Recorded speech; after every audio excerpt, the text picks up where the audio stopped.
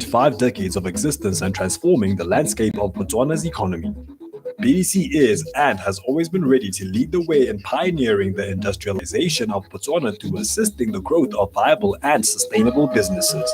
We have contributed to some of the biggest businesses in the property sector. We have also invested in the hospitality sector, seeing as tourism plays a big role in our economy. Financing the agribusiness sector is important to us to ensure Botswana continues to grow into a self-reliant nation, and the same sentiment is shared with the manufacturing industry. If there's anything we've learned in the last decade is that investment in the health sector is paramount. BDC continues to explore industries with potential to diversify our economy. BDC, Botswana Development Corporation, pioneering industries now and beyond. A journey of celebrate 5 decades of existence and transforming the landscape of Botswana's economy.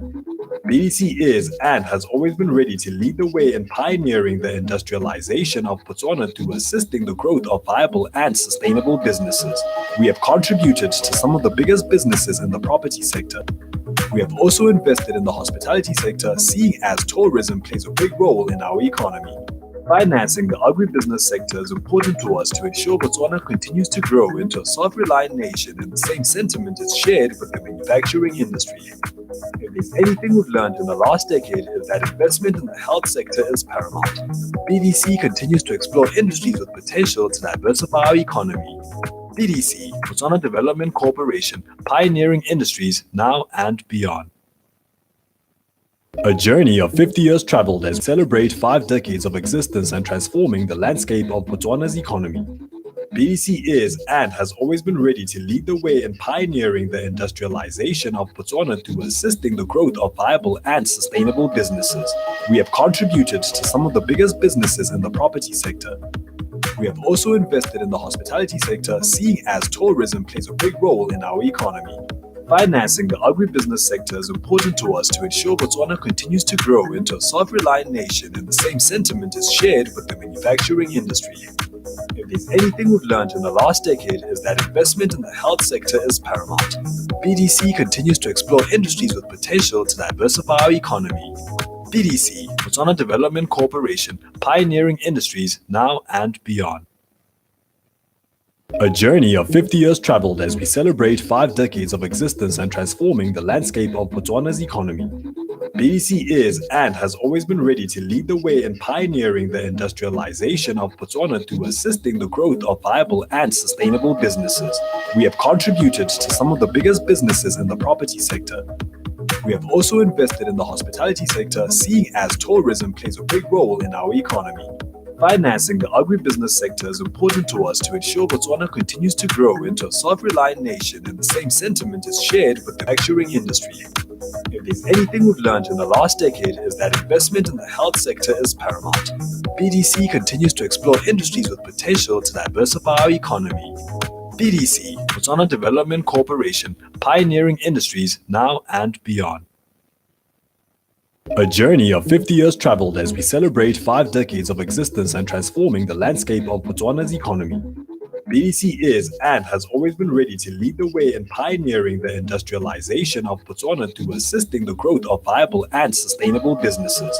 We have contributed to some of the biggest businesses in the property sector. We have also invested in the hospitality sector, seeing as tourism plays a big role in our economy. Financing the agribusiness sector is important to us to ensure Botswana continues to grow into a self-reliant nation, and the same sentiment is shared with the manufacturing industry. If there's anything we've learned in the last decade is that investment in the health sector is paramount. BDC continues to explore industries with potential to diversify our economy. BDC, Botswana Development Corporation, pioneering industries now and beyond.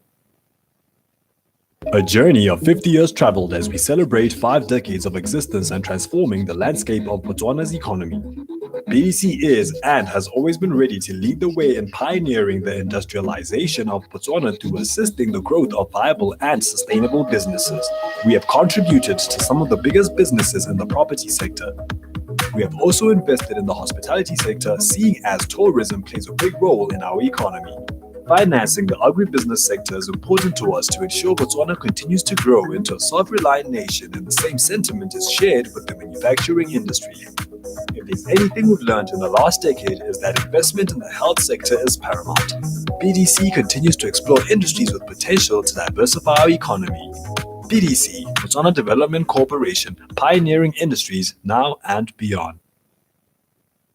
A journey of 50 years traveled as we celebrate 5 decades of existence and transforming the landscape of Botswana's economy. BDC is and has always been ready to lead the way in pioneering the industrialization of Botswana through assisting the growth of viable and sustainable businesses. We have contributed to some of the biggest businesses in the property sector. We have also invested in the hospitality sector, seeing as tourism plays a big role in our economy.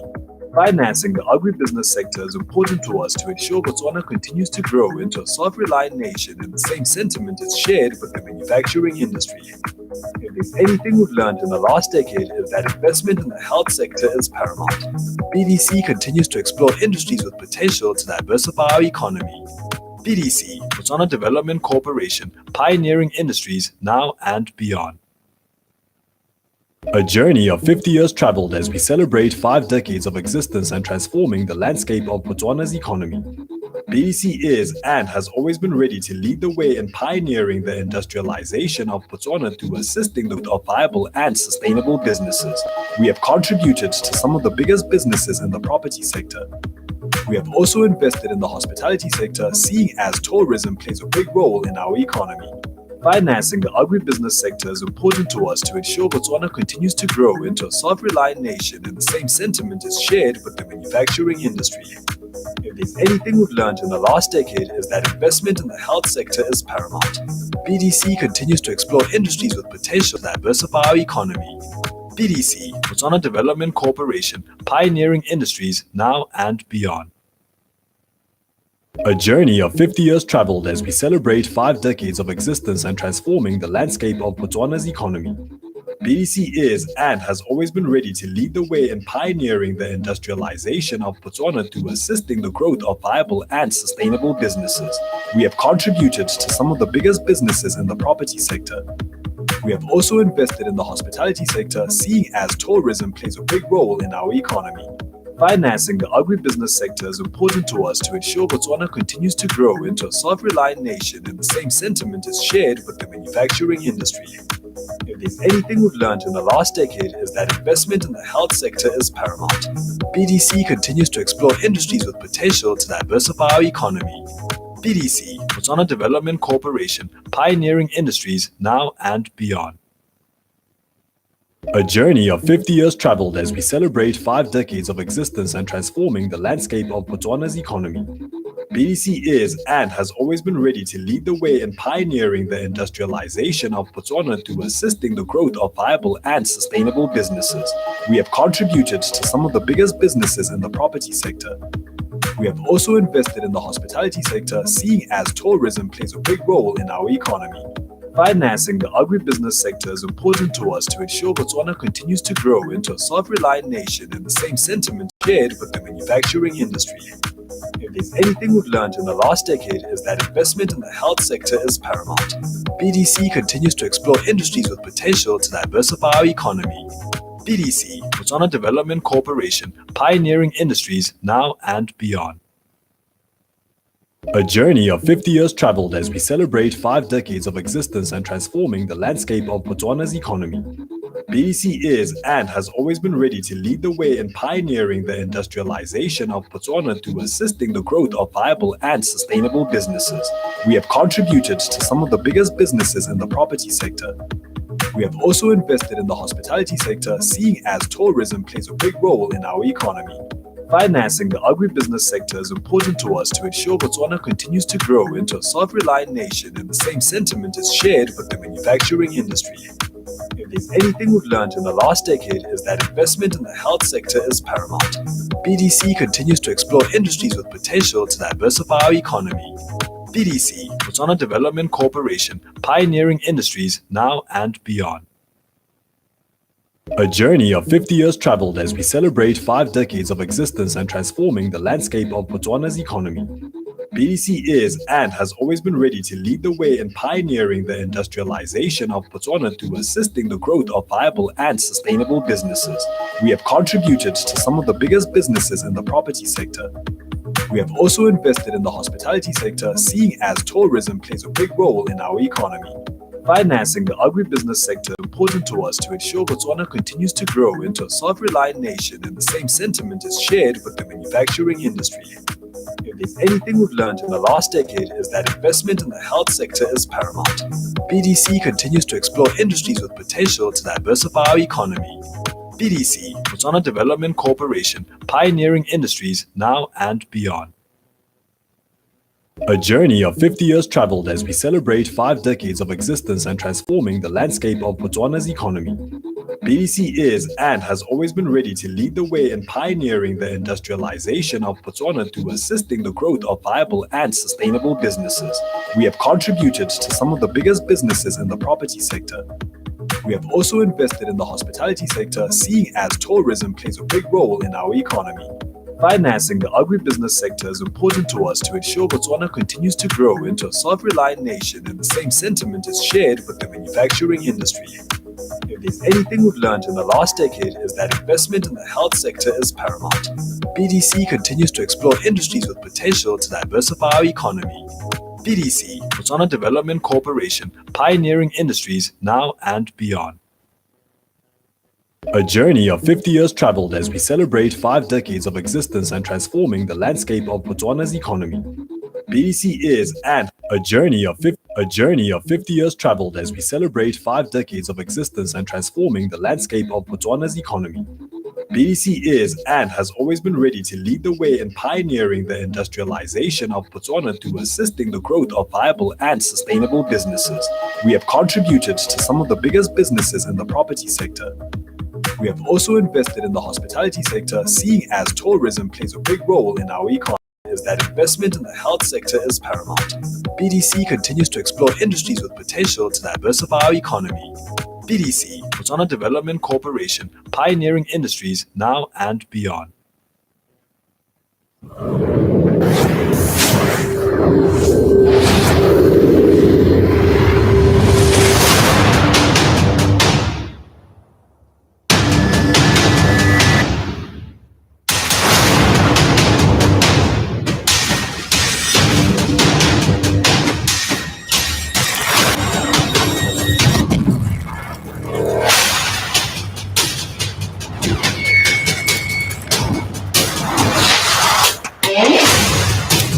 If you can put together £2,000, I'll push your application through. 让我先去打2局游戏。 Is that why you brought me in?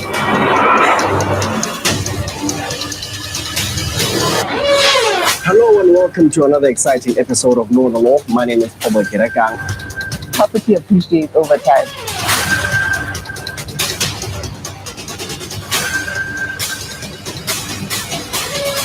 My name is Uwa Murangi, and this is Master Craftsman.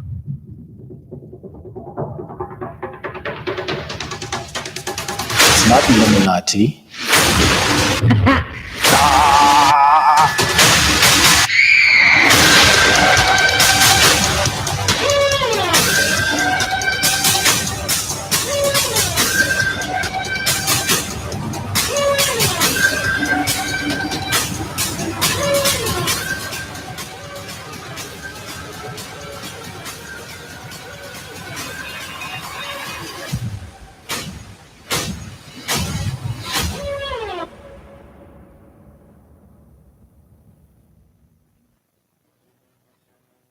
A journey of 50 years traveled as we celebrate 5 decades of existence and transforming the landscape of Botswana's economy. BDC is and has always been ready to lead the way in pioneering the industrialization of Botswana through assisting the growth of viable and sustainable businesses. We have contributed to some of the biggest businesses in the property sector. We have also invested in the hospitality sector, seeing as tourism plays a big role in our economy. Financing the ahead with the manufacturing industry. If we've learned in the last decade is that investment in the health sector is paramount. BDC continues to explore industries with potential to diversify our economy. BDC.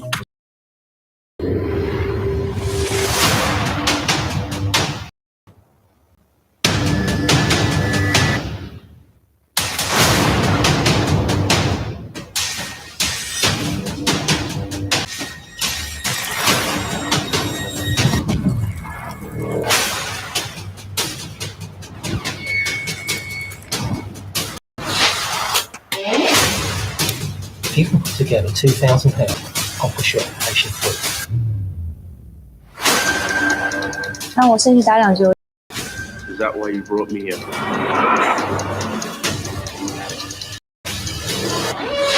Hello and welcome to another exciting episode of Know the Law. My name is Pobo Kirakang.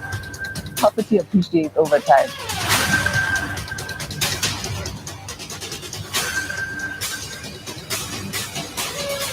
My name is Uwa Murangi, and this is Master Craftsman.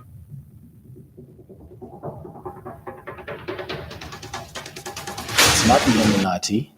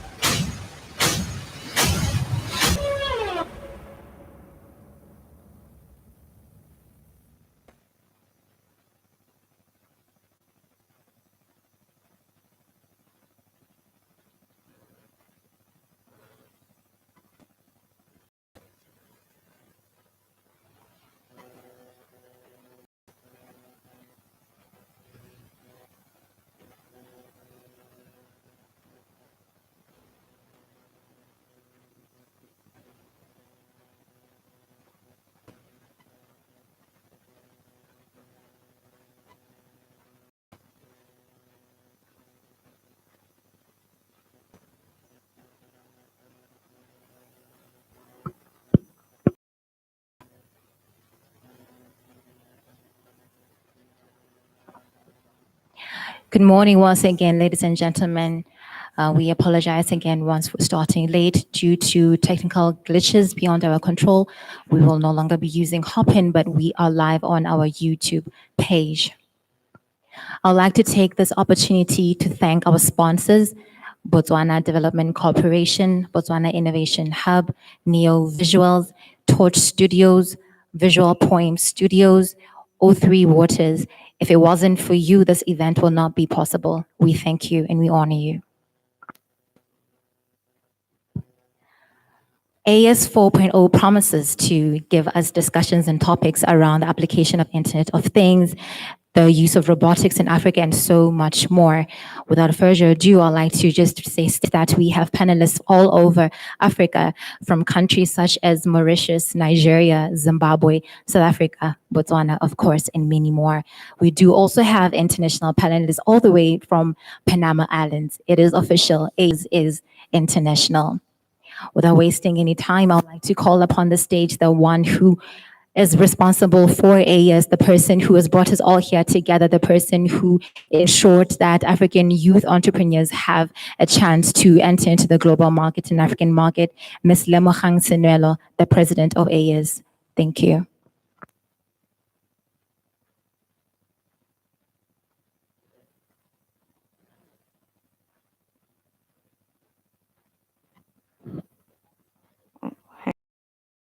So I've just fucked up, but I'll jump right in because we managed to sort out our issues with our best technical guys. I'm sorry, I can't hold the mic like this for a long time. I'm sorry.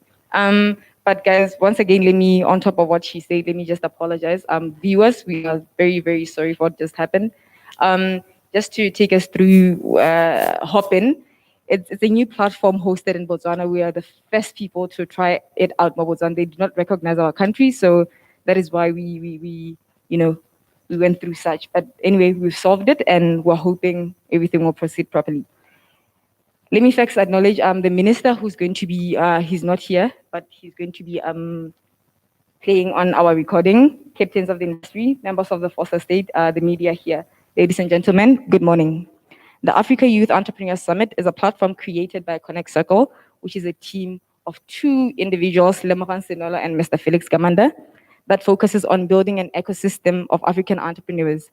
I'm happy to announce that we have achieved a good amount of success and impact, such as entrepreneurial development tools, jobs created, skills acquired, markets accessed, and businesses started as a result of IAS 4 years ago. We have built an ecosystem where we aspired, and not only in knowledge, but in our transactional value. The ultimate vision we started was to see youth become the norm as a channel to wealth and job creation. That vision is becoming a reality, and we're living it now. We have reached a stage where beyond getting entrepreneurs from different parts of the continent into one room to share experiences, ideas, and aspiration, we'd like to see the practical collaborations of mutual economic and social benefit systematically through IAS. The 2021 theme is integrating youth businesses into the digital global supply chain, following the 2020 IAS theme of upskilling industries' workforces in preparation for Africa's digital transformation. So Africa is not yet there. We just got dribbled, hop in, so, but we'll get there eventually. Prior to that, our IAS 2019 theme was disruptive innovation in today's versatile business jungle. In all these key thematic areas, our mission is clear: to nurture and position youth across the continent for opportunities in a collaborative manner, with the following main objectives: to share insights, to inform future decision-making concerning entrepreneurship, to translate ideas gathered into practical action, to provide a stakeholder engagement map for solutions shared. Ladies and gentlemen, welcome to IAS 2021.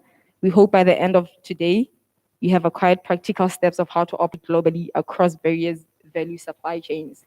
Thank you so much. I hope you have a lovely afternoon, and you get anything and everything that you need to get out of this summit. And thank you so much for your presence, guys.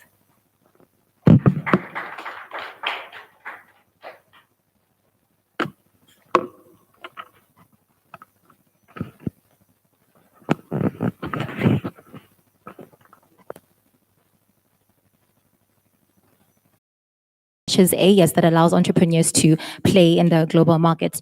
Without time, I would like to bring your attention to the screen as we watch the official open by our Minister of Youth, Sports and Culture, Honorable Dumiso Rakhare. Thank you.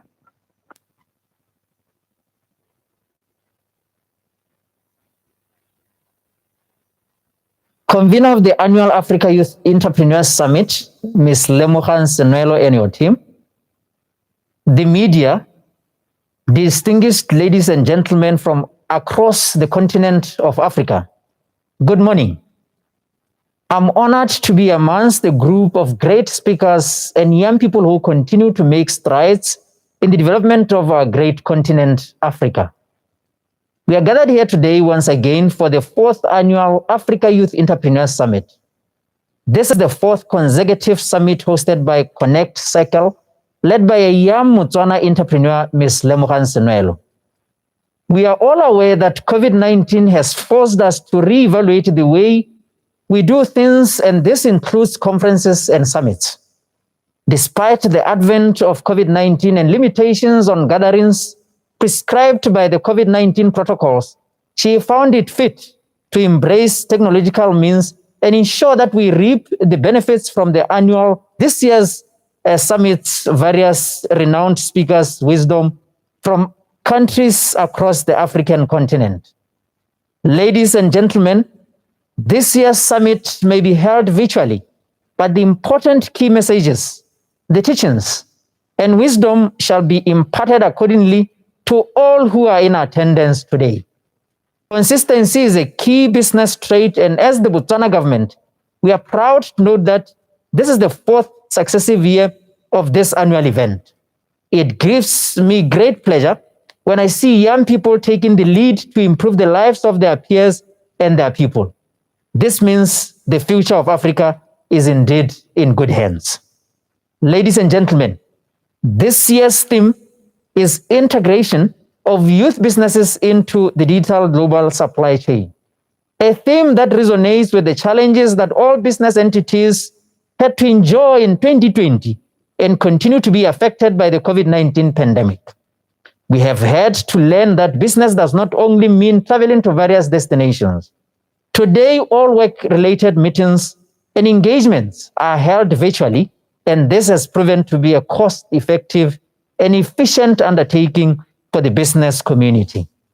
Distinguished guests, ladies and gentlemen, it is imperative for youth-owned businesses to adopt digital platforms in their dealings to penetrate both local and external markets in a cost-effective manner.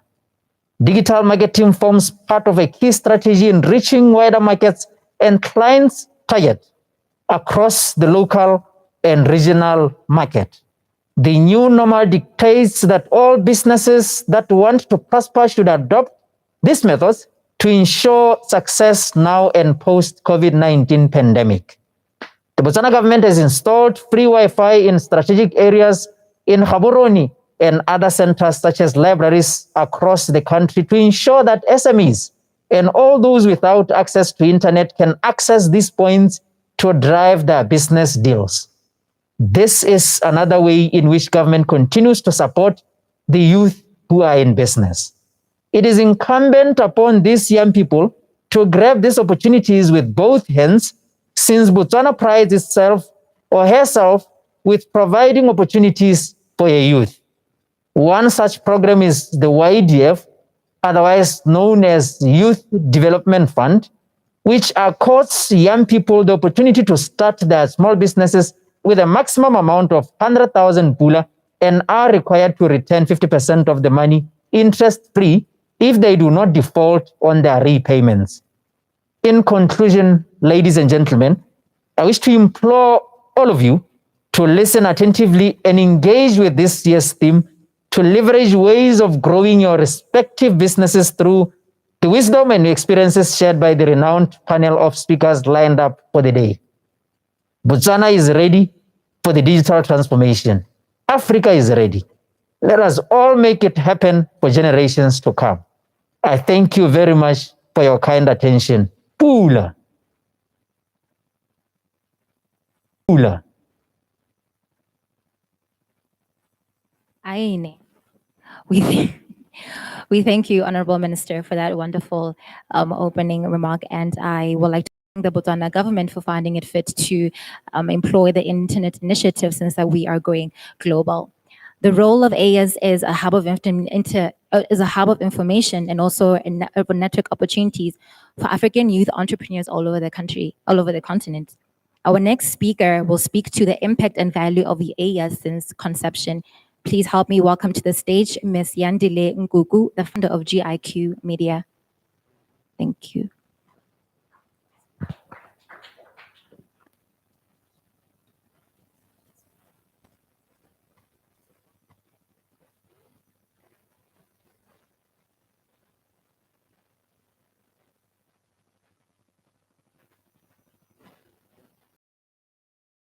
The founder of an organization called Growth and Tech GIQ Media, which is a knowledge company that focuses on providing media and content services for brands.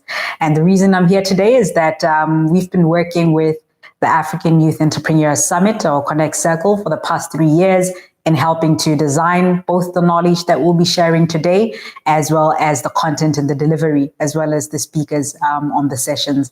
And so my role here really is to share a little bit of insight in terms of where we started as IES, looking at 3 years ago, because this is the 4th year. This is IES 4.0. And in terms of the impact that we've had from a content perspective and from a knowledge perspective.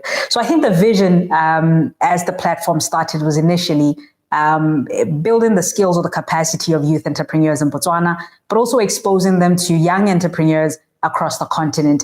And I think one of the key brands that IES leveraged on is the Forbes 30 Under 30 in Africa. And, you know, initially when IES started, we didn't even have a single Botswana that had been on the Forbes 30 Under 30 list. And, you know, it's been amazing to see that after so many years, 4 years, we've now got entrepreneurs who are on the list from last year and who are actually on the IES platform initially. So it's been an amazing thing to see that IES has become a platform that nurtures talent, but also identifies high potential, high growth youth entrepreneurs in the country. And over and above that, the idea was, can we transfer skills between youth entrepreneurs on the continent and young Botswana? So as we know, with conferences or seminars, and we've had a lot of them since COVID-19 started in the form of webinars, the conversation is always beyond sharing your insights and knowledge, what's next? What's the outcome from a practical perspective? And so some of the things that we've done at IES over the past 3 years is to develop knowledge products in the form of reports, but also with insights and tools of how young entrepreneurs can actually move from Botswana to the rest of Africa and vice versa. Young Africans in other different parts of the continent can also leverage on the tools to move beyond their respective countries into the continent. Introducing you, for instance, just as an example, I'm hoping that you can refer to the IES report for 2019 as well as 2020. I believe they'll be available. Insight will be shared during the course of the day in terms of where you can find these reports. But just as an example, one of the tools that we came up with is a series of steps or a toolkit or a manual kit for young entrepreneurs who want to innovate and enter the market as a business, the specific steps that they need to take in the digital economy when we talk about digital disruption. And the second tool that we had from 2019 was focusing more around the steps that you need to take as a young entrepreneur in your first 3 years of business, right? If you want to build a sustainable entity, what do you need to focus on in the first 3 years? And then the last tool that you'll notice, right, focused a lot around yourself as an entrepreneur. Where are your focus areas on your first 3 years? Whether it's your management skills, your execution skills, we realized that it could be quite difficult to operate in a structured manner as a young entrepreneur once you move away from the fear of taking that leap of faith. What happens after you take that leap of faith? In 2020, we had the third segment of IES, where we're focusing a lot around upskilling the skills of young entrepreneurs in the continent to leverage on Africa's digital transformation. Now, we know when we talk about various trade agreements like the Africa Free Trade Area Agreement, one of the conversations that we engage on around the digital economy. What does it mean and how do we leverage on it? What type of skills will we need for young people to be able to seize the opportunities that the digital economy brings? And so that's what we're engaging on in 2020. Again, you can find from this report key insights around specific skills that you need to focus on and how you can interact, both from a perspective of being talent, looking into engaging with youth businesses, or a youth leader, starting your own youth businesses and looking to interact with corporates or larger entities. And on this year, it brought us to the last segment or the recent segment of IES 4.0, where we're focusing on integrating youth businesses into digital global supply chains. And if you've realized, we started first by focusing on innovation, disrupting the market from a business perspective. Then we moved to skills that are relevant in the digital economy. Now we're moving to a business. What happens when you have the digital skills? What happens when you actually have the mindset to start business and you've been operating for the first 1 to 3 years, right? How do you scale and actually, from a practical perspective, move beyond your country into other countries on the continent and beyond?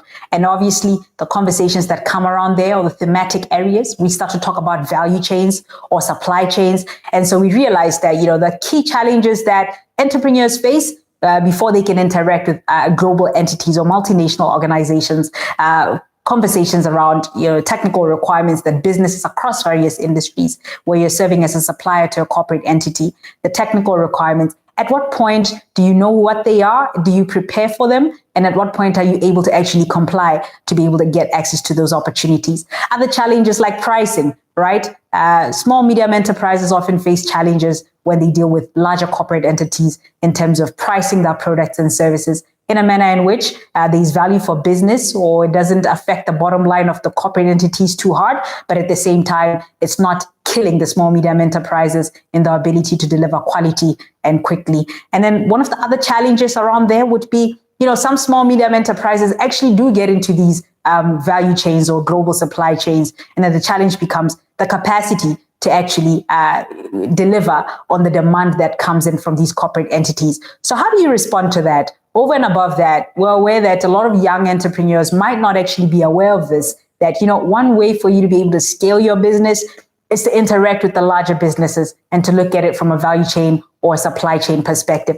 And so during this session, you're going to be engaging with entrepreneurs with different multiple perspectives who are going to come in and talk a little bit about the framework of what you need to consider when we talk about a supply chain, both locally, regionally, continentally, and globally across various industries. We're also going to be having development partners who will come in to have a conversation around the role they've been playing to assist small, medium enterprises in terms of strengthening our local value chains and positioning us to scale and export into the global supply chains. Then we're going to have youth experts who might not be youth entrepreneurs, but they've interacted with youth enterprises, whether it's from a business support perspective, helping small, medium enterprises to have effective working capital, assisting small, medium enterprises to structure their business in a way that they can communicate with investors and acquire more funding. They'll be sharing their insights. And over and above that, I'm specifically excited around this idea of, for the past 3 years, our main sponsor has been the Botswana Development Corporation, and they are a custodian in Botswana of the industrialization policy. And so some of the things that I'm excited about is to see a positive outcome or output from their engagement with us over the past 3 years. One of them being, we've just finished the Lion's Den, where they've funded a young person in Botswana with around 500,000 pula, equivalent to 50,000 USD. And it's an interesting concept to say, look, we've been engaging over the past 3 years, sharing insights around youth entrepreneurs, obviously hearing some of the challenges they've been facing around lack of access to capital.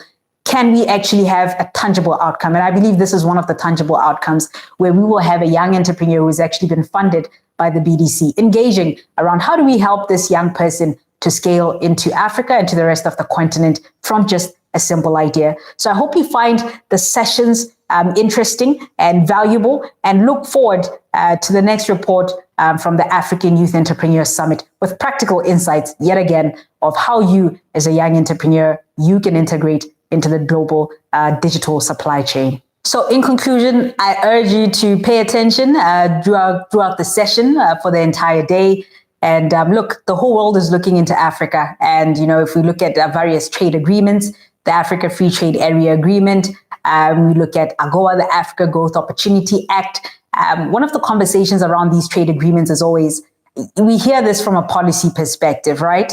But how do we actually implement this at the grassroots? Where do we start? And I know a lot of young people might face challenges in terms of identifying where their specific role is in actually, leveraging on these trade agreements from a practical perspective on the ground. I urge you to listen and identify key insights that will assist you in this process.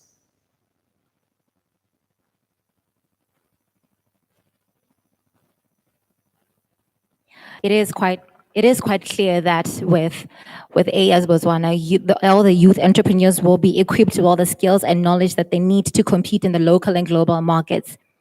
We're coming into an exciting part of our program. We will be doing our first panel discussion.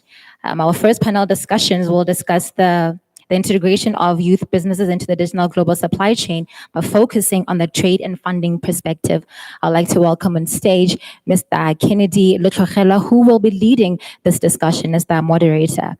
Just to give a brief on Mr. Letlogela, he is a regional integration expert, currently serving as a junior technical advisor for GIZ, supporting the SADC Secretariat. He has consulted for the African Union on AFC, TFA, International Trade Center, and several other organizations under building, communication, frameworks, and support to policy alignment exercises and general program. He's also an entrepreneur. He's a young entrepreneur who owns an events managing company called La Cuisine by Ken. Ladies and gentlemen, your moderator.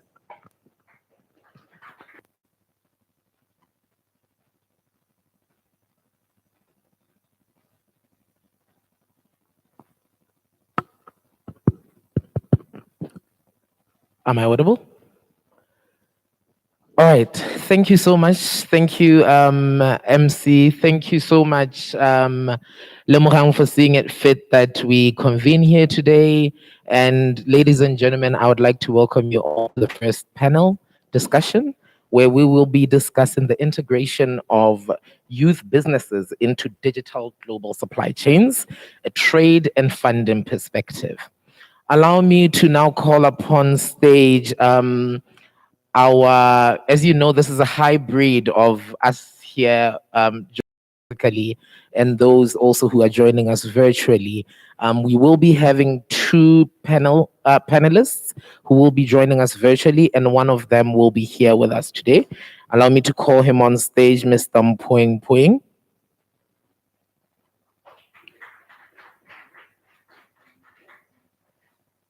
And just to give you a brief introduction, Mr. Mpoeng is a director in the data analytics and digital transformation company called Spectrum Analytics, which specializes in consulting, business process improvement, enterprise solution and training in relation to data management and analytics.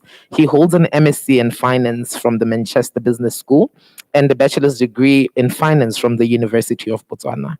Mpoeng also holds the International ACI Treasury Dealing Certificate and has done a senior management development program with the University of Stellenbosch. Before working full-time with the Spectrum Analytics, he was a lecturer at the University of Botswana and teaching finance and investment.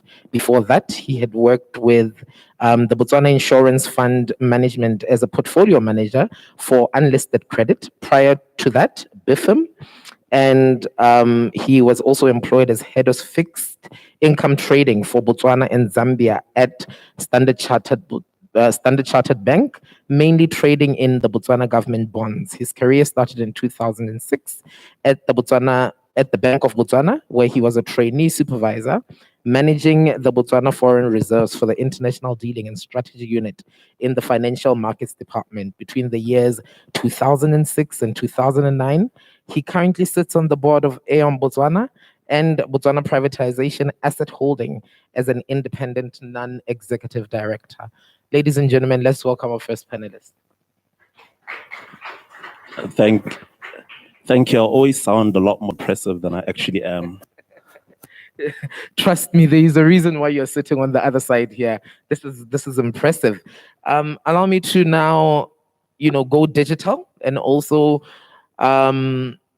international or continental in this case, and welcome our second panelist. His name is Charles Shiaka. Charles is a professional business developer with more than 4 years experience in managing and developing business opportunities. He's passionate about innovation, entrepreneurship, nurturing talent, and has supported more than 100 startups through his career. He joins us from Rwanda. His name is Charles Shiaka. Charles can we have a round of applause for Charles? Business developer with more than 4 years experience in managing and developing. And then lastly, we have Benny Ngwama from the United Kingdom. Benny, can you hear us?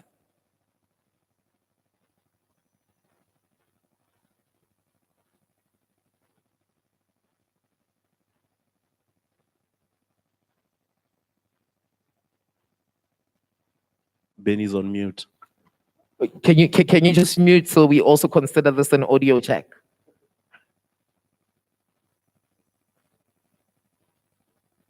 Benny, can you hear us? Yeah, I can hear you. Can you hear me? Yes. All right, perfect. Ladies and gentlemen, I introduce to you our panelists. Now, on January the 1st, 2021. Consider this an audio check. Okay. Benny, can you hear us? Yeah, I can hear you, but it seems that you can't. Can you hear me? Yes. Okay, is that Charles? We had forgotten to check him. Perfect. Ladies and gentlemen, I introduce to you our panelists. Now, on January the 1st, 2021. All right, so on January the 1st, 2021, the African Free Trade Continental Agreement started to trade I under can hear its you, preferential term, Can you hear me? the world's largest trading bloc Yes. with about 54 countries, including three major economies, being Nigeria, South Africa, and Egypt. This is considered to not only enhance regional economic integration within the region, but also to provide a platform to ensure that we are now enhancing what we call the global digital supply chain within positioning Africa to the rest of the world. Now, as we start here, I would like to just perhaps open the floor to Mr. Mpweng and really ask, why do we consider, number one, the AfCFTA so important and critical to ensuring that, young businesses are sustainable? And how should these companies take advantage of it? Thanks for that, Ken. I think the most important thing to note, the African Continental Free Trade Area, is the fact that we are now opening a market here, 1.2 billion people. Now, if you're in Botswana, which is a country of 2 million people, you start to think of companies. One of my favorite companies right now, like the Bulb World, which manufactures and its market has been the 2 million Botswana that it has, and now it effectively has access to 1.2 billion people. Its market is just multiplied 600 times, right? And they're looking at a GDP of about 2.5 trillion. So that's really exciting, I think, for most African entrepreneurs who are now selling, especially in some of the smaller countries. Now, the only problem with that is that, as we all know, Africa's not a country. Right? So what you're effectively then doing is, as you create more opportunities, you're also creating a lot more unknowns and uncertainties when it comes to decision making. As you cross into different markets and you cross into different countries. Now, what this means is sort of having control and understanding what's happening in your supply chain becomes a lot more difficult, and insight into that starts to become a whole lot more difficult. So in terms of being able to look at data now, to sort of, when we're talking of the supply chain aspect, we have to remember that data is being generated in the supply chain in many different places. So your client data, your customer data, how they're interacting with your websites, how are they ordering, how are you dealing with your suppliers, the truck that's driving from Botswana to DRC, how long are they spending at the borders, how fast are they driving, what's happening with fuel consumption. You're generating a lot of data and therefore you also then need to make a lot of decisions based on that data. Now, the problem here is, and that's really going to determine who wins. So utilizing that data efficiently is going to be the thing that determines who wins when this free trade area starts to go very well. So it's going to be about your data is what's going to be informing you to be able to be competitive and to reduce costs and to improve service and basically to be increasingly efficient. To give you an example, that's why an Alibaba or an Amazon are successful as they are. They just really have learned how to use their data and their processes to inform their supply chain and their service. So basically, whilst this is going to be great it's going to be great for trade and opportunities, it will create challenges, and the people who take advantage of that and build the right kind of infrastructure on that are the ones that are going to benefit the most and win this particular opportunity. You've given us great perspective, especially on the modalities really of trading, issues that go with ease of trade, infrastructure, border issues, and everything that really has to be summed up into an easier trade facilitation. But I want to bring Charles, if you can hear me. How do you think, Charles, that on a more digital perspective here, that we are doing as African young businesses trying to participate within the global supply chain? Has there been any presence?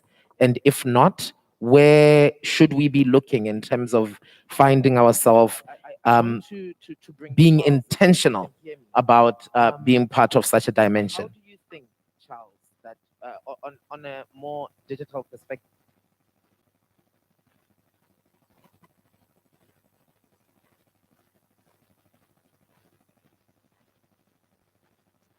Not, where should we be looking in terms of finding ourselves being intentional about being part of such a dimension?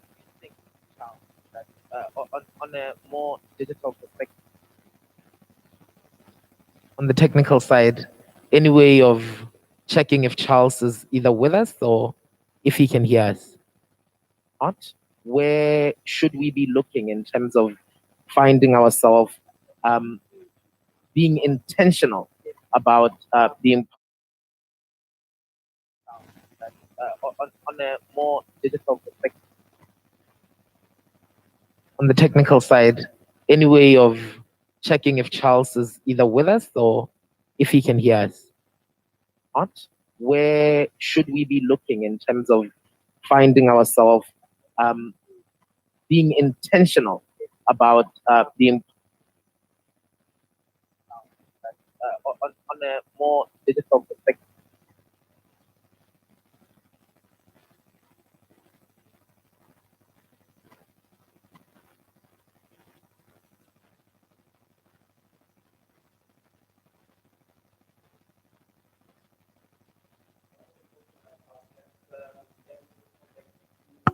And further inquire or perhaps deliberate more on your submission here. How then do we really support and ensure that young businesses do become the winners here? I mean, like you say, a lot of data then requires a lot of digitalization to ensure that you're able to package and you're able to have your analytics, and they not only you have them, but they inform an ease of doing things and ensuring that you are at least cost effective so you make more money in this case, right? But we understand the challenges, especially in African, economies. And when we speak of young entrepreneurs, there is a certain limitation there when it comes to accessibility to digitalization. How do we create platforms or policies that ensure that we are at least incubating or sustainably ensuring that these young businesses have access to digitalization that informs their participation in such platforms? That's not an easy question, but it's also an extremely important one. When you look at the ability to take advantage of the latest tech, unfortunately, it comes at a cost. For you to be able to actually utilize the latest sort of technologies that we have out there that can make a company competitive. Now, when you are a small company, I mean, note that I use the examples of Amazon and Alibaba, which are effectively the biggest companies in the world. But what does that mean for a young entrepreneur or manufacturer in Kenya or in Rwanda or even in Botswana? And the ability to actually take those on. And that's going to be a very big challenge, which the different governments are going to have to take care of that.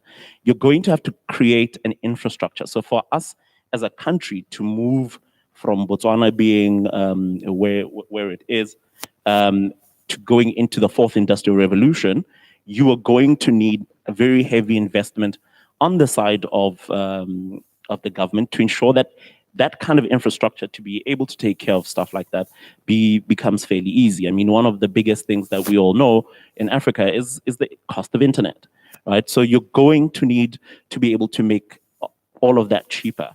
Whilst we are building hubs where we were building hubs where we are giving people internet and fast internet, we then need to start thinking about how do we create platforms that the average entrepreneur can plug into. So you can imagine where you create almost an Amazon, whether it be for Botswana or for Africa or what, that gives people that platform that they can plug into. If you look at companies like Canva, which is a website development company, Canva is just simply a platform. It's a platform that someone can come in, plug in, and be able to use all those different things. So we are going to have to creatively find those kind of solutions where we are able to create large platforms where different entrepreneurs can easily plug in, and that'll reduce the cost of having to effectively create our own systems in each and every single company.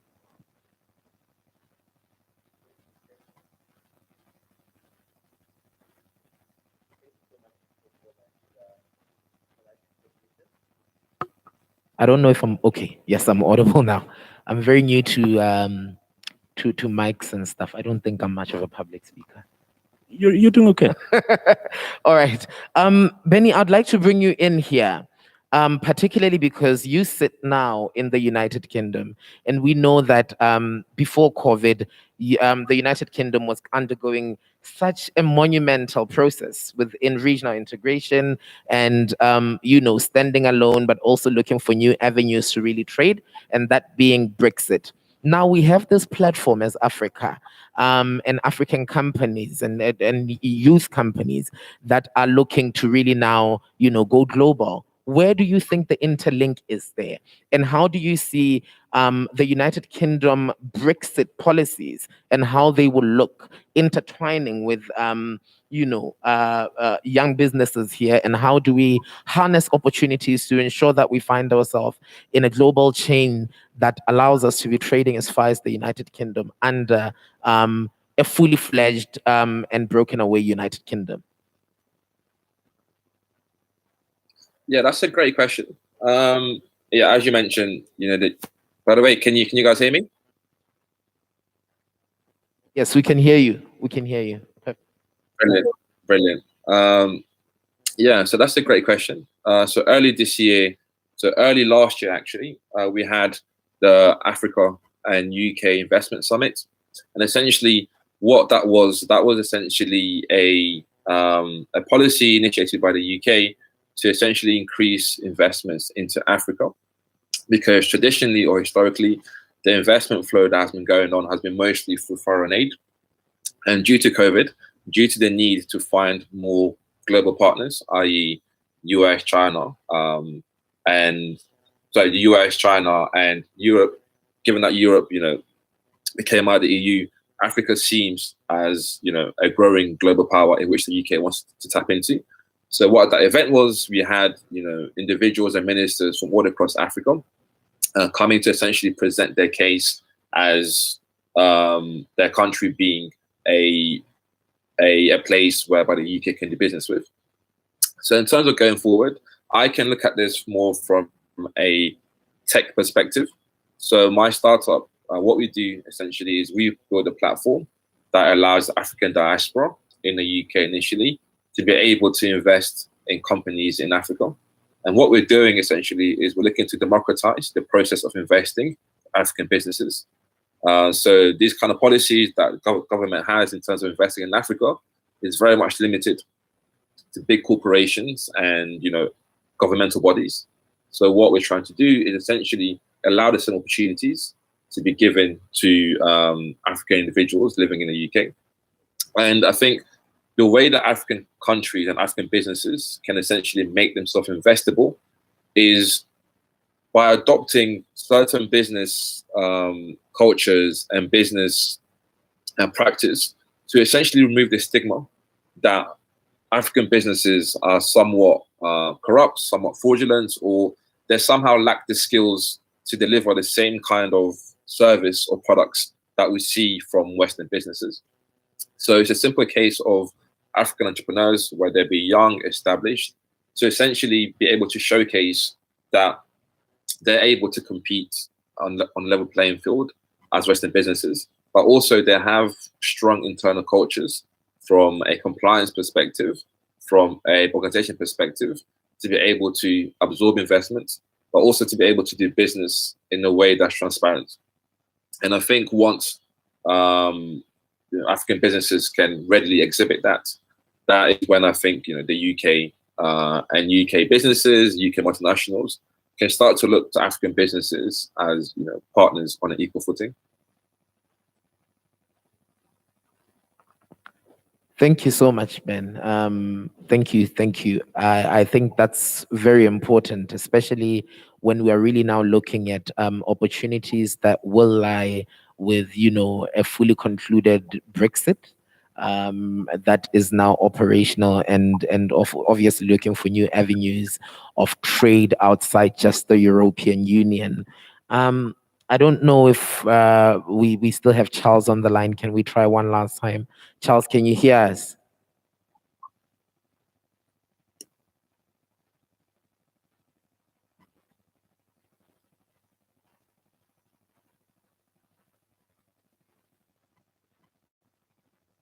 All right, so maybe to come to you, Mpoeng, before we now start to wrap up, I'm interested to know, we've discussed what needs to happen. We need for companies or young entrepreneurs to now, be having that data analytics and all of that, but we haven't really talked about the competency there and how they actually get it correct, How do they ensure that indeed the data that they're collecting or the research that goes into all of that, really reflects into the actual situation on the ground? Thank you for that question.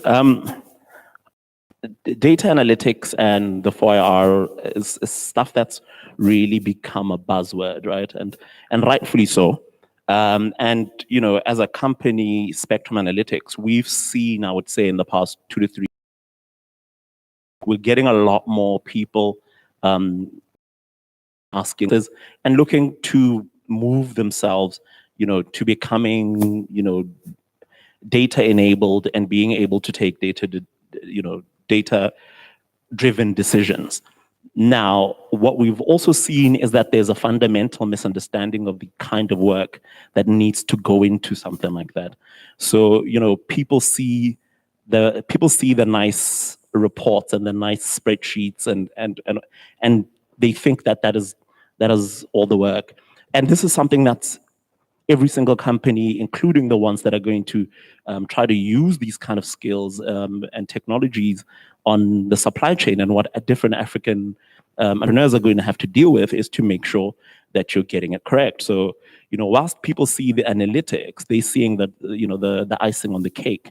Or as in the sense of an athlete, they see someone coming to perform on stage, but they don't really know, the work that comes behind it. They don't realize that for Usain Bolt to come and run in 9 seconds, whatever it is, he's had a whole year of training behind that. Now, something that's extremely important and that companies need to get correct is something that's called data management.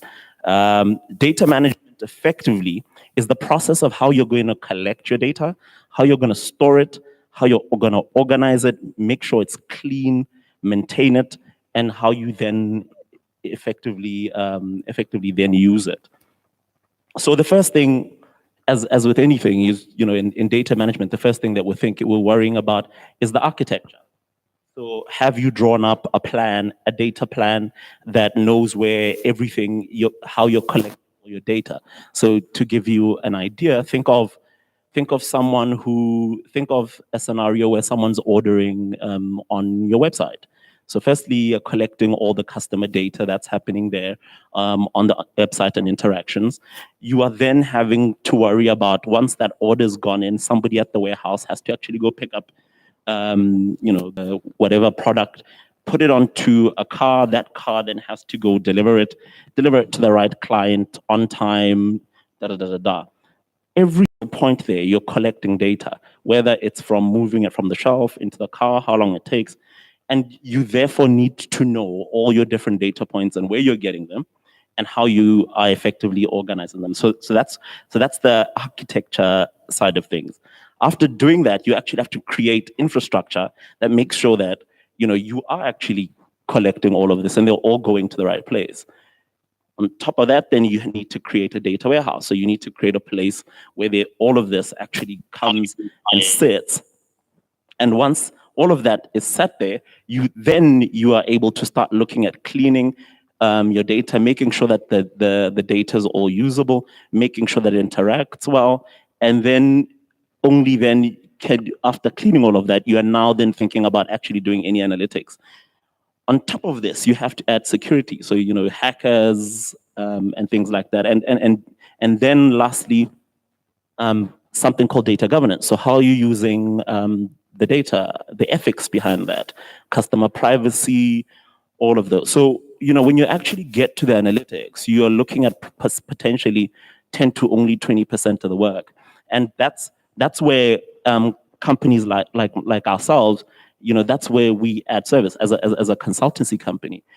You need to think of this field and analytics almost in the same way that companies deal with legal and marketing, where you think, yes, we must build some level of internal capacity, but you definitely need a consultant who will come in and walk you through.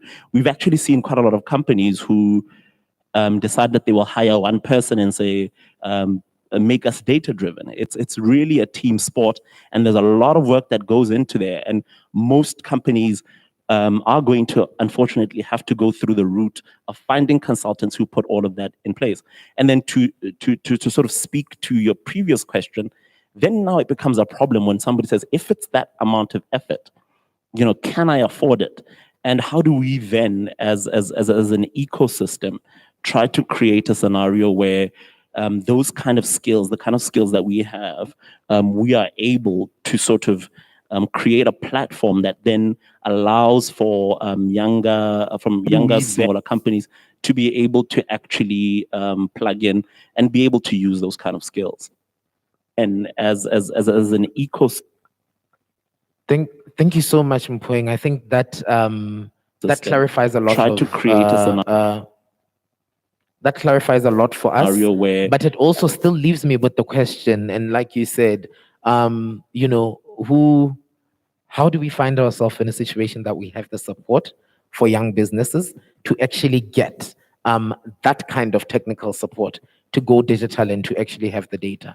Perhaps, Charles, if you can hear us, you can come in here to maybe just give us a bit of insight as to how we can really support entrepreneurs to integrate into the digital global supply chain.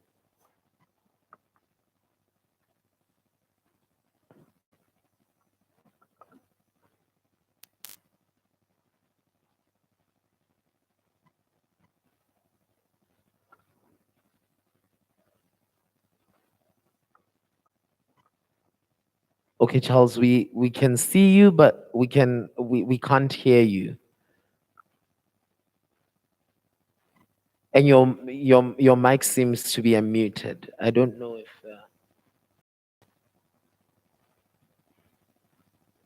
there's any support we can get from the tech team.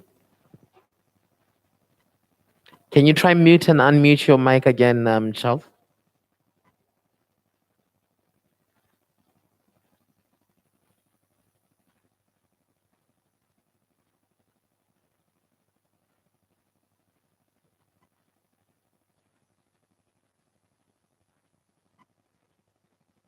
Me now? Can you hear me?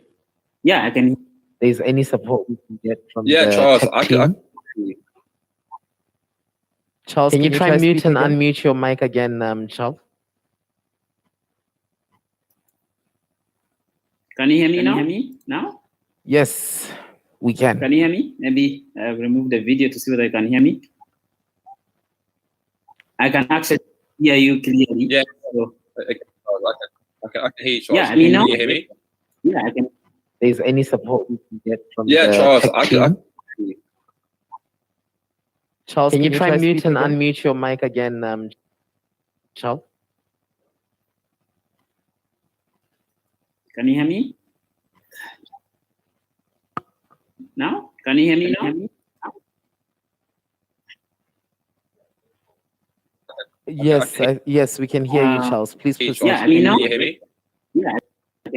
There's any support we can get from Charles, the voice. I don't know what is going on, but I don't know whether I can go ahead. Thank you very much. And the question is, more like asking how we can support entrepreneurs. Yeah, is that a question? Sorry. That is indeed the question, Charles. How do you envision us supporting entrepreneurs more for them to efficiently integrate into the Thank you very much. And, into the the digital question global is chain? asking how we can support entrepreneurs. Is that a question? Sorry. Some of the That is the indeed the reasons why question, Charles. maybe How company do you now envision us supporting entrepreneurs more for them to efficiently integrate into the Thank you very much. And into the the digital question is global chain? more like asking how we can. There's ICO repeating itself. I don't know whether the text will really help with that, but I'm repeating myself every second. I don't know. Is that a question? Sorry? Some of the reasons why maybe That is indeed the question, company Charles. How now do you envision us supporting entrepreneurs? can. There's ICO repeating itself. I don't know whether the text will really help with that, but I'm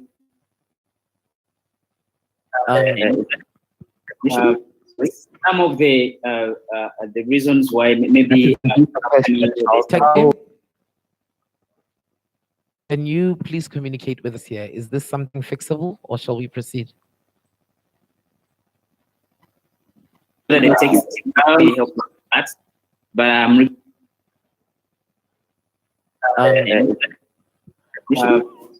some of the Okay, in the interest of reasons why- time, I don't know, Benny, if you're still there, would you like to perhaps come in and just give us your input here?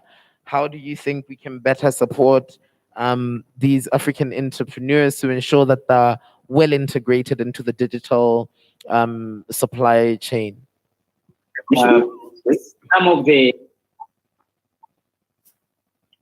Okay, so so in I the just- interest of reasons why- time, I don't know, Benny, if you're still there, would you like to perhaps come in and just give us your input here?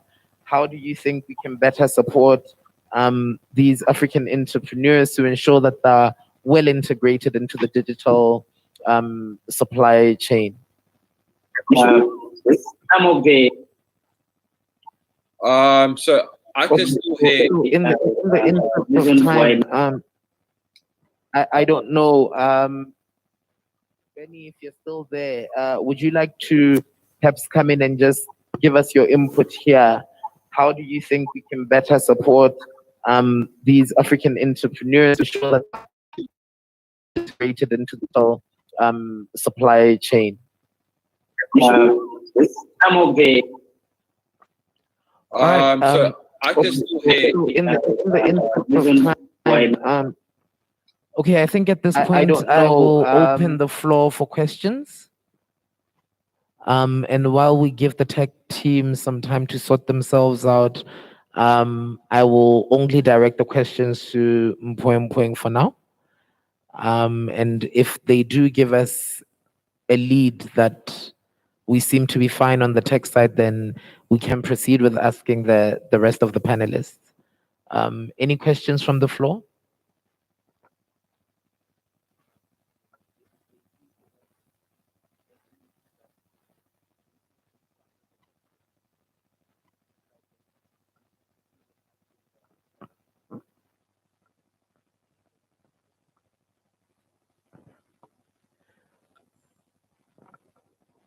No questions. so perhaps let's then wrap up. We've really unpacked what it would mean to have youth integrating into the digital global supply chain, and what the AFCFTA presents as opportunities in terms of a platform that enhances for that to happen. And some of the challenges that we've articulated here are really around data collection, its management, its accuracy, and also analyzing that kind of data. So in respect to that and in reflection, what would be your last words for any entrepreneur here or viewing at home or in their office who are part of this discussion today? How do they, package themselves? How do they get ready? Any last words of advice as to how they get ready for what seems to be the new dawn for Africa in terms of trade? So I'll just reiterate some of the things I've said. Look, the biggest thing to take away is the fact that we now have a huge market that all of our African entrepreneurs will have access to. And the reality is that, whether there are challenges or not, somebody's going to is going to win that. Somebody is going to become the African Amazon or the African Alibaba. We might not see it this year, but it will definitely happen. And therefore, there has to be some level of investment, by any company that hopes to win that kind of a race, for any company that is looking at supply chain and logistics, and is going to have to think about doing that and investing in something like that. Now, how we do that, we might have to be a bit more innovative, because yes, as much as we have companies like ourselves who could help with those kind of thoughts, the reality of it is that costs might be a barrier to entry and to be able to utilize all of that. So what's going to be important is that the ecosystem, and not just to say government, but also just the general ecosystem, as entrepreneurs, as tech people, one of the things in Botswana that is definitely a weakness in our industry is the fact that we are not, we don't have somewhere where we get together and work together and things like that. So it's extremely important that we create a community, and we see all of the different things that other people are doing and put all of those innovations together to create a platform that could potentially be able to be beneficial to everybody else. And I think that's the reality. You're going to find that the company that does win, and especially in this e-commerce space, might not even be a company it might just be the platform. So if you think about it, and an Alibaba and an Amazon are not the ones selling things. They are just the platform where other people can plug in and therefore be able to get access. And it's cheap to be able to do that onto those specific platforms. So that's probably the race in Africa, for us to genuinely unlock the opportunities with the African Continental Free Trade Agreement, you're going to have to see somebody step into that space. And it doesn't have to be one. As I said, it could be a community effort. And we hope to see it soon. It's going to be a very interesting ride, since Africa is extremely different and it'll be uncharted territory, but there's also a ton of money to be made in that space then. Definitely. Tech team, you've got a question. Please come in. Great.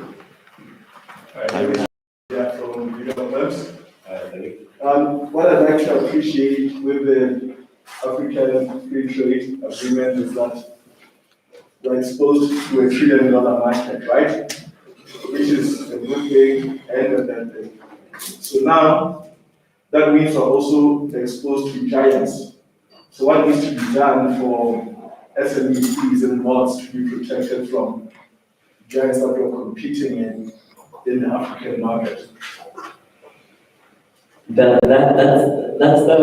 it's not even just about Botswana, right? It's about how are we going to ensure that some of the 3 or 4 big giants. I mean, in our instance, it's probably South Africa, but I can imagine countries around Nigeria and all of that. The Egypts are going to feel the same way. They're going to feel like South African companies are simply going to come in and encroach. And I've had this debate many a time, and always tread into protectionist territory, right? But the reality of it is that we can try to protect different companies as much as we can. But the reality is that for Botswana, what I've seen is there's a lot of untapped market that isn't even taken care of in countries like, for argument's sake, Zambia, to win and compete in SA, right? My sort of how to develop whatever product you're trying to fall onto things like Pusha BW for a temporary amount of time, so not forever, and then start looking into countries where the competition isn't as stiff. So you must have seen if companies like not Okasi, companies like Dlala are actually making quite a lot of movements into countries like Lesotho, into countries like Namibia, into Zambia, into Zimbabwe. Why? Because maybe the South African companies aren't looking at that as much. So that's the kind of thinking that we probably need to do as a lot of younger Botswana companies, is we probably need to look up in Africa rather than to worry about or try to compete with the South Africans. There's definitely still a lot of space for things that for companies that can still enter and take up space in that area. So I don't think you're going to ever have a scenario where the big guy kills absolutely everything in the market. There's probably enough of a niche and enough of a market that you can find your own little pocket and make enough money without necessarily having to be number 1, number 2, number 3, number 4, or even number 5. So that for me would be my answer. Yeah. Okay. So young entrepreneur, fall into organizations that are incubating to ensure that your product is directed to the actual market access that would actually allow you to participate and benefit from such initiatives.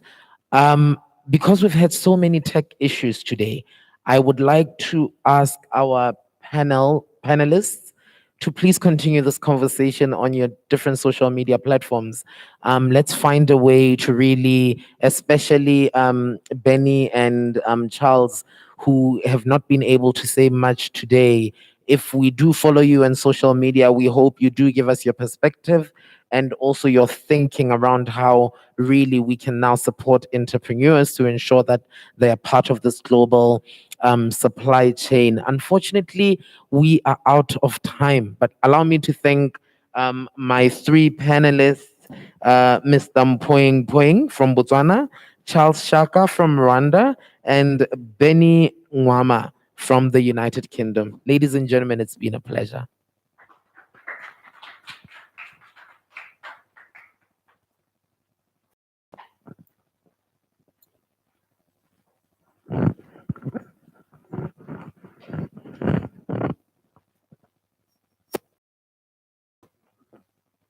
That intensive discussion.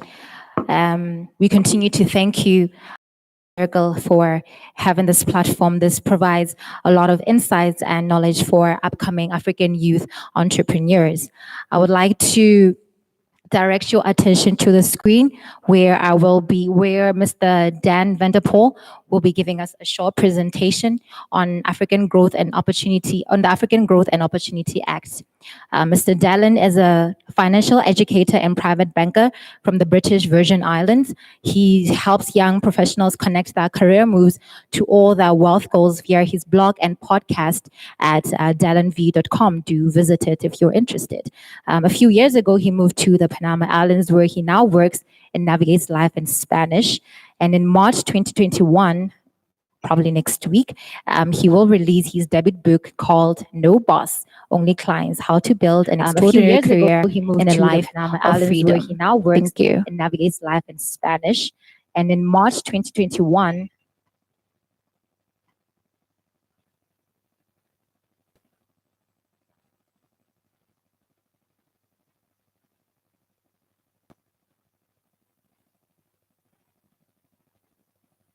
Bill, I'm just doing a quick audio check here. If someone could just give me a nod in the chat group, or someone inside, to make sure we're good audio, both in the live event as well as online, and then we'll go ahead.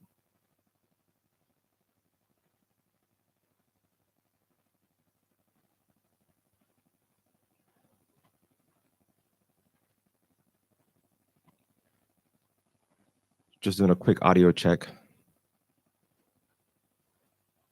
Brilliant. Please let me know if we're good on audio and video on the feed online as well as in the event venue, and then I'll go ahead and get started. We're good. We're good. Super. Excellent. Dumelang. Good afternoon, everybody. Welcome to this section of the event. I'm super excited to share with you all today. And I think the way I actually ended up on this platform is going to be very informative for some of the things that we're going to talk about as far as getting youth more plugged into the digital supply chain. So I'll share a couple comments. First of all, of course, I want to say thank you to Leruri for reaching out to me to get involved in this particular platform. And I want to frame more conversation today. And I say conversation because I'm fully expecting to engage with any questions, whether from the virtual audience or the audience in the actual event venue. And I want to frame more conversation today around the theme from extraction to transaction, right? From extraction to transaction. I know we have to talk specifically about the African Growth Opportunities Act, but before we even get directly into the meat of that, and I'll speak on that briefly, I want us to really think about how we're going to reimagine the role that young people or young business people are playing in the digital supply chain. Now, of course, from my perspective, just for a little bit of background, I'm coming from a finance background, an accounting and finance background, working in investing and private banking, but as well as working in the entrepreneurial space, especially in digital content creation, podcasting, and those sorts of avenues. And being able to see both sides of the coin, being able to see the opportunities that people were able to create for themselves doing traditional, what I want to call traditional businesses, whether it's manufacturing, whether they're selling a particular product or whatever. And then the other side of this, where people are able to tap into so much more by actually going digital with their thinking and how they're able to scale that a lot more quickly than you would have been able to do that with a traditional company. So we're going to talk about that. But before I go there, I think it's important for us to step back and really frame the different modes that a young person or anybody, but specifically speaking here about young entrepreneurs or young people who want to get into business, the different modes of how you can operate. Now, we talk about this in the book that was just mentioned, the book I have coming out in a couple of weeks here called No Boss, Only Clients, right? And there is a lot of confusion, I think, a lot of times. I think this is where people get tripped up about what mode you're actually operating in when you say you're going into business. And the framework I want to share here is simple. A lot of this is informed by thinkers like Seth Godin, as well as Robert Kiyosaki and others, but specifically Seth Godin. And the framework I want to lay out here that's explained more in detail in the book is the three modes you can be operating in when you say you're doing business, right? So the first level or the first round, I want to say none of these are better or worse than the other, but it's important to be clear on what you're actually doing. So the first level, or the first lane you could be in is the employee section, right? So the employee section, you're working and you're part of a larger organization. You're doing business, you're participating in the supply chain, whether it be digital or physical, and you are operating from an employee perspective. You are inside an organization and you are doing what you have to do to contribute to that organization doing other things. Okay, fine. The next level to this, people think that there's a giant jump or a leap that you go from being an employee and suddenly jumping over to being an entrepreneur. And I think this is where the confusion happens. You see a lot of folks, for example, on Instagram or wherever on social media, oh, I'm CEO of this, I'm the head of this company. I'm like, well, okay, this is the one that got me. If you're CEO, who's your CFO? Who's your COO? Who's in charge of operations? You can't be CEO of a one-man operation or one-woman operation, right? So there's a middle ground in there that where there's a lot of money to be made, but I think a lot of people get lured into, especially these days, into the fanciness or the fun or the prestige, the supposed prestige of jumping into entrepreneur. But the middle ground here where a lot of money can be made between entrepreneur and employee is called a freelancer. Now, in a freelancing operation, this is how you can know if you're really doing a freelance operation. If all or 95 or 99% of the business and making money revolves around you directly investing your personal time, if you have to be there, if you can't walk away, if you walk away and all of a sudden business doesn't happen, things don't get done, clients don't get served, products don't get sold, then you're not really being an entrepreneur. You're being a freelancer. And again, nothing is wrong with that, but it's important to understand the distinction so that you're not trying to do entrepreneur things while you're a freelancer, because that it creates a kind of confusion and you're a part in it. It inhibits your ability to make the right kinds of moves that will enable you to scale faster. Now, I mentioned this specifically because I think jumping to entrepreneur can be significantly difficult, and there are particular challenges there. That not that anything is wrong with that, but there is money to be made in this niche in the middle, and specifically around the freelancing section. And we'll see that coming in some comments I'm going to make in just a couple of minutes. So let's keep that in mind, that framework, as we go ahead here talking about going from extraction to transaction.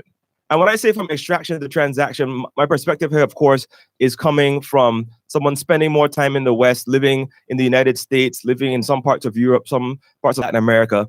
And the general, my opinion at least, when folks think of, well, what can we do in Africa? What are we going to do? What can we get out of Africa? The thoughts automatic, people who are less informed, the thoughts automatically go to, oh, we're going to extract gold, or we're going to extract diamonds, or we're going to get whatever natural resources or textiles. And I think that the challenge with that perspective is that it's always thinking about just taking something from Africa, and it's specifically they're thinking about taking physical things. But now if we start shifting our perspective from extraction to transaction, the conversation goes from what can we take from Africa to what can we do with Africa? And when I say Africa here, I'm speaking about the continent. There are several different countries involved in the continent, but for the sake of this conversation, we'll go high level here and disregard some of the differences that in the different countries. So thinking about what can we do with African countries? What can Panama do with Botswana? What can my hometown in the British Virgin Islands do with Nigeria? What can we do with Africa? And more specifically, I like to humanize things. We're not just doing things with Africa, like we're just doing things with the general continent, or doing things with Botswana. What can we do with persons in Africa? Who can I specifically connect with in Africa? Now, moving briefly into the African Growth and Opportunities Act, many of us are aware of some of the challenges that happened there. Great initiative, and from the statistics I saw, these may change, of course, over time. You see the situation where, again, the conversation, even though the legislation was there, it's quickly shifted over to extraction. So you see the lion's share of the output from Africa being involved in oil or other natural resources, and it's been an extraction conversation. And then there's a little bit of transactions happening where there are businesses being involved in making things come out of Africa and getting the money flowing. The challenge here, of course, again, the average young entrepreneur, it's difficult to go from, okay, I have an idea, to I have an oil business. I mean, that's a huge capital outlay. That's a lot of fun. It's hard to jump directly into that. And of course, the eligibility requirements to get into AGOA, there are complications there. So from folks talked to on the ground in Botswana and other places, it seems to be a lot of a disconnect or difficulty in getting the information to understand exactly what needs to happen for eligibility for these things to get into the programs. But I think what I want to present today is a different approach to exporting. And instead of trying to export products and trying to export physical things, I want to talk specifically here about exporting your mind, exporting your skills. Right? So let's move away a little for a second, just from thinking about what can I make and sell to what can I do? What do I know that is monetizable?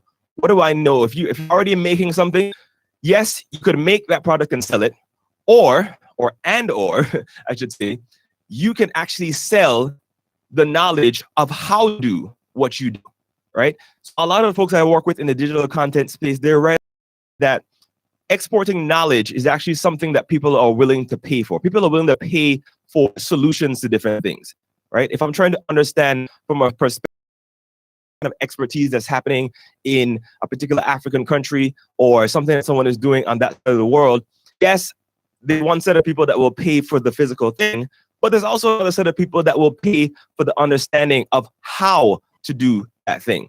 So we're talking here about if you're in an African country and you're frustrated by supply chains, physical supply chains, like moving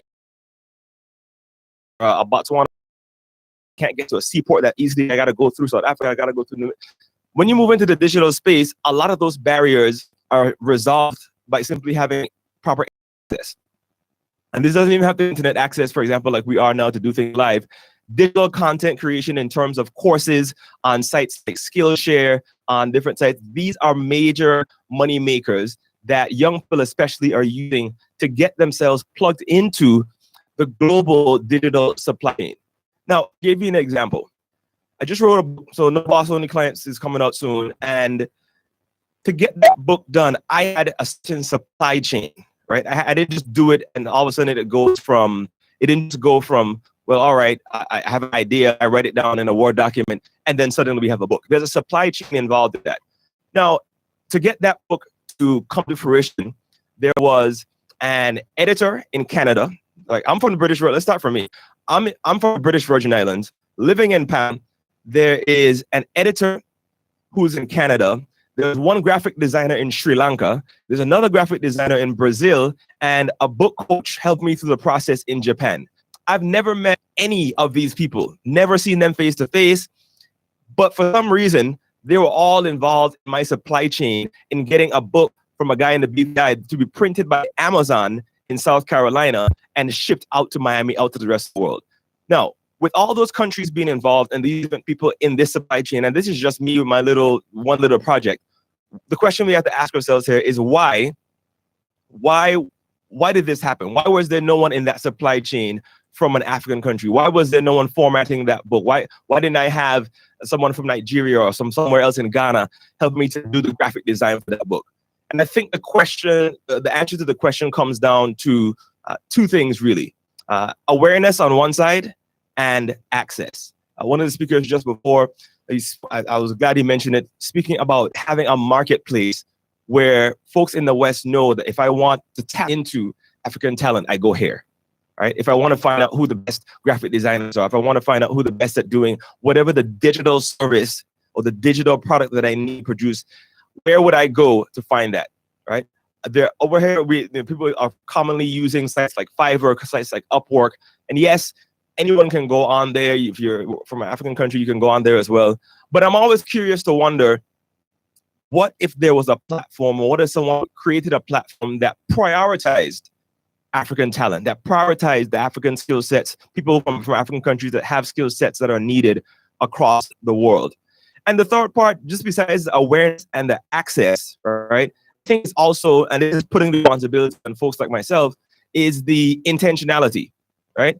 Yes, there's intention from entrepreneurs or persons who want to be freelancers from the African space to put themselves out there and offer their services.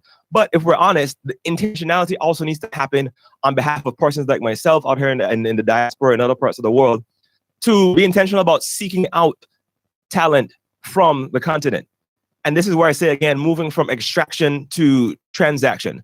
We got to shift the narrative around from Africa being the place where we get gold to Africa being the place where we get golden ideas, to where we get golden talent, to where we get golden services that are digital, get things done, whether it's coding for tech companies. We got to shift the narrative from being just about things that we can physically ship to being ideas and skills that we can export. The other shift I believe that needs to take place, and again, this is putting the onus on us here in the West, is shifting the narrative and the perspective we have, a lot of folks have about Africa, and move it from not always being a place that needs to be rescued. And a lot of that is fueled by Western media and different ideas of years past, where folks obviously who haven't traveled across the continent or the countries, they're not up to date on what's going on and where things are. Yes, there are places that need to be helped. Yes, there's certain areas. Yes, there's aid that needs to be had in certain places. But move from it being only that, right? Move from it being Africa being the place that we need to help and rescue, to being a place that we need to respect and engage, right? A place that we need to respect and engage. And I say this again in the context of AGOA, in terms of approaching Africa. Yes, there's the African Growth Opportunities Act, but you can't always look at it as charity, right? in a capitalist society like so many countries are in the West, I think I may have lost the feed here.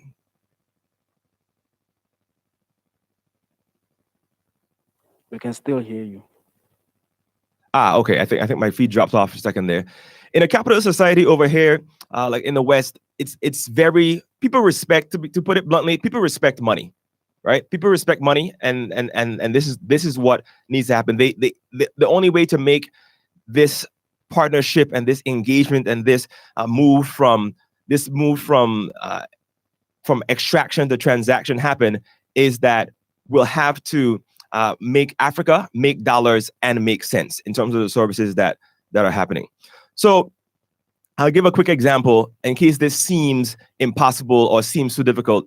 I want to give one case study of a young lady who went to high school with me. Her name is Kristen Fraser, and she created an international swimwear brand named Treffle Designs, right? So she started out as a student just looking at how to do textiles and how to operate with fabric and operating in her small family-owned business. And if you think Botswana is small, if you think your country is small, my country, the British Virgin Islands, the population is about 30,000 people. See, imagine trying to scale a business and trying to make money and trying to become an entrepreneur in a place with just 30,000 people, right? But she was able to do this in a couple of different ways. And I'll share a couple of points from her story about how she was able to make this happen. So first, she says, okay, you want to start with, and this is advice for entrepreneurs who are, or freelancers even, who are looking to scale their business eventually. You got to start with a bigger vision, right? Yes, you're doing what you have to do now and you're doing the small steps, but you got to, from day one, you have to have a bigger vision for what you want to do, for where you want to be seen, where you want your product to go. The next step is that you have to network relentlessly, right? I remember in the beginning, I said, I want to share the way I end up on this would be an example of that kind of networking. We're on Twitter. Everybody is tweeting back and forth, sharing memes, sharing GIFs, all this kind of stuff. All of a sudden, the organizer of the African Youth Entrepreneur Summit says, instead of just tweeting and liking and retweeting, I want to send a direct message to this guy, this random guy on Twitter, and say, hey, I've checked out your stuff, and I want to know if you want to be a part of this conversation. Immediately, we have a connection being made, a fruitful connection being made from all the way in Panama over to Botswana and off to the rest of the continent. So you want to network relentlessly. And this is one of the things that Kristen did to build her swimsuit brand. She ended up networking with the owners of OtterBox. You might know OtterBox from they're known for selling the cell phone cases. And you might say to yourself, why would someone who is promoting or trying to create a swimwear brand be networking with a phone case company? Well, this is where you have to get creative. Yes, she knew that the phone company is not going to sell swimsuits or resort wear, but they have something that is even more valuable. They have currency in the form of attention. So she takes the swimsuit design, the print for the fabric, and she puts it on a cell phone case with OtterBox. All of a sudden, you have her name and the company's name and the design and the brand being mentioned in an international space where she's now reaching out beyond the borders of her initial country, of her home country.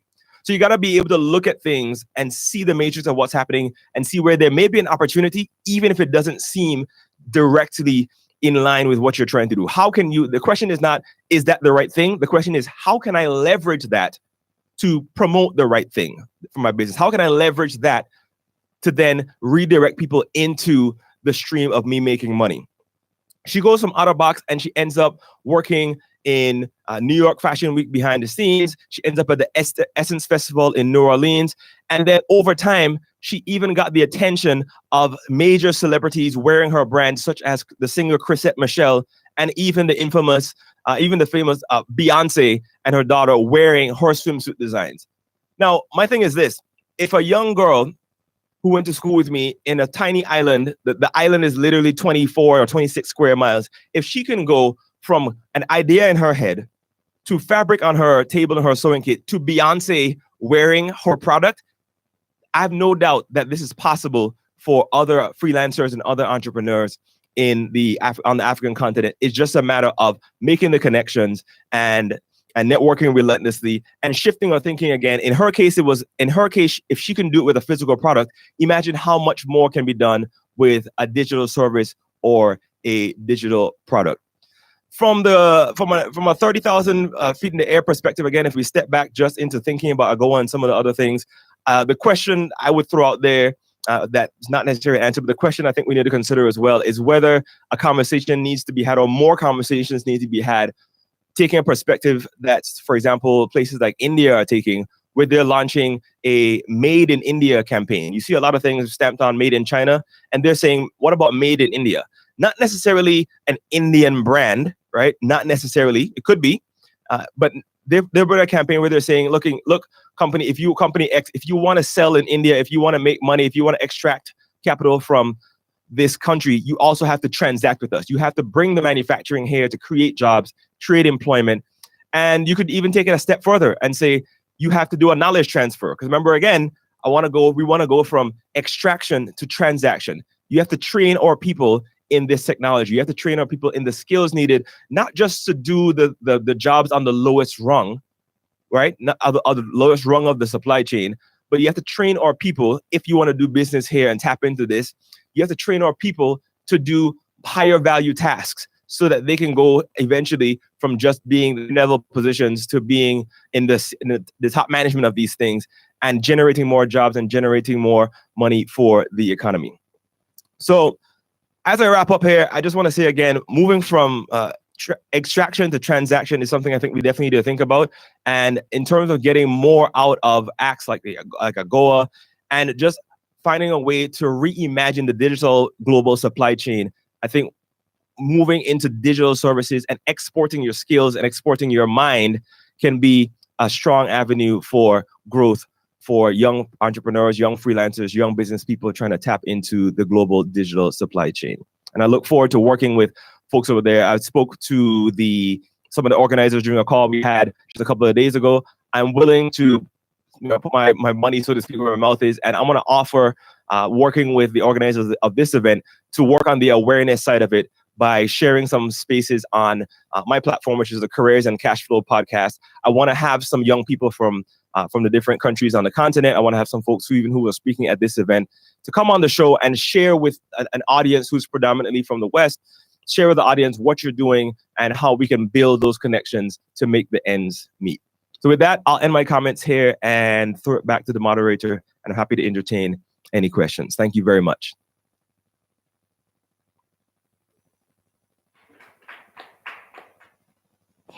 Thank you so much for that presentation, sir. If there's any questions from the floor, I'll take one or two.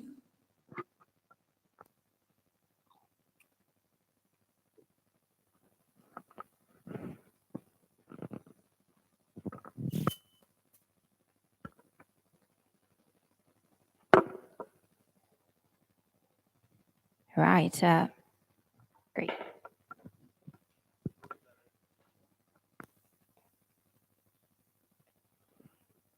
Hi there.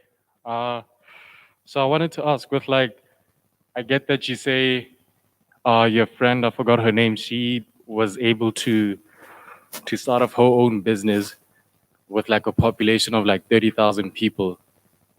But, I also, not to be negative about the opportunities, but I think about where we are in Botswana, and it's we struggle with accessibility to internet to other people. So it kind of restricts the ability of being able to practice e-commerce and just reaching out to other people within the nation. So what advice would you have for that? How to work around doing that?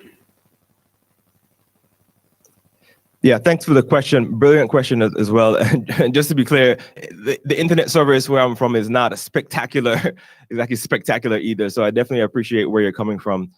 Those kind of structural challenges, there isn't a great way to go around I shouldn't say go around it. There's a way to go around it. There isn't a great way to directly work through it on your own. If there are internet challenges, if there are e-commerce challenges, for example, where I'm from, we don't have access easily to things like PayPal or Stripe and other payment solutions.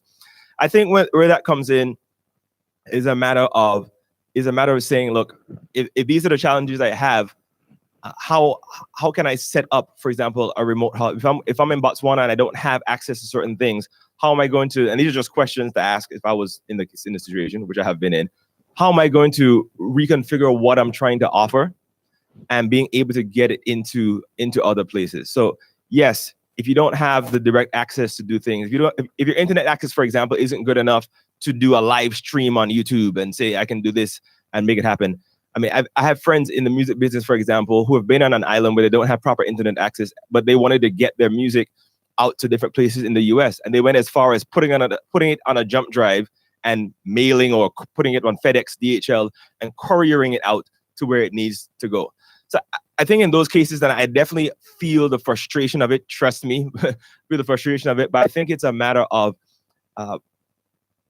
trying to avoid letting your mind wallow in the restrictions and the difficulties that are there, and being creative and saying, okay, instead of being frustrated about this problem not being solved, what if this problem was never going to get solved? You got to shift your mind into the space where you say, what if this problem was never going to get solved in the next 100 years? What would I do? Would I settle and stay in the position that I'm in now? Or am I going to try to find somewhere where I'm going to sell something else? Am I going to sell it differently, right? Or am I going to attach myself to somebody else that already has the access in a different place? Because you don't have to do it all yourself either. I think that's another thing to think about, the collaborative side of things, where you can own, I had somebody ask this question one time, you can own 100% of something super small, or you can own 10, 20, 30, 40% of something huge. So consider partnering with persons as well who are in a position to have more access to whatever you think is crucial, whether it's internet access or different things, to make the business happen. So being creative, one, pushing beyond the negative side of it, of looking just at the challenges, and three, collaborating with others who may have access to the things that you need. Hope that's helpful.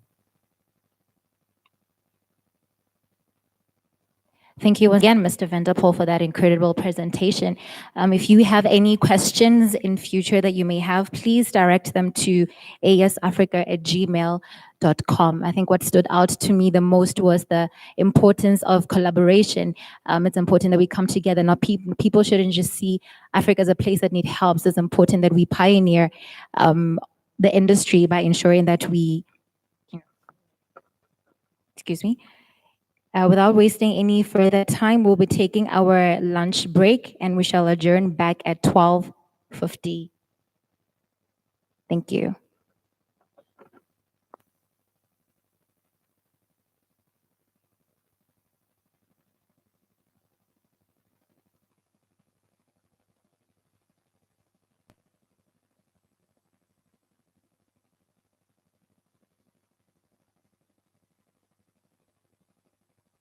A journey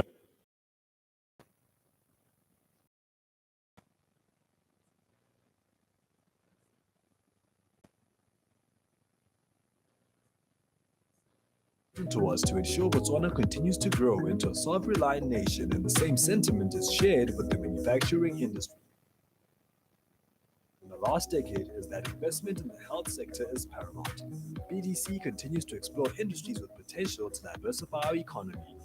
BDC, Botswana Development Corporation, pioneering industries now and beyond. A journey of 50 years traveled as we celebrate 5 decades of existence and transforming the landscape of Botswana's economy. BDC is and has always been ready to lead the way in pioneering the industrialization of Botswana through assisting the growth of viable and sustainable businesses. We have contributed to some of the biggest businesses in the property sector. We have also invested in the hospitality sector, seeing as tourism plays a big role in our economy. Financing the agribusiness sector is important to us to ensure Botswana continues to grow into a self-reliant nation, and the same sentiment is shared with the manufacturing industry. If there's anything we've learned in the last decade is that investment in the health sector is paramount. BDC continues to explore industries with potential to diversify our economy. BDC, Botswana Development Corporation, pioneering industries now and beyond. A journey of 50 years traveled as we celebrate 5 decades of existence and is forming the landscape of Botswana economy. BDC is and has always been ready to lead the way in pioneering the industrialization of Botswana through assisting the growth of viable and sustainable businesses. We have contributed to some of the biggest businesses in the property sector. We have also invested in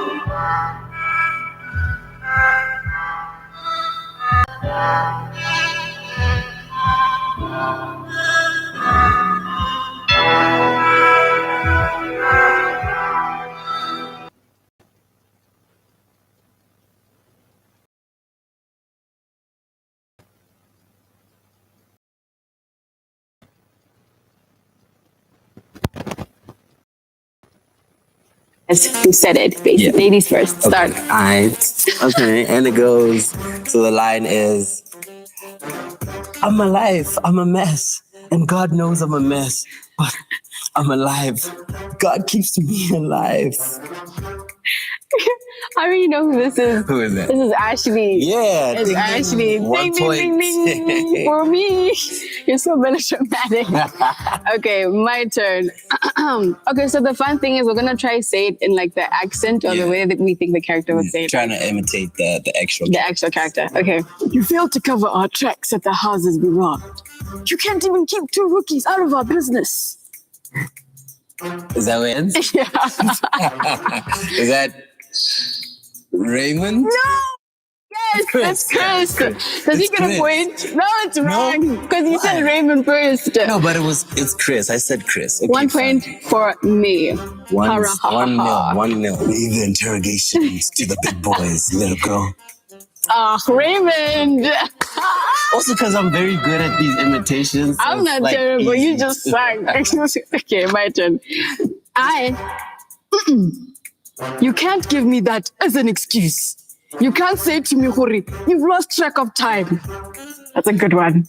That's actually a good one. If you get this one. Really? Yes. Yeah.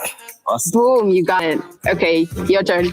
All right, it goes, I know you don't believe me, but this is the best job I'll ever have. It was the best job I ever had.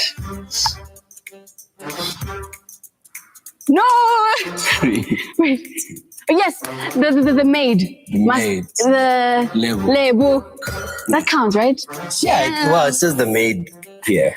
Boom. I could remember seeing her face. I'm like, those lines were said right in front of me. Okay. Are you friendly because of this whole Patricia thing? Because, you don't have to. You can just be yourself. Come on, tell me. You got it? You got it? That's Kota, okay? But I swear I don't sound like that, okay? That's his character. You're very uppity. I don't know how to... Yeah, Kota is something. He's extra, yeah. I know a lot of you are hoping to be stationed here. So, all right, I'll get that cut out. So, all right, I'll get that out of the... So, all right, I'll get that out of the way because that's what he does. Let me guess, was he drinking a lot of water? He was drinking a lot of water, right? Yeah. Chief of police. Chief of police. She's nailing this. And you were worried. I'm too. I was worried for nothing. It was like 3-2. Okay. No, right? Yeah. But no, it doesn't talk like that. See, like she's rigged this game, the whole thing. But you should know the line. I know the line, but I know no. It's attaching you a little bit. Oh, really? You graduated top of your class and yet you are here instead of Police HQ. 100% effort doesn't always always work, sweetie. One and only Patricia. I don't know where he's going exactly. I don't know where he's going exactly. Patricia. From what I hear, it's some small station out of town. Patricia. The only person that would give life This to. is definitely Patricia. Yeah, so yeah, that's So clearly the way.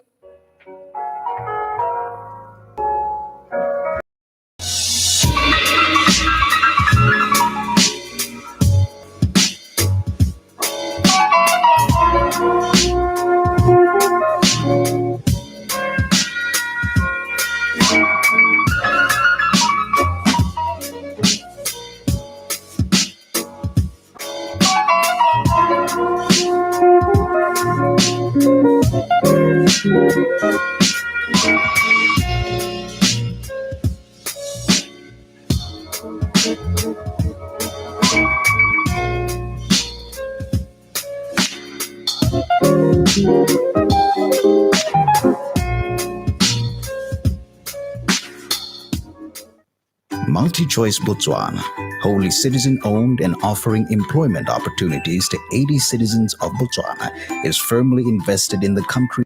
MultiChoice Botswana, wholly citizen-owned and offering employment MultiChoice Botswana, wholly citizen-owned and offering MultiChoice Botswana, wholly citizen-owned and offering employment opportunities to 80 citizens of Botswana, is firmly invested in the country in which it operates in. We take pride in our local talent and are committed to using our influence and resources to play a positive role in Africa. It was a great honor to be chosen to handle the project of this magnitude. In 2016, MultiChoice Botswana took a decision to invest in the production of a locally filmed documentary that beautifully broadcasted the rich history of Botswana and the amazing people that live in it. We got an opportunity to tell our story as Botswana to the rest of Africa and the world. I would like to thank MultiChoice and the Torch Studio for giving me this opportunity to actually being part of this project. Shot by Torch Studios, a Botswana-owned production company, and written by and starring Botswana's own Donald Mulusi. We Are All Blue made history for the landlocked Diamond Country when it premiered on DSTV's Zambezi Magic on Africa Day 2017. MultiChoice Botswana, enriching lives. Welcome to the Torch Studio, where we help live. If an indoor location is what you're looking for, with a sizable studio facility and professional lighting, we are well equipped to meet your video and photography needs. Let us help you tell your story. Praying for the rain to come. People who get away with murder, they piss me off. And what's worse is people who know they could stop him, but they just make way because they want to benefit.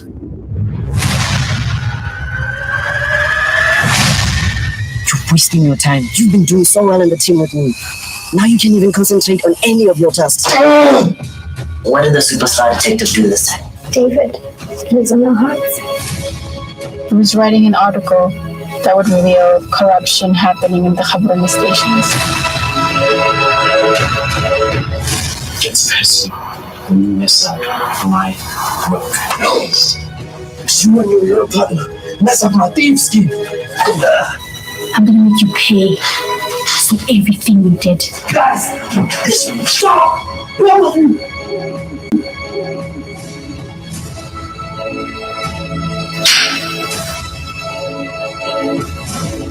One day, you're gonna be made a fool of us. David, I will avenge Write you. my name in the stars, all the glory to God. They never thought that we would ever make it far, but here we are.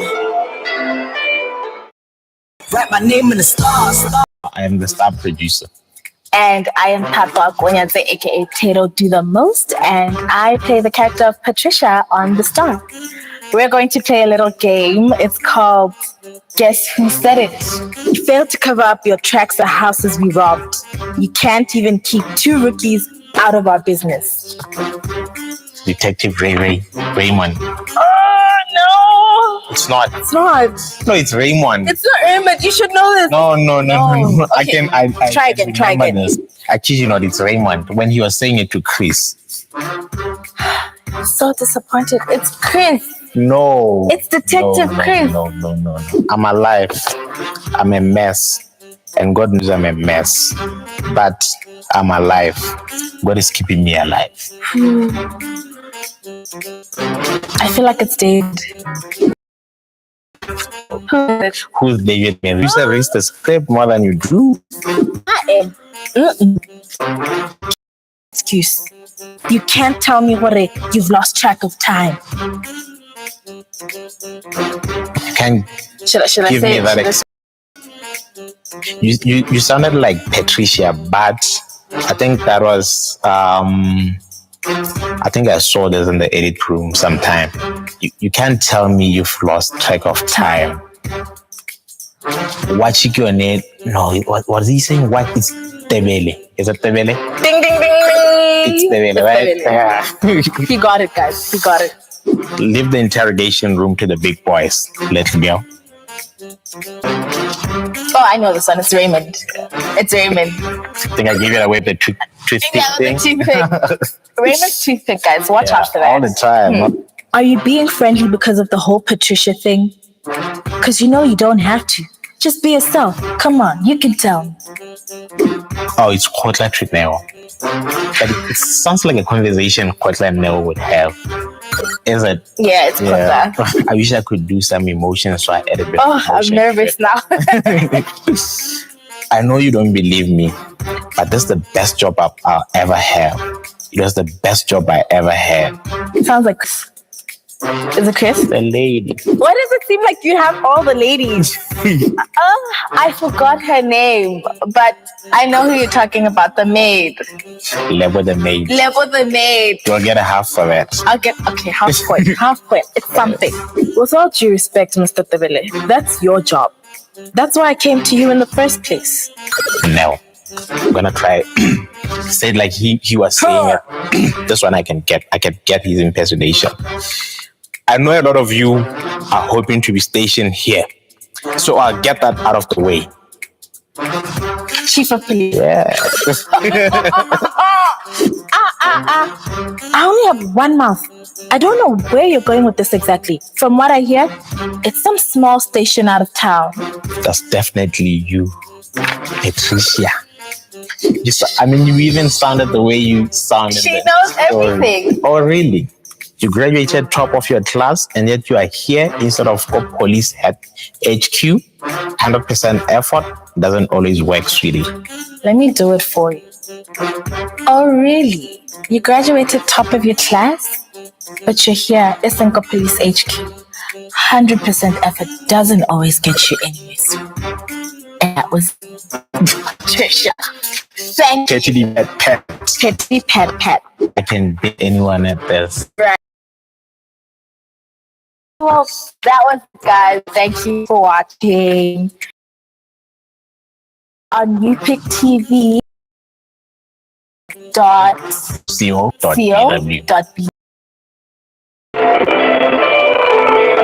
Rap my name in the star. Rap my name in the star. Are you gonna go? Yeah. Okay. Hi. Hello, everyone. Yes. This beautiful, lovely lady here sitting next to me is no one other but Palesa Molefe, and she plays Neo Modista, Neo Seto. On the star. Hey On the guys, star. On the star. So today we're gonna play a little fun game. It's called Guess Who Said It. So basically, the title is like self-explanatory. Self-explaining. It explains itself, man. Yes. We do that a lot. We do that a lot, exactly. You guys will see. So what's gonna happen is we're gonna quote a line from the series, and then the other person has to guess who said it. Basically, ladies first. Start. Okay. All right. Okay, and it goes. So the line is, "I'm alive. I'm a mess, and God knows I'm a mess, but I'm alive. God keeps me alive." I already know who this is. Who is that? This is Ashley. Yeah, It's ding, ding, Ashley. 1 Ding, ding, point. ding, ding. For me. You're so melodramatic. Okay, my turn.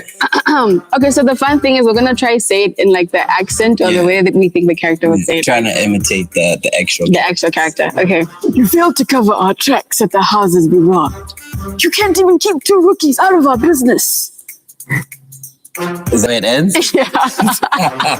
Is that Raymond? No! Chris. Yes, Chris. it's Chris. Does he It's get a Chris. point? No, it's wrong. Because you said Raymond first. No, but it's Chris. I said Chris. Okay, 1 point for me. One, Ha, ha, ha, 1 ha. nil. 1 nil. Leave the interrogations to the big boys, little girl. Raymond. Also, because I'm very good at these imitations. so I'm it's not like terrible. easy You just to- sang. Okay, my turn. You can't give me that as an excuse. You can't say to me, Hori, you've lost track of time. That's a good one. That's actually a good one. If you get this wrong. Really? Yes. Yeah. Awesome. Boom, you got it. Okay, your turn. All right. It goes. I know you don't believe me, but this is the best job I'll ever have. It was the best job I ever had. No! Wait. Yes, the maid. The maid. The Lebu. Lebu. That counts, right? Yeah. Well, it says the maid here. Boom. I could remember seeing her face. I'm like, those lines were said right in front of me. Okay. Are you friendly because of this whole Patricia thing? Because you don't have to. You can just be yourself. Come on, tell me. You got it? You got it? That's Kota, That's- okay? But I swear I don't sound like that, okay? You That's made his me sound like character. You're cartoon very character. uppity. I don't know how to. Yeah, Kota is something. He's extra, yeah. I know a lot of you are hoping to be stationed here. So, all right, I'll get that cut out. So, all right, I'll get that out of the. So, all right, I'll get that out of the way because that's what he does. Let me guess, was he drinking a lot of water? He was drinking a lot of water, right? Yeah. Chief of police. Chief of police. She's nailing this, and you were worried. I'm Hey. too. I was worried for This nothing. was like 3-2. Okay. With all due respect, Mr. Tebele, that's your job. That's why I came to you in the first place. I don't know who that is. Guys, she's cheating. Man. It's Nell, right? Yeah. But Nell talk like that. See, like she's rigged this game, the whole thing. I know the line, Okay, but it's me I now. know Nell. It's me. I'll sabotage you a bit. Oh, really? You graduated top of your class and yet you are here instead of go police HQ. 100% effort doesn't always work, sweetie. One and only Patricia.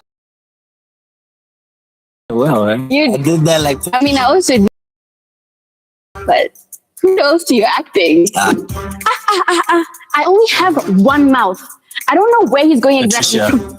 Let me finish. I don't know where he's going exactly. Patricia. From what I hear, it's some small station out of town. Patricia. Patricia. Patricia. The only person that That, yeah. will give life This to. is definitely Patricia. Yeah, so yeah, that's So clearly the winner. 5-4, but like. It was like I knew it 5-3. was Chris. I said Raymond because I wanted her to win. Thank you. I appreciate that. Even though he's lying, but it's fine. Okay, guys, that's it from us. Be sure to catch the star on You Pick.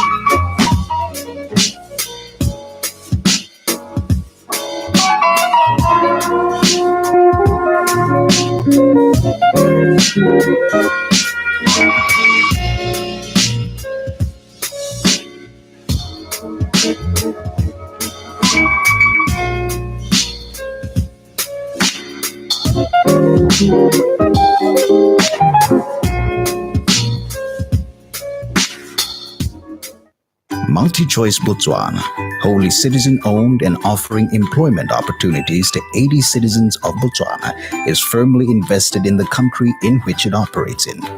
We take pride in our local talent and are committed to using our influence and resources to play a positive role in Africa. It was a great honor to be chosen to handle the project of this magnitude. In 2016, MultiChoice Botswana took a decision to invest in the production of a locally filmed documentary that beautifully broadcasted the rich history of Botswana and the amazing people that live in it. We got an opportunity to tell our story as Botswana to the rest of Africa and the world. I would like to thank MultiChoice and the Torch Studio for giving me this opportunity to actually being part of this project.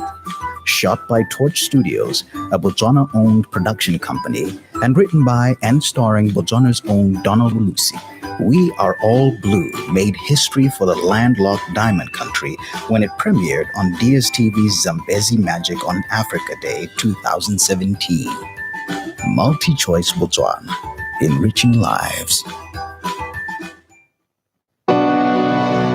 Studio, where we help bring your vision and professional lighting. We are well equipped to meet your video needs. Let us help you tell your story.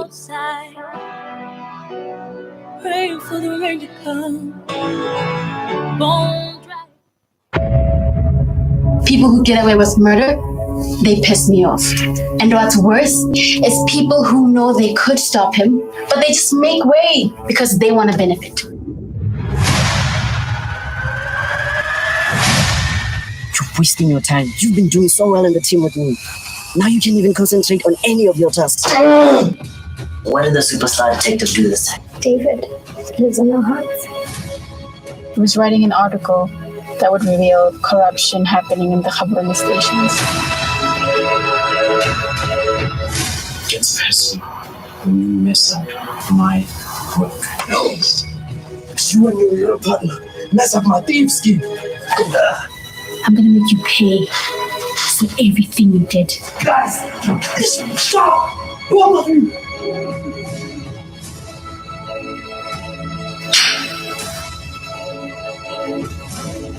One day, you're gonna be made a fool of too. David, I will avenge Write you. my name in the stars, all the glory to God. They never thought that we would ever make it this far, but here we are.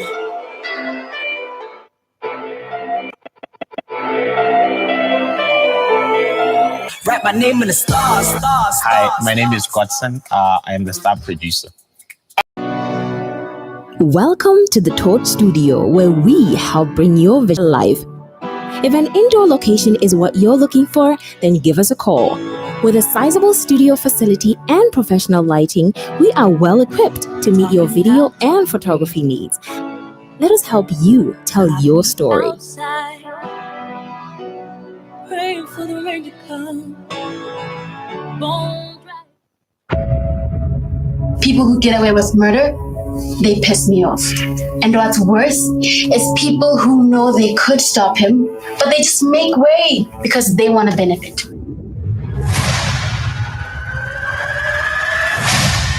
You're wasting your time. You've been doing so well in the team with me.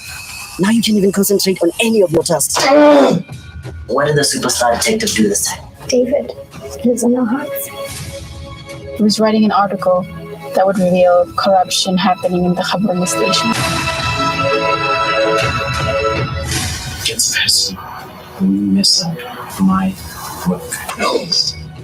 You and your little partner mess up my theme scheme.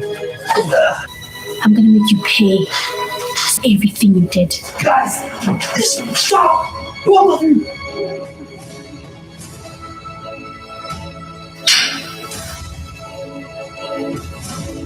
One day, you're gonna be made a fool of too. David, I will avenge Write you. my name in the stars, all the glory to God. They never thought that we would ever make it this far, but here we are.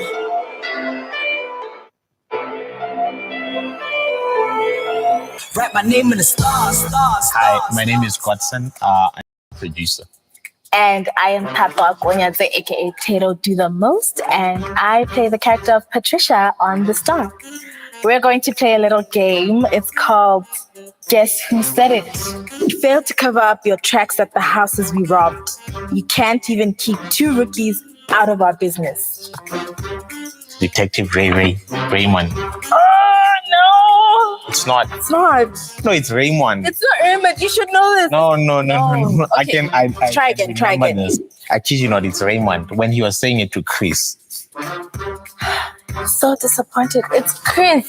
No. It's Detective Chris. No. I'm alive. I'm a mess. And God knows I'm a mess. But I'm alive. God is keeping me alive. I feel like it's David.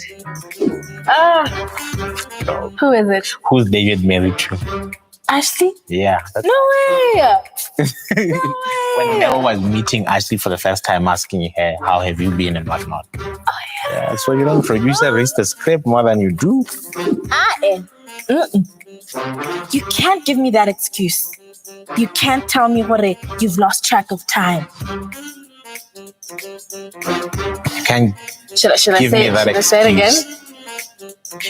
You sounded like Patricia, but I think that was I think I saw this in the edit room sometime. You can't tell me you've lost track of time. What Chikone? No, what was he saying? What is Tebele? Is it Tebele? Ding, ding, ding, ding. It's Tebele, right? Tebele. You got it, guys. You got it. Leave the interrogation room to the big boys. Let's go. Oh, I know this one. It's Raymond. It's Raymond. I think I gave it away with the toothpick thing. Raymond's toothpick, guys. Watch out for that. All the time. Are you being friendly because of the whole Patricia thing? Because you know you don't have to. Just be yourself. Come on, you can tell me. Oh, it's Kotla Trip now. But it sounds like a conversation Kotla and Nell would have. Is it? Yeah, it's Kotla.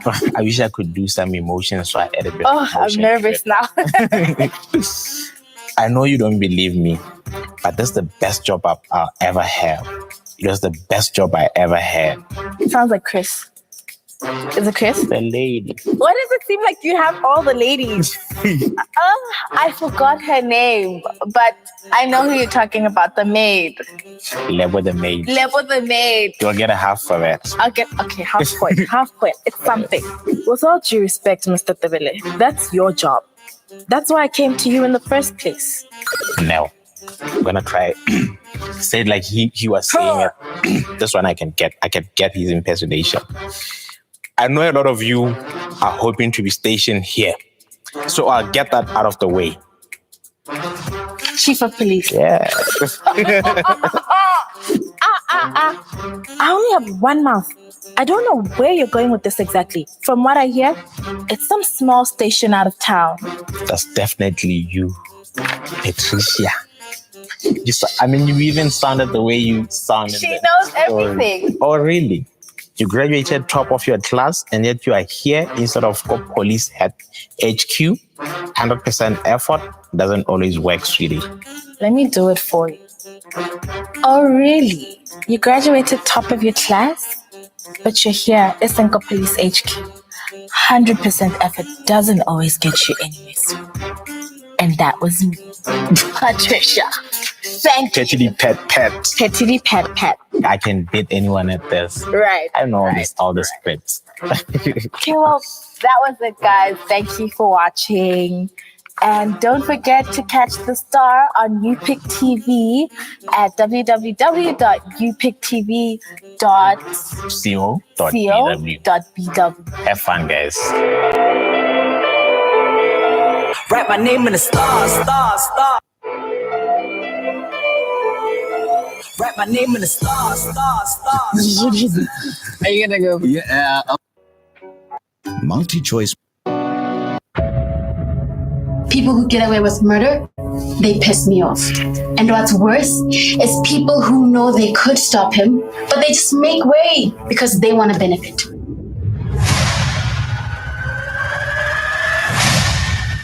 wasting your time. You've been doing so well in the team with me.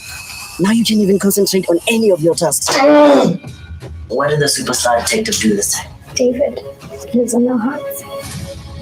He was writing an article that would reveal corruption happening in the Khabarani stations. Gets personal when you mess up my work. You and your partner mess up my theme scheme. I'm gonna make you pay for everything you did. Guys, stop! Both of you!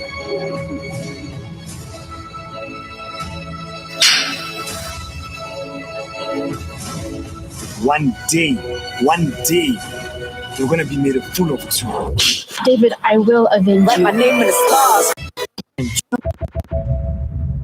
People who get away with murder, they piss me off. And what's worse is people who know they could stop him, but they just make way because they want to benefit.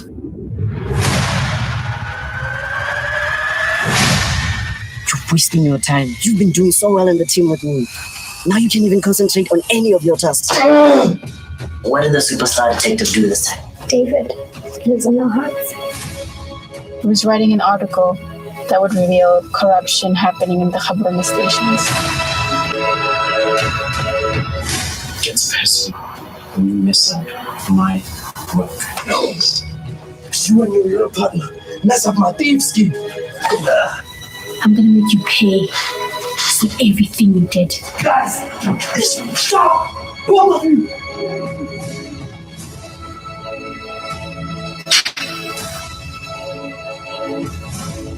One day, you're gonna be made a fool of too. David, I will avenge Write you. my name in the stars. All the glory to God. They never thought that we would ever make it this far. But here we are.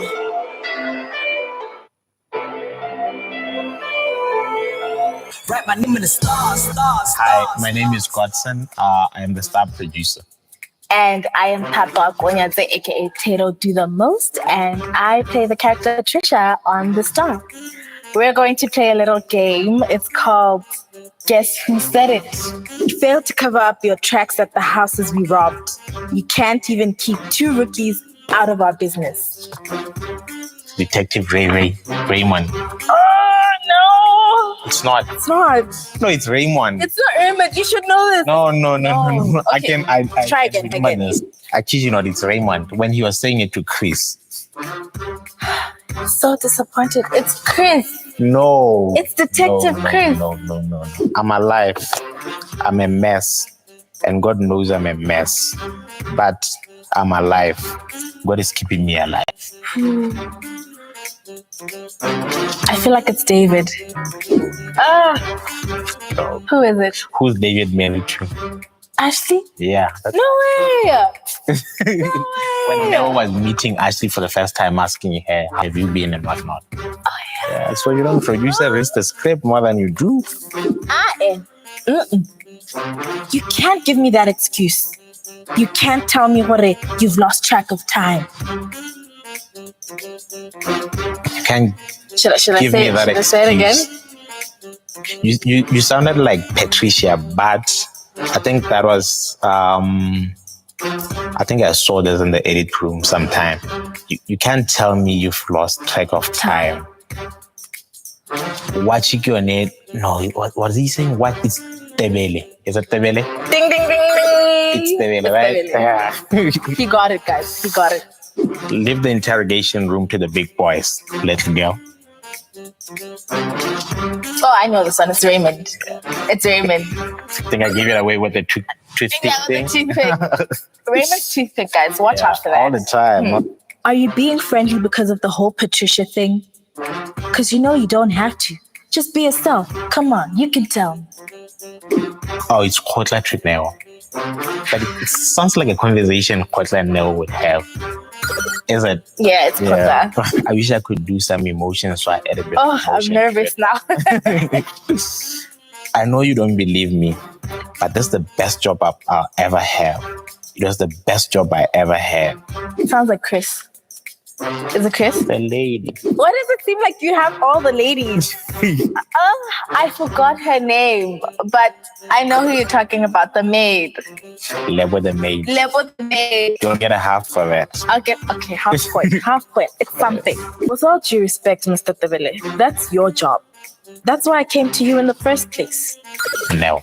I'm gonna try say it like he was saying it. This one I can get his impersonation. I know a lot of you are hoping to be stationed here, so I'll get that out of the way. Chief of Police. Yeah. I only have one mouth. I don't know where you're going with this exactly. From what I hear, it's some small station out of town. That's definitely you, Patricia. You even sounded the way you sounded. She knows everything. Oh, really? You graduated top of your class, and yet you are here instead of police at HQ. 100% effort doesn't always work, sweetie. Let me do it for you. Oh, really? You graduated top of your class? But you're here at Isenko Police HQ. 100% effort doesn't always get you anyways. And that was me, Patricia. Thank you. Petty pet. Petty pet. I can beat anyone at this. Right. I know all the scripts. Okay, well, that was it, guys. Thank you for watching. And don't forget to catch The Star on UPIC TV at www.upictv.co.bw. Have fun, guys. Write my name in the stars. Write my name in the stars. Are you gonna go? Yeah. Okay. Hi. Hello, everyone.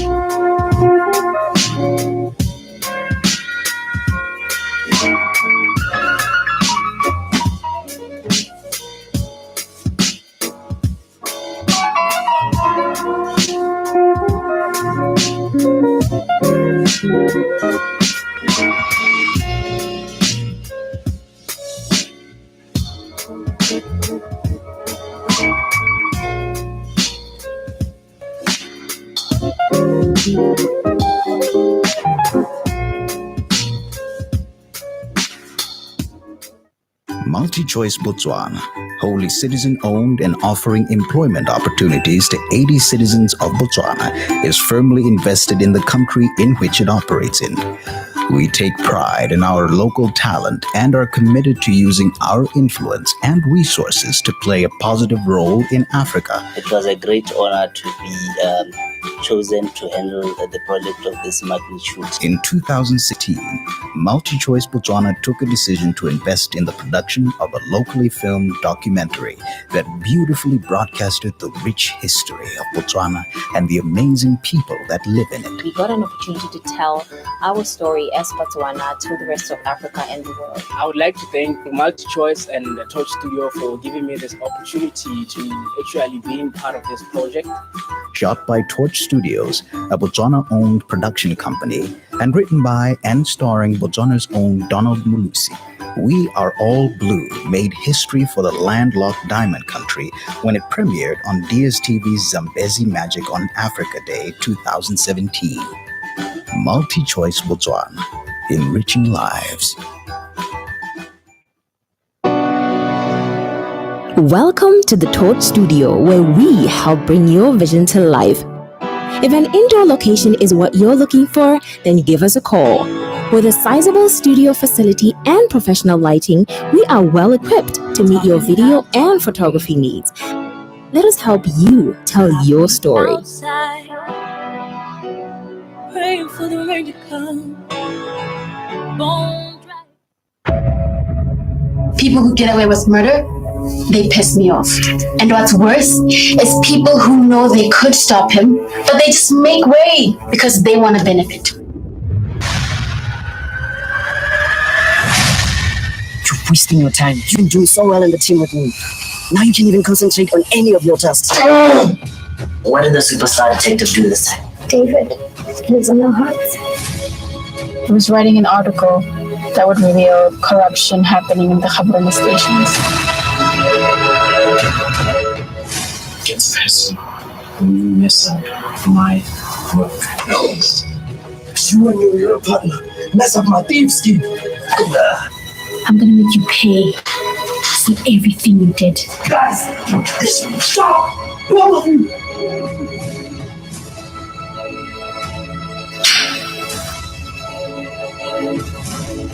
One day, you're gonna be made a fool of us. David, I will avenge Write you. my name in the stars, all the glory to God. They never thought that we would ever make it this far, but here we are.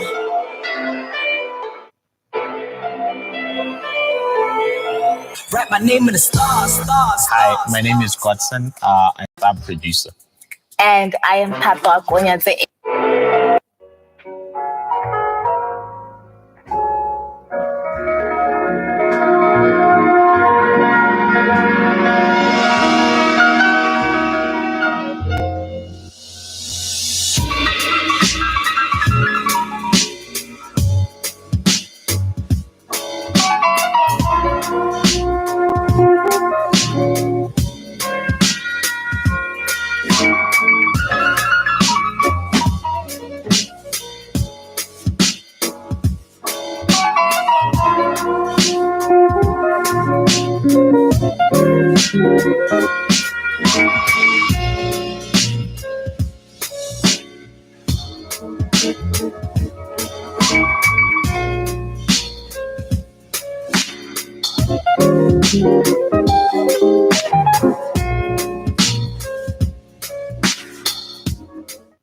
MultiChoice Botswana, wholly citizen-owned and offering employment opportunities to 80 citizens of Botswana, is firmly invested in the country in which it operates in. We take pride in our local talent and are committed to using our influence and resources to play a positive role in Africa. It was a great honor to be chosen to handle the project of this magnitude. In 2016, MultiChoice Botswana took a decision to invest in the production of a locally filmed documentary that beautifully broadcasted the rich history of Botswana and the amazing people that live in it. We got an opportunity to tell our story as Botswana to the rest of Africa and the world. I would like to thank MultiChoice and the Torch Studio for giving me this opportunity to actually be part of this project. Shot by Torch Studios, a Botswana-owned production company, and written by and starring Botswana's own Donald Mulusi. We Are All Blue made history for the landlocked Diamond Country when it premiered on DSTV's Zambezi Magic on Africa Day 2017. MultiChoice Botswana, enriching lives. Welcome to the Torch Studio, where we help bring your vision to life. If an indoor location is what you're looking for, then give us a call. With a sizable studio facility and professional lighting, we are well equipped to meet your video and photography needs. Let us help you tell your story. Outside, praying for the rain to come. Won't People who get away with murder piss me off. And what's worse is people who know they could stop him, but they just make way because they want to benefit.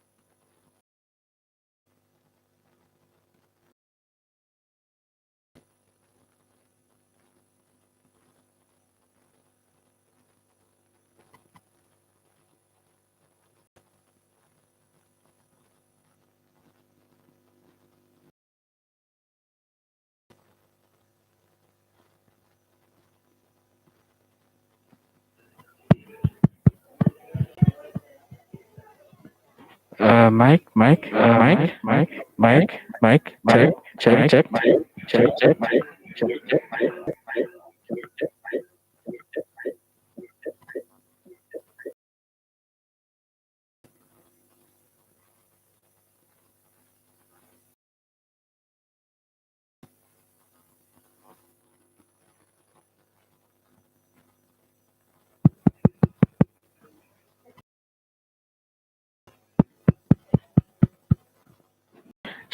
check. Check. Mic, check. Check. Kitty, check. Check.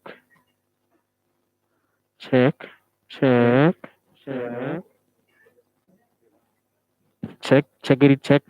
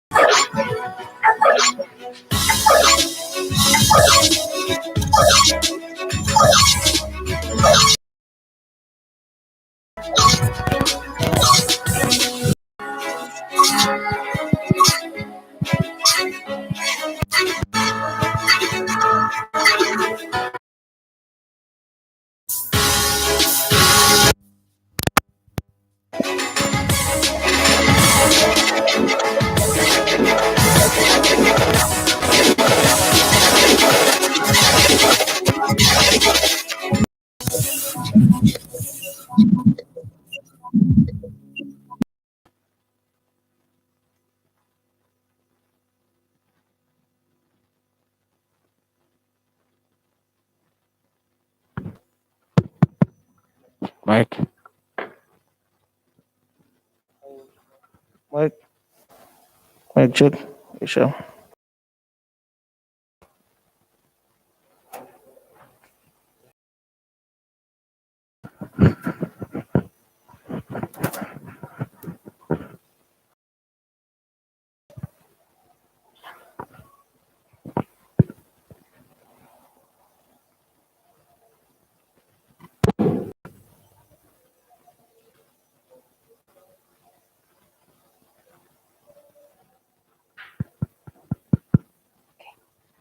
To the second session of AES 4.0. In this particular panel, there will be a discussion on integration of youth business into the digital global supply chain, focusing on strengthening local value chains and moving up global value chains. This discussion will be spearheaded by Moketsi Tekere, a business development extraordinaire that deals with early stage startups. I would like to call upon stage one of the panelists, Mr. Kilo. I hope I said it right. Yes, if you could please join us on stage. A round of applause, please. And we are joined virtually by Bame Mudong. Oh, there is Mr. Moketsi. We're joined virtually by Bame. And I will hand it over to Mr. Moketsi to introduce the rest of the panelists, and we can start the discussion. Thank you.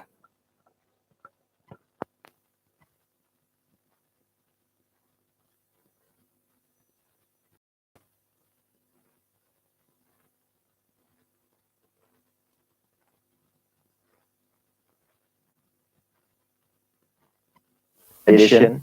My name is Moketsi Tekere, really best known as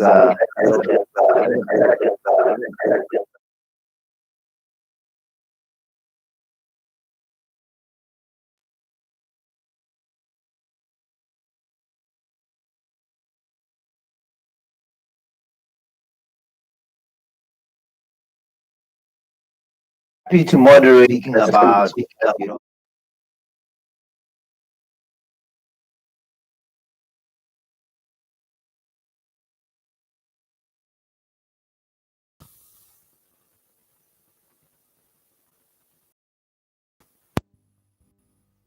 introduce yourselves and quickly speak a bit about this topic of the global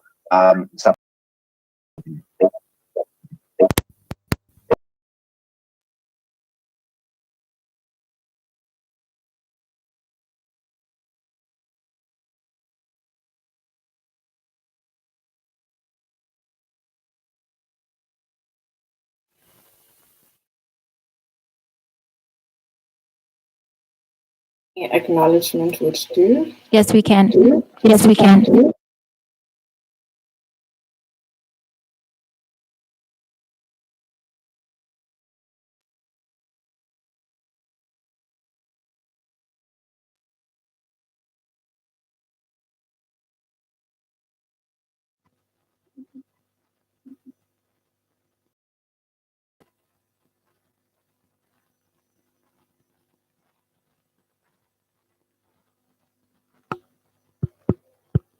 Okay, hi everyone.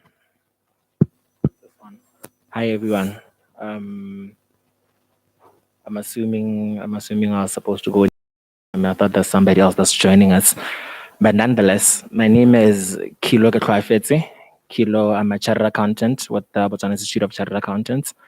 I currently work for a group known as Kamoso Africa. It's actually one of the private equity invested companies by BDC within the country, Rand Merchant Bank and Investec.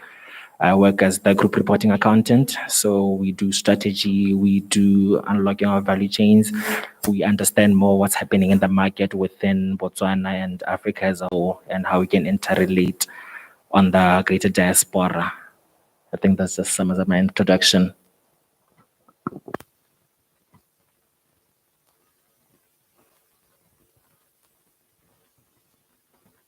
Okay, colleagues, thank you very much for introducing yourself.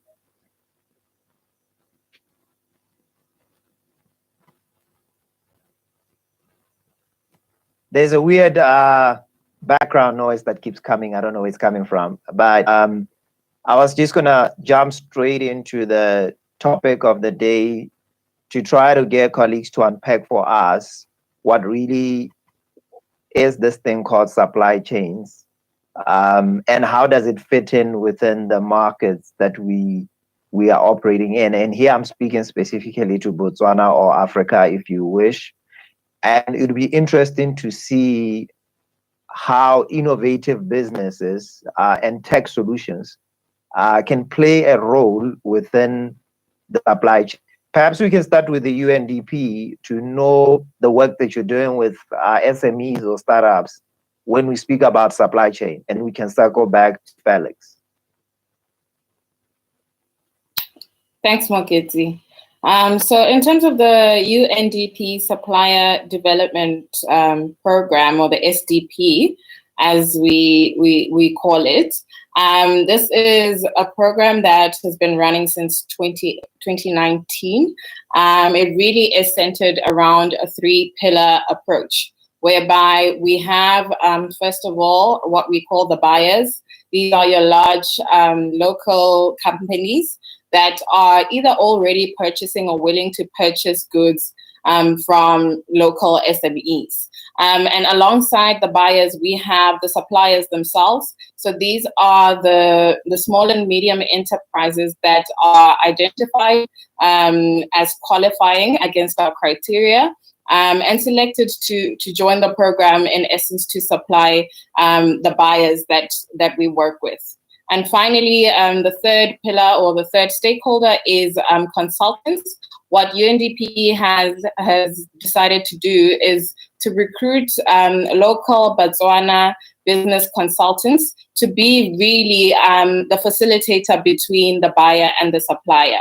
So in essence, the consultant is brought onto the program. They are trained and certified by UNDP on what we call the supplier development methodology, which is effectively a 10-month course that the consultant then puts the supplier and the buyer through.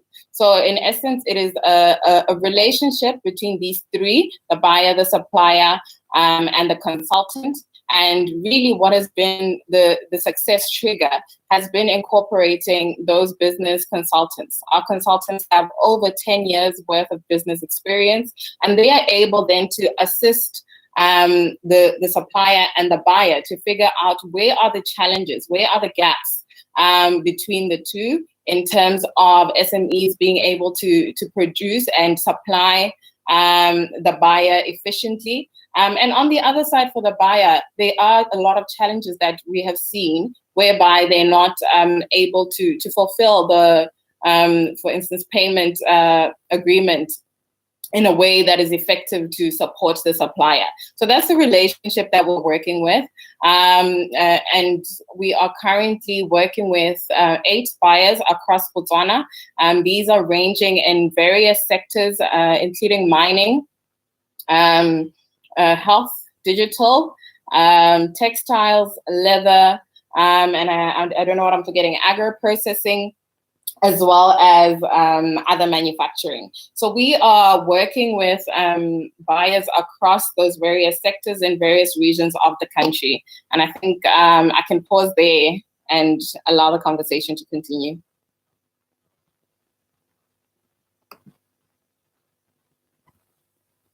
Okay, Mr. Felix, perhaps you could maybe add your comments before we circle back to a Q&A on this.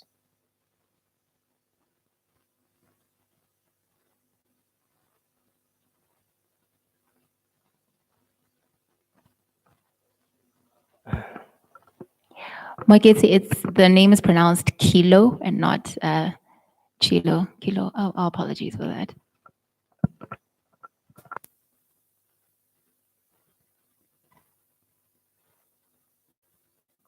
Anyway, Moeketsi, thank you very much. Nonetheless, I think, to my perspective, it's always good to give a rationale of the status quo of what's currently happening within the country, and sort of give a bit more context around it. As of current, Botswana's importation bill stands at around 40 billion pula annually. That means that most of the commodities that we have within the country, in terms of foods, textiles, and any other finished products, we import them largely from other countries. And this is inclusive of energy materials as well, including electricity. I think almost every single day, and that's just an indication that something is just wrong within the status quo of our country. So now, trying to bring this into the context of the conversation that we're having today, I think it's pivotal for us to understand how every single type of organization has a role with which it tends to play within the bigger picture of trying to say we have an entire market within Africa, for example, we have an entire market within Botswana, sort of bringing a bit big home, and try to see where do you really fit in. I was listening to the conversation earlier with Kennedy and Dampueng regarding the African continent free trade area. trade agreements that we've ever seen coming across this continent, because we're now introducing what you call intra-trade, so as to relate and to bring in a whole lot of more resources around the African continent as a whole. And the way this was designed was such that country A can be able to identify its own needs and try to see where is it limited in terms of resources. And you find that country B, on the other hand, has those very same resources. And even though it may include some sort of import-export in some angle, I think it's more strategic in that some of the things that we couldn't get before, for example, bringing out coal from Botswana to the next country, or bringing out the raw materials of plastic or whatever it may be, since it all resonates around mining, it's become a bit more easier to do, because now some of the barriers that we've seen before regarding export of commodities within Botswana and the next country, where you're queuing at customs, your hideous customs duty tariffs that you have to pay forth. So now with the whole agreement, it's becoming a bit more livelier for us. It's also important for us to understand that are the ones that are part of these agreements. And then some of the other small guys, to be honest, we may find ourselves a bit far off in terms of how we can reap out of this, largely because of lack of skills, lack of financing, lack of business protocols and business operation systems that we have in our country. We sort of lack a bit back, even though we have a lot of support from government in terms of availing skills, in terms of availing opportunities for us and so forth, we still sort of lack just because of the culture and just generally in Botswana. And I'm not saying this in any demeaning way, it's just what's really happening on the ground. And I think an opportunity of such trade agreements can actually give us a whole lot of more leverage towards this. Bami right now is speaking about some of the agribusiness that we are seeing, some of the leather business, some of the textile business and so forth. And she's only mentioned around 8 companies that they're working with. Do we really need more at the end of the day? Because if we're talking about 40 billion pula in importation, that tells you that there's so many other sectors within the greater context of Botswana that we can try to explore, that we can try to harness, and that we can try to develop even further to actually get more value for benefit. I think for the sake of the conversation, I'll just pause there for now.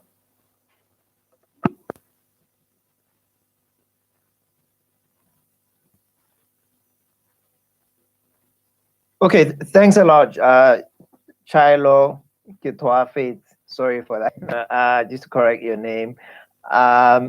You just made it very interesting for me, specifically where I'm sitting, about the import bill and how it's an opportunity to really strengthening the local supply. I'd really love for you to maybe deep dive a bit on this, looking at the needs of the economy. You gave an example of it, for example, of the electricity grid or the supply in the electricity chain. What exactly would you sort of see as the low-hanging fruits for SMEs or startups willing to come into the supply chain as opportunity? Then perhaps maybe you could link this to say, from regional perspective, how does that spill off into the AFTCA you spoke about?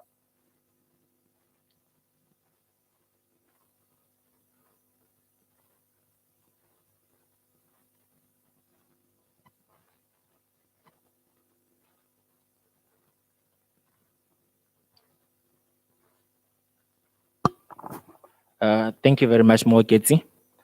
I believe your question is more referred towards the inferior guys that are here on the ground, the smaller guys that are not as big as some of these champions that are able to leverage off the bigger market that we're looking towards. I had a conversation before, I think a couple of weeks back, with the chief trade negotiator at the Ministry of Investment, Trade and Industry, Mr. Phaja Boitale. And the conversation was centered around the AFCTA, obviously. And the question that I asked him at the time was, how would the informal sector specifically come to benefit out of this trade agreement? And I think it will speak more also into SMEs and startups and so forth.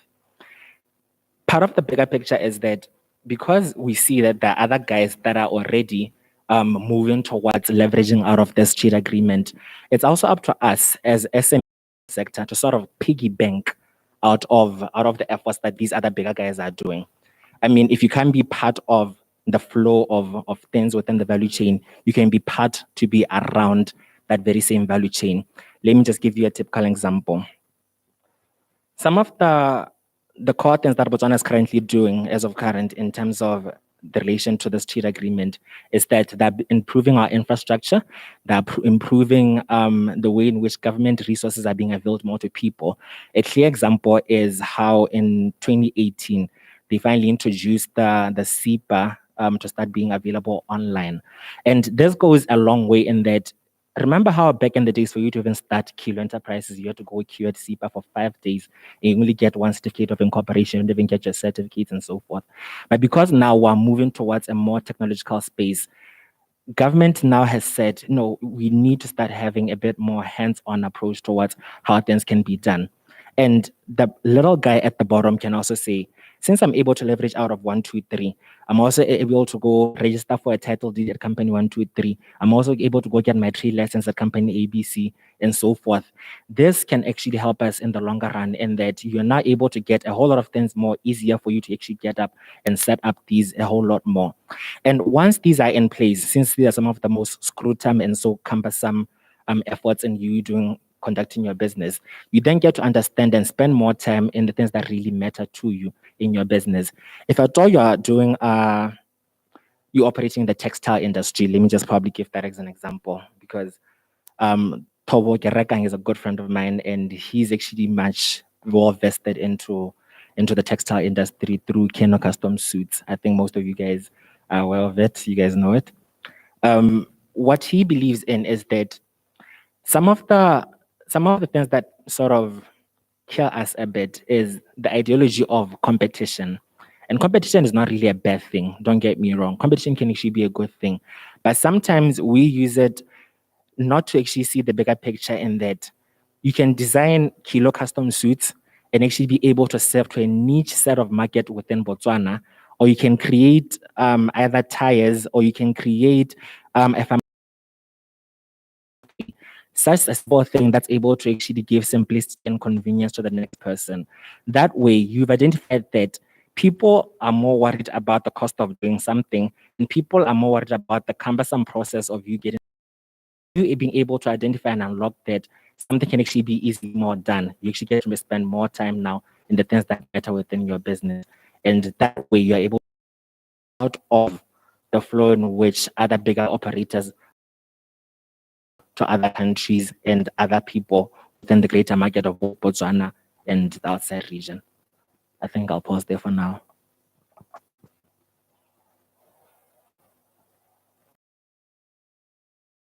Mogetsi? Okay, that's very interesting insight. Yeah, that's interesting insight. I think for those listening, it's a key thing to think about, especially around how the inform. That's a very interesting question. I do hope Rebutali was able to give you better insight besides the ease of doing business in terms of business registration. But I'm keen to know in terms of route to market access, because Botswana being a landlocked country, or a land-linked country, as you can call it, it's always a challenge as to how you get your product out of a country like this one. So that's something to think about. But just circling back to Bami, it's interesting that visibility of UNDP or its collaborative approach, which optimizes what I would call from around the world or from Botswana to help strengthen the value chain of SMEs. Somehow, in my perspective, crowdfund what I would call innovation into this business. So I was looking for a practical example of what UNDP has done specifically, for example, say in the agri sector, okay, but also in the market sector.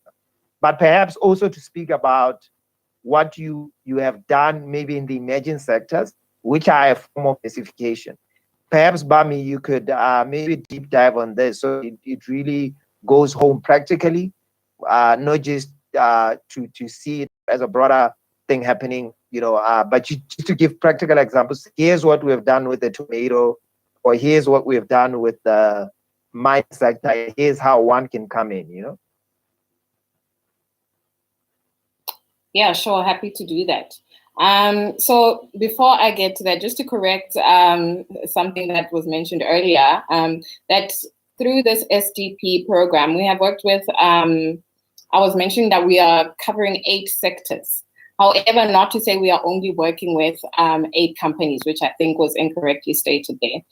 Just to give you some statistics, in the first year of the program, 2019 into 2020, we had 7 buyers, including Lucara, Botswana Ash, Komaqau, who else? Murobule, Grand Palm, and hotels. And in the second year, we are working with those same, with the addition of Debswana, and we'd like to see us adding 2 more buyers into that team.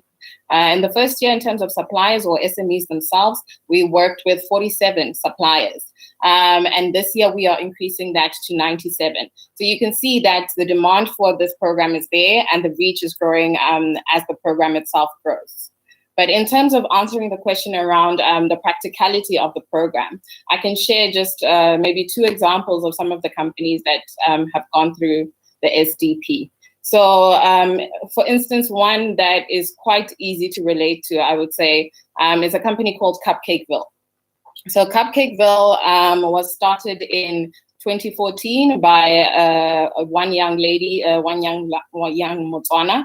And she was, like most bakers in the country, producing cupcakes and cakes for very limited sales. However, having gone through the program, the SDP, she has since expanded her products and offering to include bread and bread rolls and burger buns. So just to give you a very simple example, you can see how following the program, there was that product diversification. In addition to that, her turnover increased enough for her to be able to buy a refrigerated truck, which means not only can she transport her goods a lot easier, she can transport them a lot further within the country.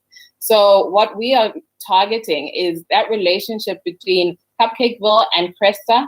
However, we're also looking to see Cupcakeville grow to supply companies beyond just that Cresta hotel. So that's another aspect that our consultants will walk them through to say, don't put all your eggs in one basket.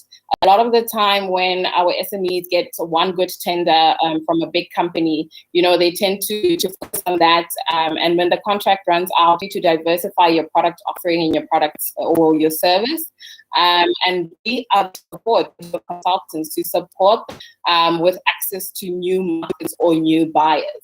Another, what do you call it, in terms of providing tire services. So that's something that I wouldn't consider as vital to the Botswana Ash value chain of them producing soda ash.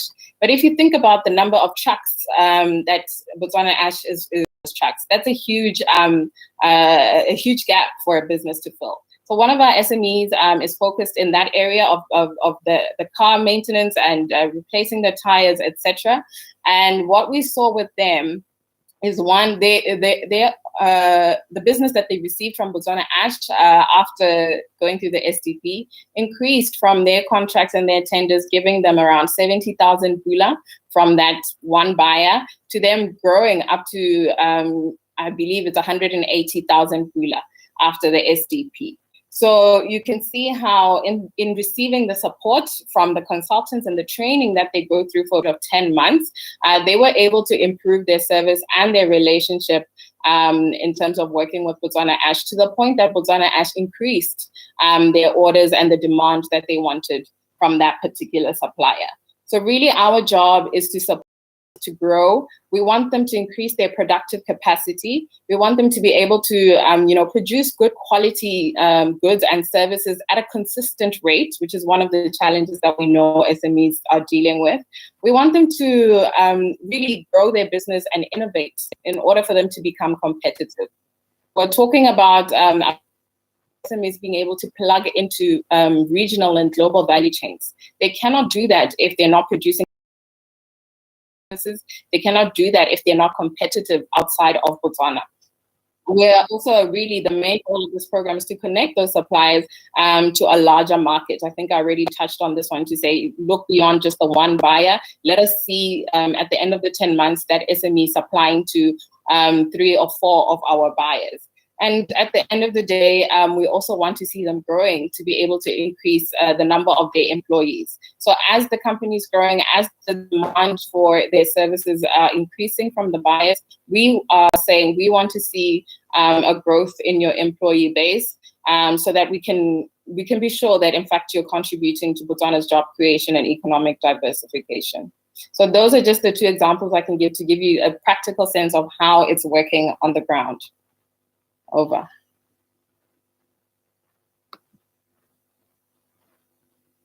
Yeah, so Bami, just to comment on that, I mean, at what point does one know that they are ready for supply chain?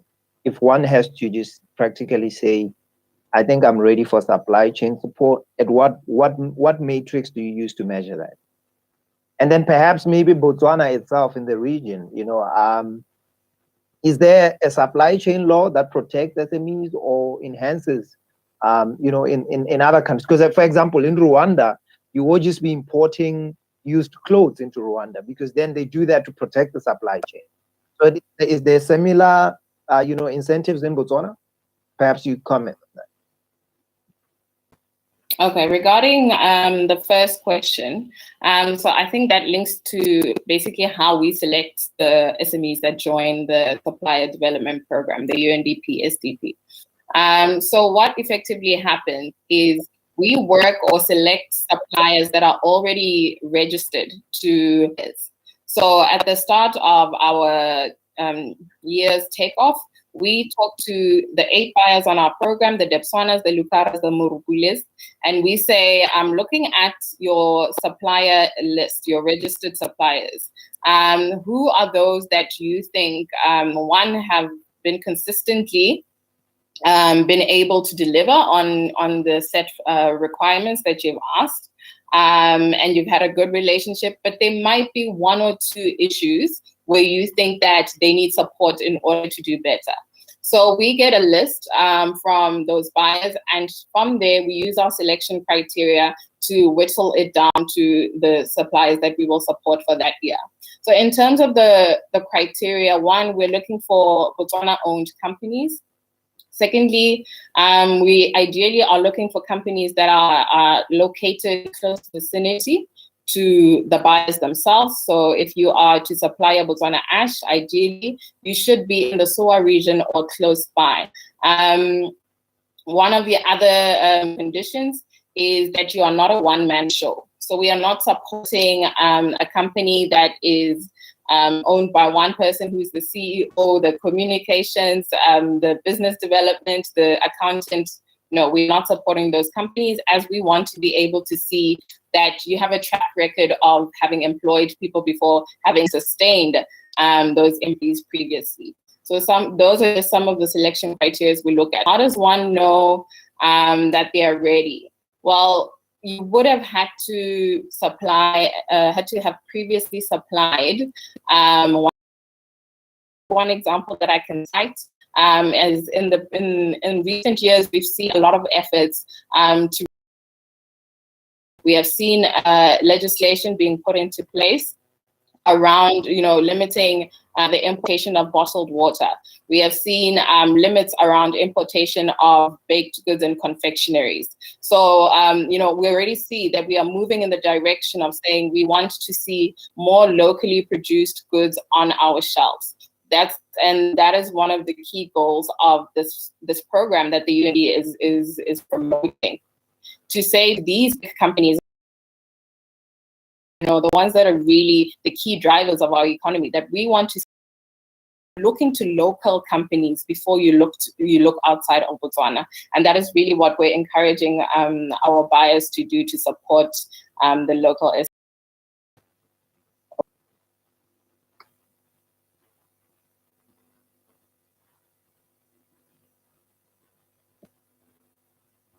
Yeah, thank you for your comments, Bami. I really appreciate you giving practical examples of what has happened on the ground. I was just gonna circle back to Chilo and ask him, in his perspective, is supply chain only gonna benefit the bigger companies, or how do you really integrate the guys who's starting without having maybe done a deal with Debswana or the Lucara or any of those? Because if the prerequisite is that you should have launched and been at a certain stage, then if we look at the stage of most of our businesses or SMEs, is that most of them are really still, how do we fast track supply chain into emerging businesses that otherwise are not contracted at that level? Okay, thank you very much, Mogezi. I'm gonna take a two-tier approach to this. Number one, we can probably try to consider agribusiness as a whole within the Botswana context. And without having to use any reference to any specific company per se, I'll take an example of maize production and sorghum production in Botswana. One of the key companies that we have in Botswana that actually take up these is your BAMB, which is an arm from government, obviously, would be your CACLs, your Sefalana, your Gamoso, and a number of other retail giants within that space. Mentioning the retail guys because those are at almost at the consumer end of things, but these middle guys that actually form part of the value chain, sometimes we turn a blind eye towards what really these guys do. I'll give you a typical example. Kile nna Kilo, ke na le tshimo ko Pitsane. I probably produce around maybe 100 tons every single month of maize. And I'm supplying BAMB. But BAMB requirement it's around 3,000 tons of maize every single month. Because we're now only Kilo, you're only supplying one small fraction. Obviously, I'm gonna look at the next local farmer to see if they're actually able to produce this. Unfortunately, even though we're fully bred under the culture of doing agriculture, we're not really fully vested into it for one reason or the other. I don't know why. But they end up now having to source out these very same materials from South Africa, from Zimbabwe. I don't know if actually a lot of our maize actually comes in from South Africa. And you'd want plantations, even Kopanda Matenga, we have plantations along that.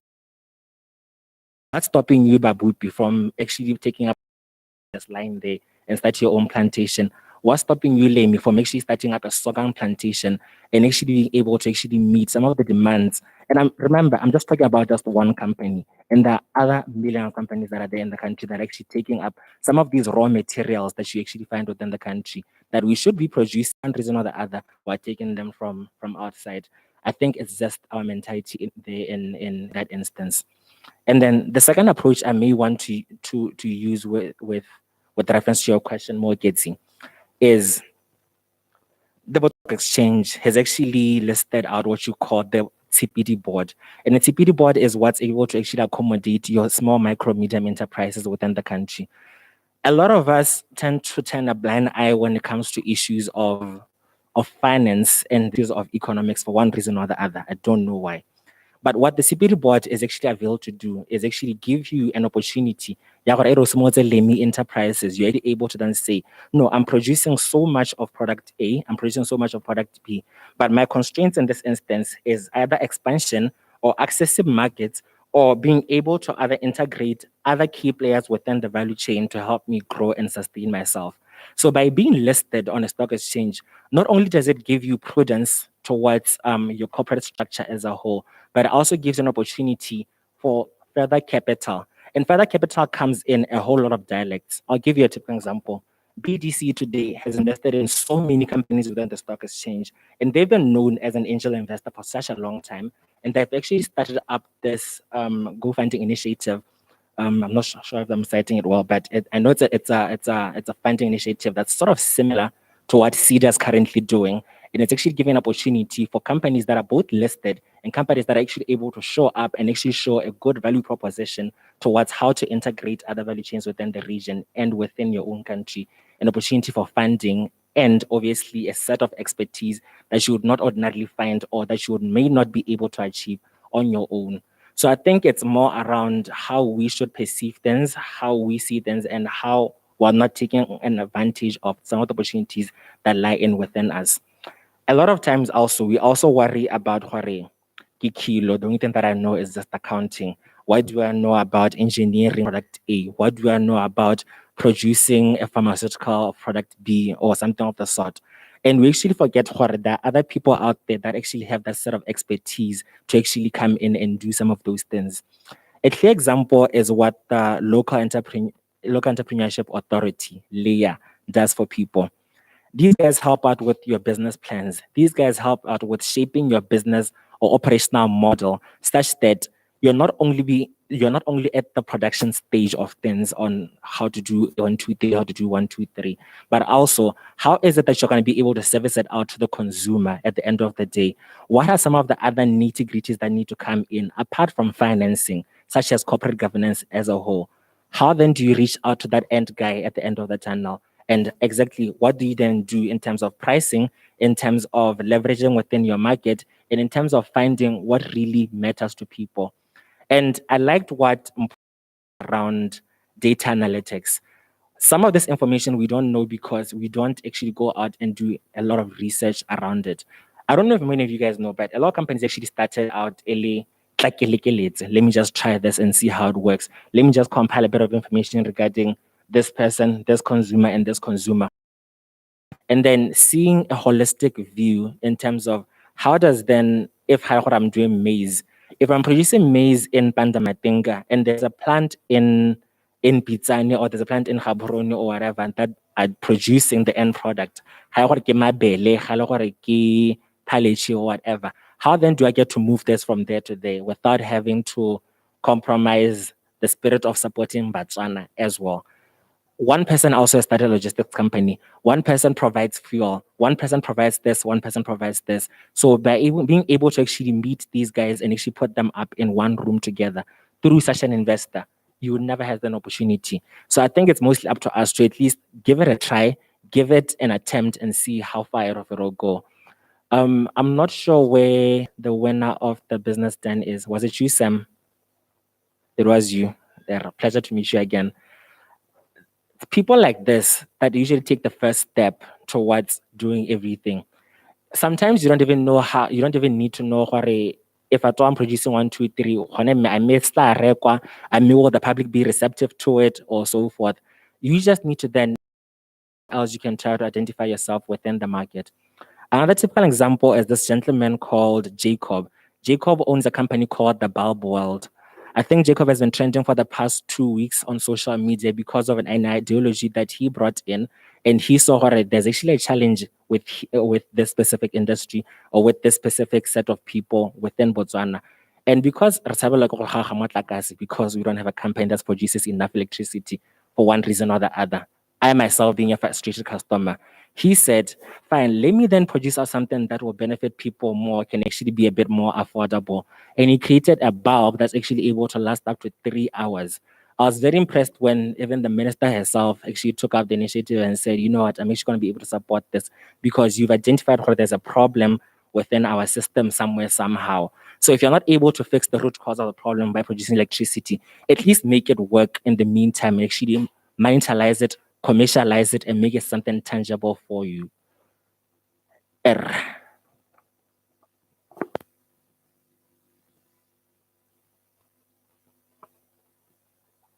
All right, colleagues, that's all we had for today.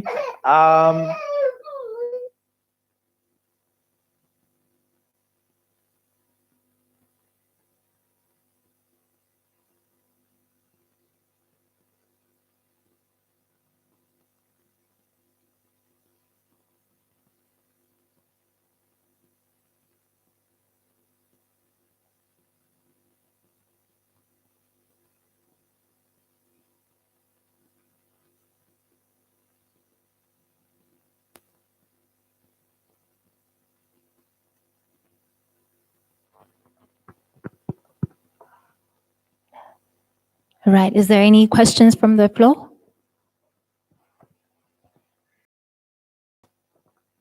All right. If you happen to have any questions, send an email to asafrica@gmail.com. We thank you, Mogezi, Bame, and Kilo. Yeah, I had to get it right. For participating in this discussion. Thank you so much for sharing your insights, and yeah, we wish you the best.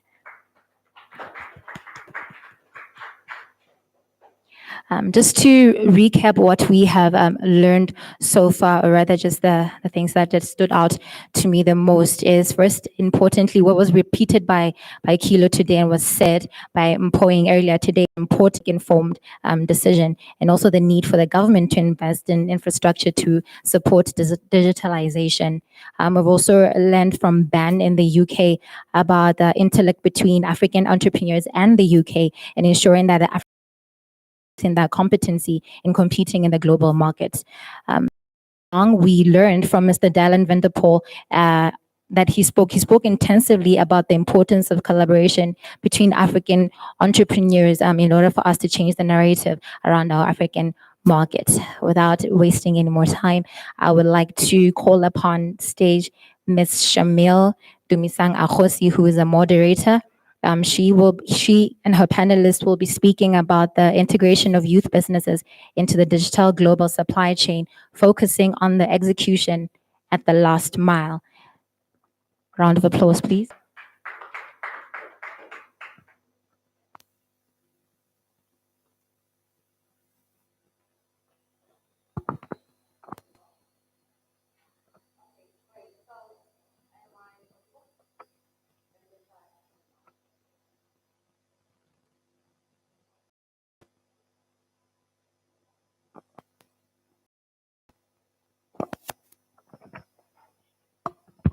Just to give you a brief introduction to who our moderator is, Ms. Akhosi is the founding Union Youth Club since she's a member to the Renewable Energy Entrepreneurship Summit. She's an image consultant and a social entrepreneur. So yes, a round of applause once again for Ms. Akhosi. So thank you very much, Poppy, for that. Ladies and gentlemen, while we are still sorting out the seating arrangement for my panelists who are going to be joining us, I'd like to just round off and tell you how excited I really am to joining us. But most importantly, also that I'm looking forward to having a very concrete information to take away, challenges that young people have faced, running their businesses and their SMMEs into the global supply chain. So to be touching on the linkages that exist, inter-firm linkages that exist. And then we're also going to be talking to, strategies or opportunities that exist that are available for young people to take advantage of. However, I'm going to be joined by Mr. Samuel Ntiwa. I'd like to invite him to the stage, please. Mr. Samuel, thank you very much. He is, the winner of the BDC Business Dan, as you know, and I'm pretty sure we'll actually get to know more about how he got to get that opportunity. And then secondly, I'm going to, please, if you may, allow me to introduce Mr. Babupi Kotlao, who is also going to be joining us here. Thank you very much, Mr. Kotlao. Mr. Kotlao, ladies and gentlemen, he also will be telling us about, what he does in VIEW and how he can, how he has been basically supporting other entrepreneurs out there. And then we have Natasha Nalikunga from Malawi. Natasha is going to be joining us virtually, as well as Leanne Shoniwa, who is from Zimbabwe, and both of them are going to be joining us virtually. So if you may.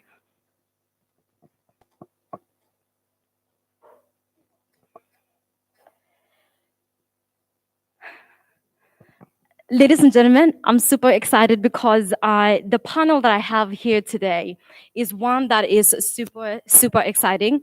I'm going to, first of all, just in view, bring to your attention what we're going to be talking about is integration of youth businesses into the digital global supply chain. And we've heard throughout the conversation, the continental or global perspectives, and then we went on to talk to, a continental perspectives that do exist. And now we're going to try to bring it home to real entrepreneurs, like people on the ground at grassroots, and all of that. So on this, I'm just gonna first of all start by asking my panelists to introduce themselves and perhaps maybe even touch on what they are looking forward to on this panel. Thank you very much. So I'm gonna start with Mr. Samuel. I believe thank you very much. Good afternoon, guys. Yes. Yes. Basically, we are going to touch on entrepreneurship on the ground, the challenges we are facing as the youth, the opportunities that are available, and I believe he's going to deliberate a bit more on how to access funding, how to tackle those opportunities. I'm going to talk about how to incorporate the digitization into the SME. And I think as we go on, more of information will come up, and then we'll elaborate on it.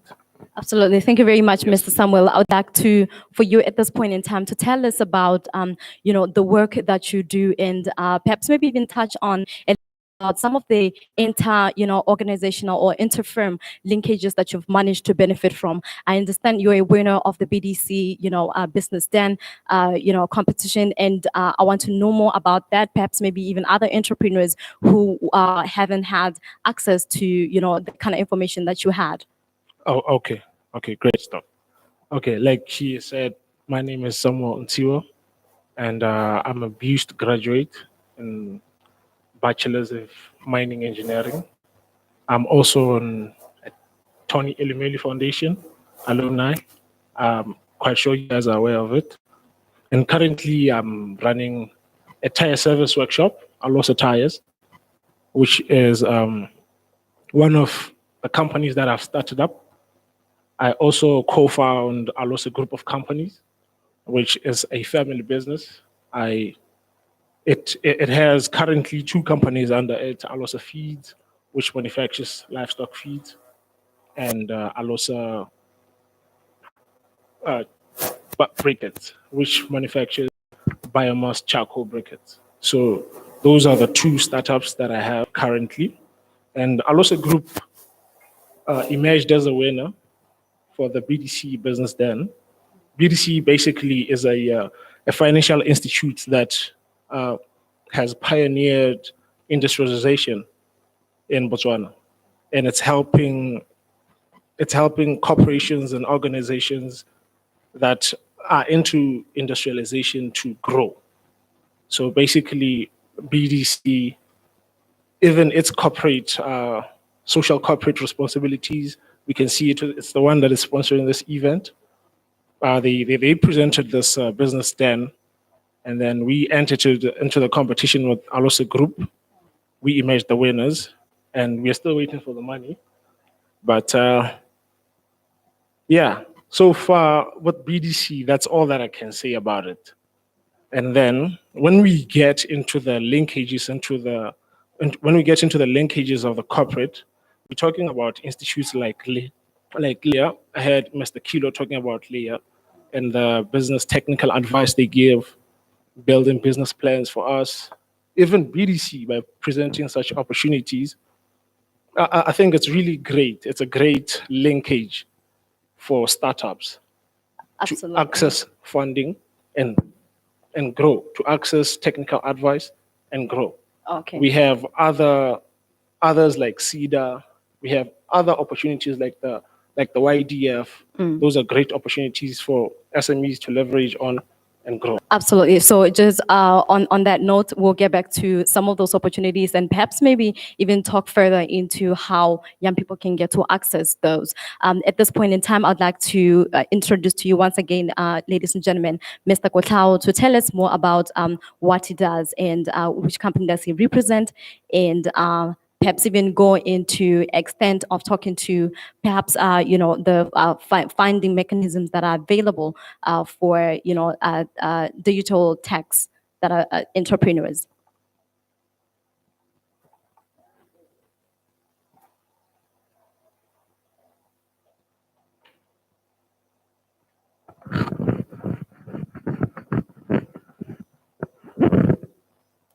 You know, the way they're wiping this mic, I'm pretty sure it has COVID. So I'm very glad to speak here with Mr. Samuel. I think he's an extraordinary character, and just be a part of this this initiative. My name is Babu Kotlao. I'm the head of finance for a company called Mediland. It's the subsidiary of a group of companies called Kamoso Africa. You may know the company, you may not know it. It owns Mediland, Buildersmart, Likorama, and the like. So it's pretty large in the sense that having started and qualified as a chartered accountant some 3 years ago, I was thrown in a pool of corporate industrialized type business. And it's not a small business, albeit we do triple-digit millions in revenue, and I'm responsible for that financial sector of the group. So I'm bringing in my expertise with regards to that from that finance background, and I'll be touching on the digitalization aspect of it, of how you can use this new advent of digitalization, rather, to profit, to save costs, and to actually secure financing. Because a lot of entrepreneurs that I've dealt with locally struggle with this, and for them it's quite confusing. So that's the insight that I'll bring. On the other metric, I founded a company called Forage Advisory, which is a boutique corporate advisory firm.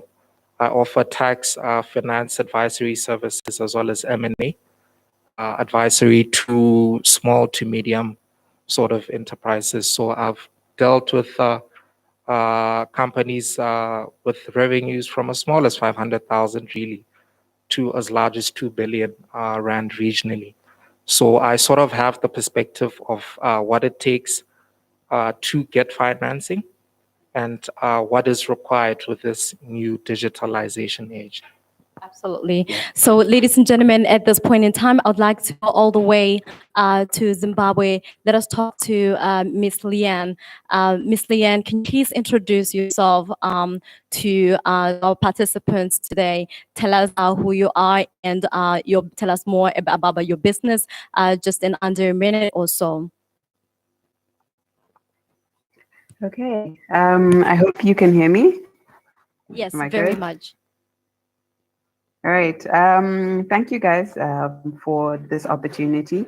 My name is Leanne Shoni, the founder of a company called Maintain Organics. So Maintain Organics is basically a company that manufactures hair products for natural hair.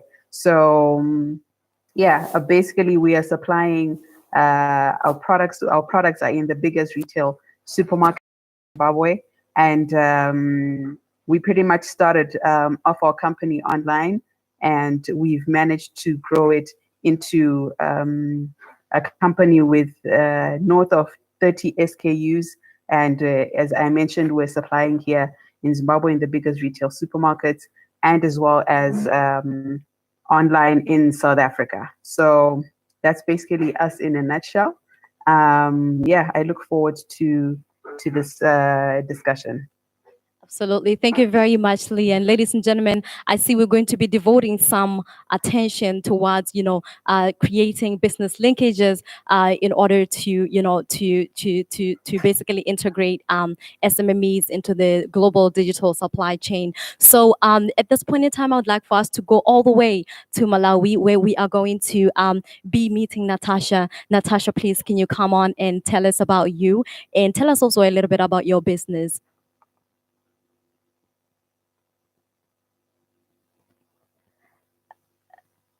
Great. So since Natasha, appears to be having some challenges to be joining us, ladies and gentlemen, as you've seen from the various backgrounds of the entrepreneurs that we have today, at this point in time, I want us, Mr. Samuel, to perhaps maybe dig on a little bit deeper into you are into manufacturing, right? And it is known globally. I mean, in terms of linkages, it is known globally that perhaps transport network companies, particularly the ones like in the global sphere, have actually proved to have very huge chances for a benefit towards entrepreneurs. How have you managed to basically take advantage of transport network companies that are available to basically take your product out of Botswana into the world?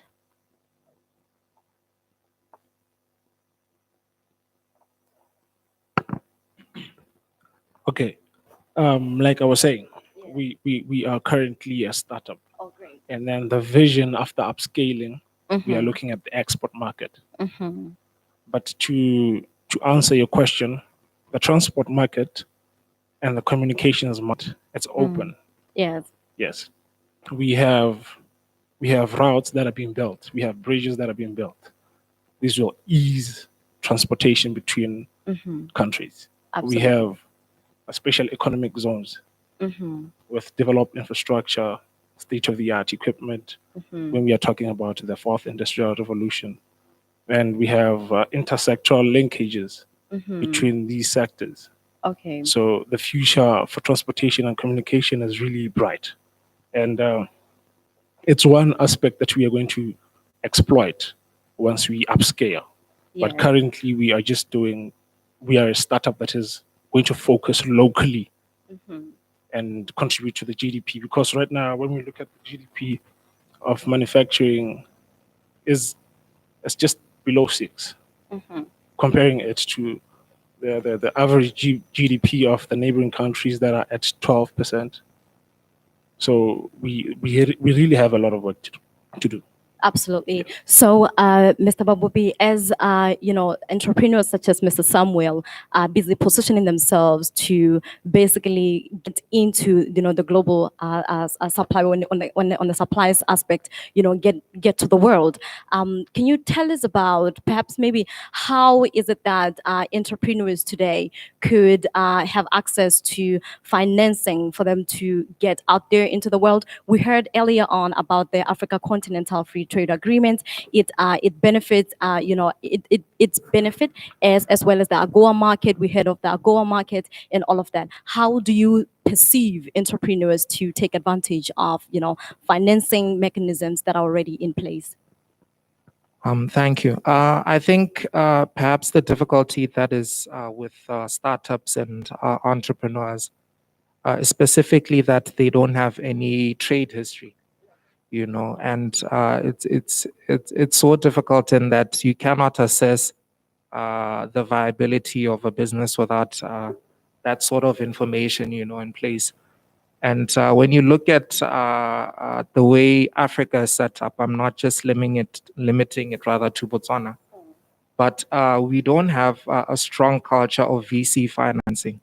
See, most of these companies that have gone global and capsulated the market, changed and, had these trends, they did that because they were financed, and they had big elements of, first round VC financing, second round, third round, even before they, turned a profit, and you can consider, for example, now someone who's on the street, how difficult it is for them to try and prove a concept of business to the likes of your FNBs, for example, without that trading history. So the matrices in place that are there and utilized by the banks are sort of separated into two.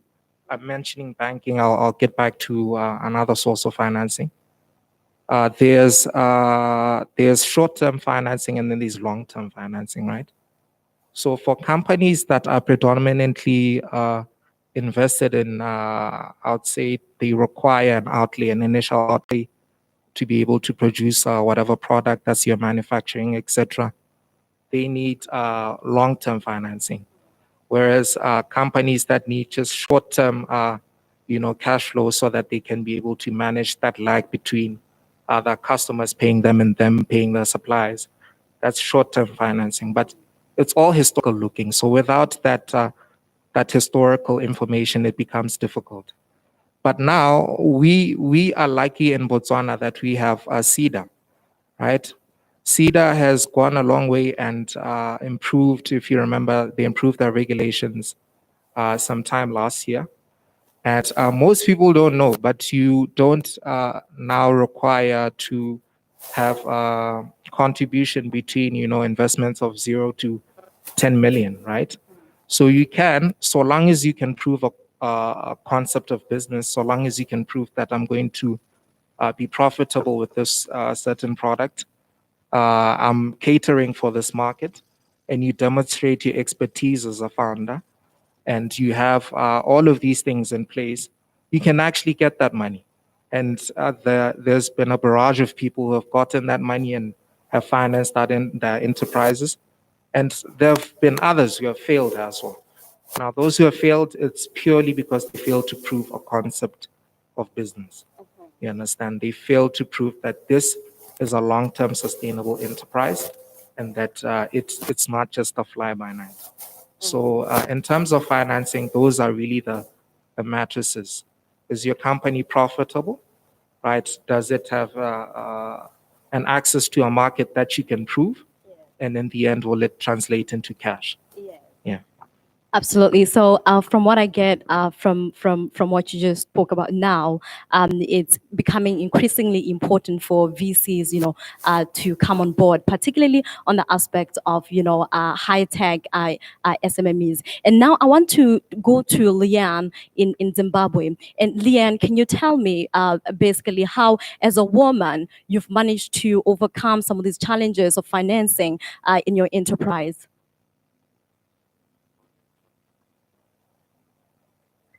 Well, it seems we as a continent have a lot in common, and especially when it comes to us youth and trying to get access to finance.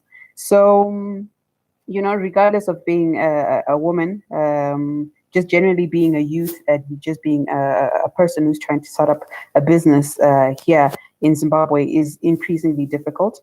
But what worked for me and what has been working for me is, you start where you are with what you have. You start small. Be able to manage your production. Like with me, I'm in manufacturing, right? So the problem is sometimes with a lot of businesses is because you have a business plan and you have a sort of like you haven't started operating per se. So you go to the bank with your business plan and you don't really necessarily have numbers to back it up. As my colleague was saying, sometimes you don't have a trade history. Some people don't even have a banking history. So it's difficult for you to actually prove to a bank to say, here I can, this is my business and I'll be able to actually pay back this money. And because also as young people, we also don't have collateral. A lot of us don't have houses. You don't have anything that you can attach, and to say to the bank, if this actually doesn't happen, this is something that, obviously that you guys can sell to recover your money. So I find that when you have a service or a product, right, if you are able to make use of, people around you, friends and family, so to say, to be able to actually start off your model, right? The important thing is to start off so that you have proof of concept, so that you have proof to say, when you do go to the bank, look here, I'm actually doing these kind of numbers. When you're trying to scale up, because it makes sense at the end of the day. The banks need to recover their money. They need to reduce their risk as much as possible. But so when you go to the bank and you actually have proof to say, look, I actually have a product, I have a service, this is what I've actually been doing, and this is the potential that I have. It's a much better conversation. And you also have to take advantage of whatever I don't know about Botswana, but here in Zim we have a lot of banks and organizations which have a lot of youth aimed programs, like competitions and programs, whatever is available to you where you can access money, you make use of it. We have taken advantage of this. We were able to win a couple of grants, a couple of awards, which were monetary. And this went a long way in us being able to actually purchase some plant and machinery. So that's pretty much my view on that. To say, don't wait for you to have a big bank account or for you to have this big check from the bank for you to start your business. You just need to be able to have the product or the service, to have proof that this actually is something that will sell and is selling. Yeah. So that's my opinion on that. Yeah. Absolutely. So now that we're talking about, our financing and how basically, it's up to us now as entrepreneurs, as startups, to perhaps maybe consider other means of just getting your product off the ground. I remember a mentor of mine, Vusi Tembekwayo, once said that what we need as entrepreneurs is just an idea. And from there, you need to now look at what the resources that you already have and work from there onwards.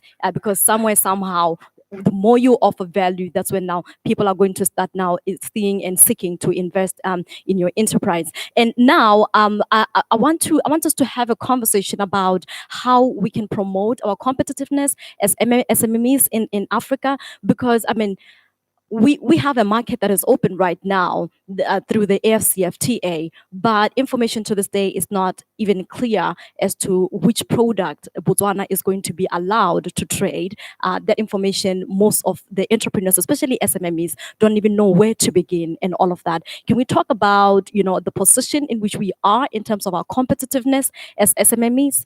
Do you perhaps want to talk about that, Mr. Samuel? Yeah. I think Samuel is better placed because he has won a huge chunk of money. But but I think from a competitiveness point of view, I'm given my background, obviously, I tend to view business in a very linear fashion, right? So I view businesses as really three matrices. That's your sales, right? Your profitability, and cash at the end of the day. So when you talk about competitiveness, I would want to touch on, firstly, internal digitalization, and then external digitalization. There was a speaker on here, I think Kilo, he mentioned how SEPA has digital, that, right? They've gone out of their way to invest in the vast resources so that you can be able to register your business online and have all those company extracts, right? BRS has done the same thing. So when you observe, if government is taking all of this initiative to make everything digital, what more of the entrepreneur, right? For you to be competitive in today's age, it's not a question of should I digital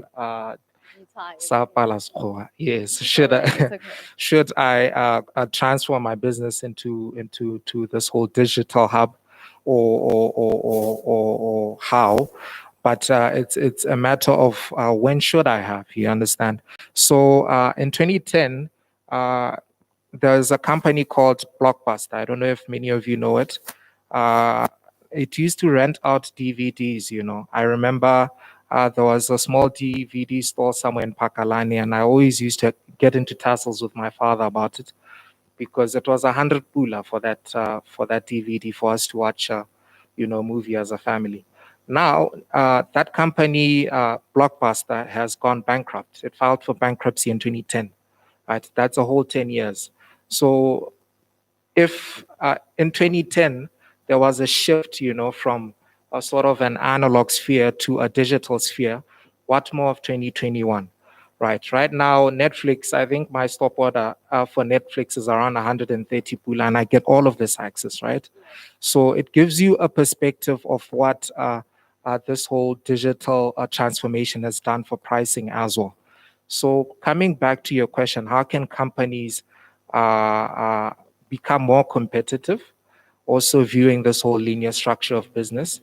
Firstly, it's your sales. I think companies should observe who they're selling to, assess their markets, assess their industries, and see where there's synergies, right?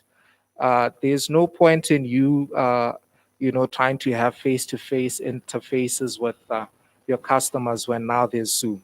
You can't give an excuse now to say, I'm failing to sell in Francistown, because of the distance, because now there's Zoom. You can actually set up calls and you can push for that sales initiative. There's no point in saying, no, I don't have access, to a certain market, within Gaborone when there are so many new apps that are coming up, things like your new bars, My Foodness, they've transformed how sales of, food and things like that are operating. So firstly, look at your sales, see how, observe your sphere in terms of your industry, see how you can digitize that, right? And then go down a ladder and then use the information you get from that e-commerce to see where the trends are in terms of your products, your services. Are you aligned to pricing? All this customer feedback information that comes should give you an indication of whether you're competitive in the market or not, whether you should stock this product or not, whether you should continue in this line of business or not. So, yes, that's just a snippet. Absolutely. So I don't know what this means to you or your business, Mr. Samuel. Just basically taking in an aspect of how to integrate your business into the global digital supply chain. What does it mean to you? What does it mean to your startup right now? And what have you done so far to try to basically take yourself out there? Okay. Yeah. Startups in Botswana, I think for youth, most of them, they have troubles with cash flow. Yeah. So, and in early starting up, you find that there's a period where you don't have money at all. So hiring accountants, bookkeepers, it's a really nearly impossible thing. So by digitizing, you add softwares that can do your bookkeeping, softwares that can calculate your financials. So that's how we can incorporate digitization into the SMEs, startups. And the other way we can do that is by marketing digitally, using the internet to market our products, to attract customers. If there are other softwares that can predict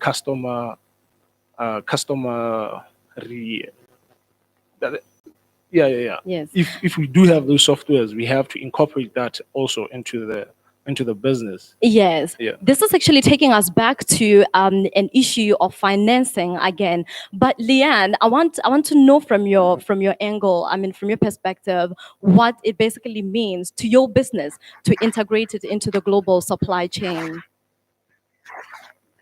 Okay, I'm going to touch more on the okay. I'll talk a bit of the history of my business. I actually started off as a digital content creator, so an influencer. So a lot of people call it these days. But it's a very powerful way for you to be able to get your brand out there, because what's actually happening nowadays is people don't necessarily trust who, because advertising has just been kind of tainted to a certain degree, where companies can make claims. You can make claims about that your business or your product does something, but sometimes it doesn't do that. So people rely now more on other people as reviewers, people who've actually used your product, people who've actually had experience with you. They trust them more, right? So you'd find that the reason why influencers and digital content creators are now so big is because people want a trusted face. When I started my brand, I was a digital content creator in the hair space. So I used to talk and blog about everything here. So people trusted me before I actually came up with the product, of which my followers are actually the ones who pushed me to actually come up with the product. I didn't have a product. I was just that person who was talking about, what you can do for your hair, the kind of tips and tricks that you can do to have, healthy hair. So the product came as a result of the followers, as a result of my, of my presence online. I kept on creating content. My footprint was there online. So even now, I have a history. I have a history. People can go back to my YouTube. People can go to my Instagram, my Facebook. There's a history there. So, people know that if I say this product that I'm creating, or this product that I formulated is actually going to help you, they have some kind of trust to say, okay, you know what, this is a person who's like me, a person who's like me, because I was that person who had issues with their hair. I came up with the product, and now I happen to just be selling the product. So I do believe that social media is one of the most powerful tools that us youth have. You don't have to spend a lot of money maybe trying to get yourself on a billboard, or trying to put yourself on in a magazine or a newspaper. Sometimes something as simple as just a Facebook ad, doing Facebook ads, doing Instagram ads, is because, look, at the end of the day, as my colleague pointed out, you have to know who you're selling to. If you know that most of your customers are coming from the digital space, make sure you are really spending everything that you can onto making your digital footprint as big and as good as possible. Absolutely. Yeah. Absolutely. Thank you very much. I think that the case study that you just gave is basically, all of us entrepreneurs today, we're looking forward to, or really we're looking to, how we could basically use, digital technologies that are already existing to continue pushing for our products and all of that. And what's nice about this is the fact that, like you said, there is a phase that people actually do get to say, no, we can trust this person. We've seen her on social media, and therefore then it translates to them buying your business, or your product and all of that. And talking about which, I think I want us to now go back and talk about the aspect of financing, how Mr. Kotlao, how young entrepreneurs, not just young entrepreneurs, but most importantly, like when we start businesses, we separate the aspect of finance from the actual operations itself. So can you just touch a little bit about that? Perhaps maybe even touch on, the ERPs. Yes. For me, this is a point of passion. I know I haven't mentioned a lot about what I actually do, and I offer advisory. But essentially, I'm advising clients and trying to secure financing for them. You understand?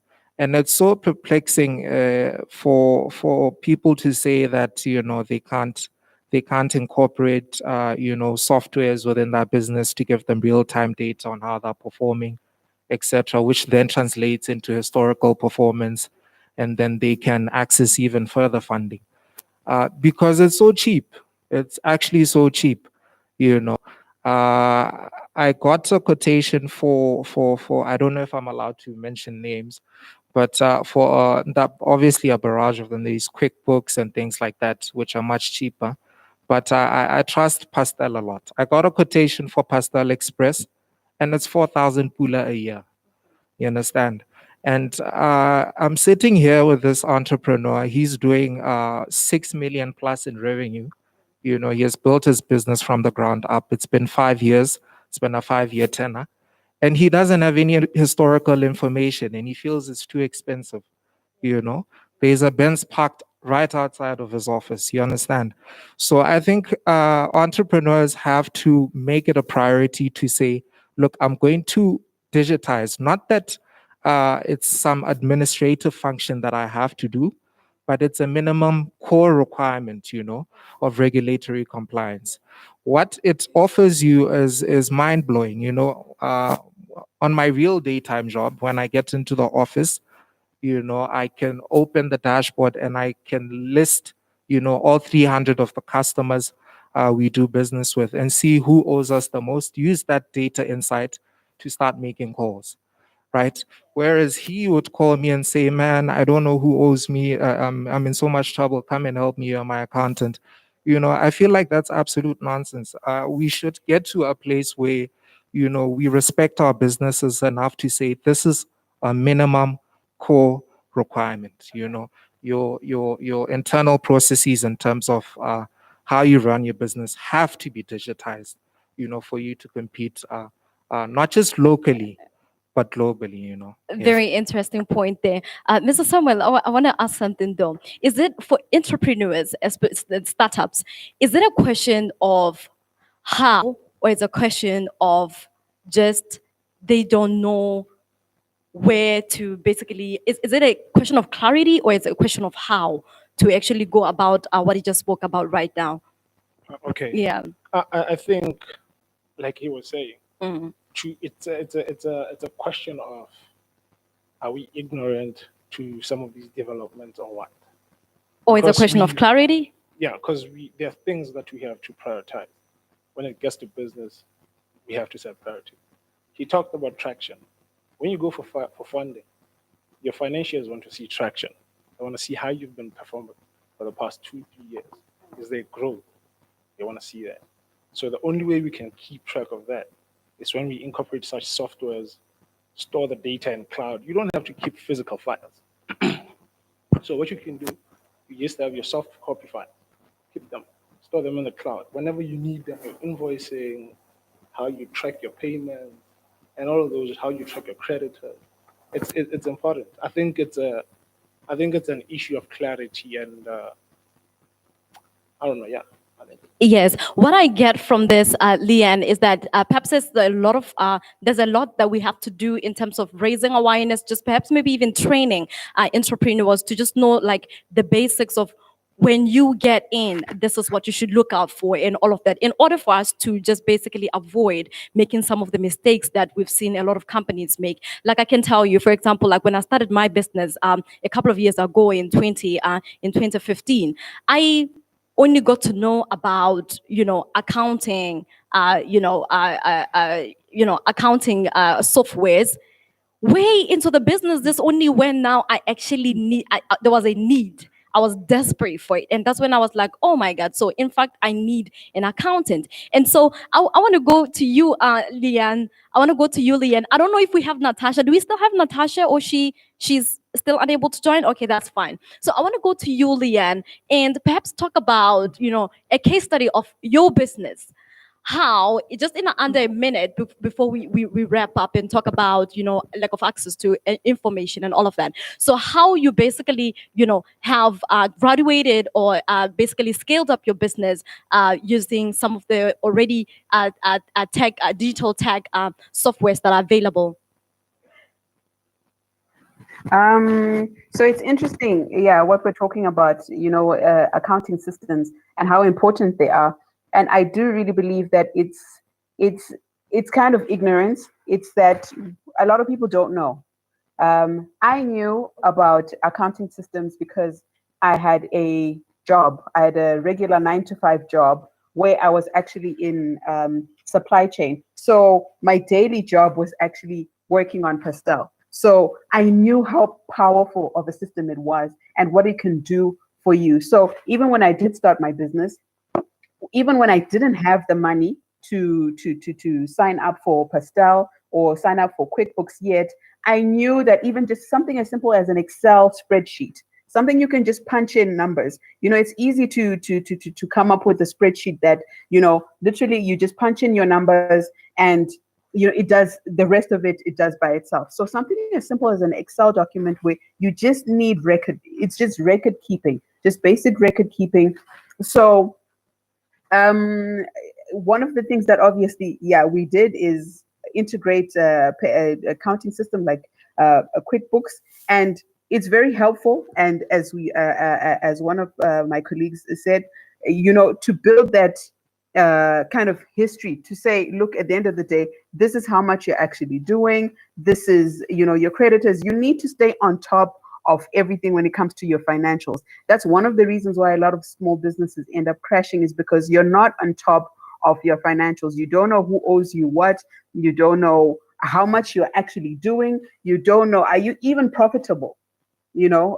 And some of these solutions, like accounting solutions, are very important when it comes to things like that. So I do believe that there is need for a lot of awareness when it comes to businesses.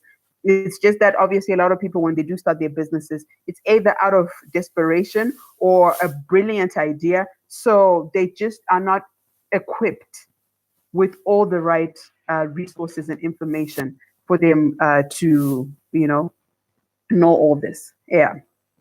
Absolutely. Thank you very much. So, and ladies and gentlemen, at this point in time, what I want to do before I give my panelists to give their last remarks, I want to check if we have any question in the house, and if not, or maybe in the platform. I'm not sure about that.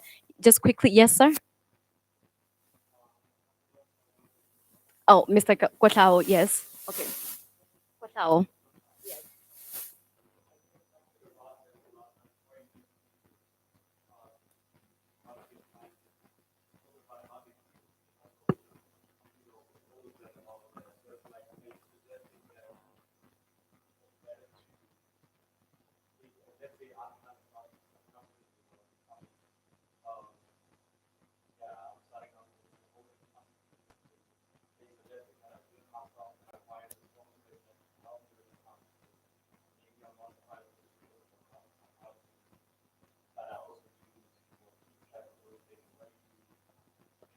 Okay, I'll bring this back to his real life example. So when I mentioned that he had grown his business to 6 million pula in revenue, for context, for maybe those watching abroad, that's about $600,000 in revenue.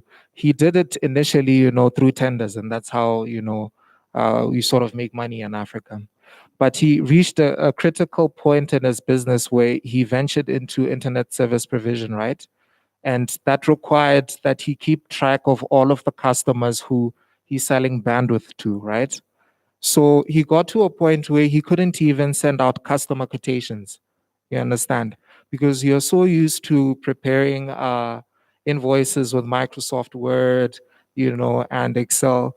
Whereas with softwares like Pastel, the moment you enter, those details for that specific customer, every time you raise an invoice, it takes 5 seconds. You understand, and that sale is recognized almost immediately. And then from there, the moment you close that icon, you can see on your dashboard that this so and so now owes me, let's say 500. He was dealing with now 30 plus customers who he didn't know how much they owed him, etc. So bringing back to your question, it's not complex. You don't need an accounting background to raise an invoice. We have a sales team. They will forgive me. I doubt any of them has passed, Form 5. Those are the guys who are driving the data recognition within our Pastel. Those are the guys who are raising invoices. They're not brilliant, Scientologists. They're just ordinary people who understand at least one small aspect of the software to be able, to go on with business. Absolutely. Yeah. So on that note, in respect of time, I'm so sorry. We just have to close this up right now. I would like just for my panelists, just say one keyword that they have, or perhaps maybe one keyword, what it means for them to integrate their businesses into the global digital supply chain. So I'll start with you, just one keyword. One keyword. what it means for your business to yeah, Increases productivity. productivity. Yeah. And for you, sir? I'm going to cheat. Assess your industry, identify opportunities, seek avenues to consolidate your databases and drive insight. He cheated, but that was amazing. And for you, Leanne? Definitely business changing. If you want your business to move up and to scale up, definitely.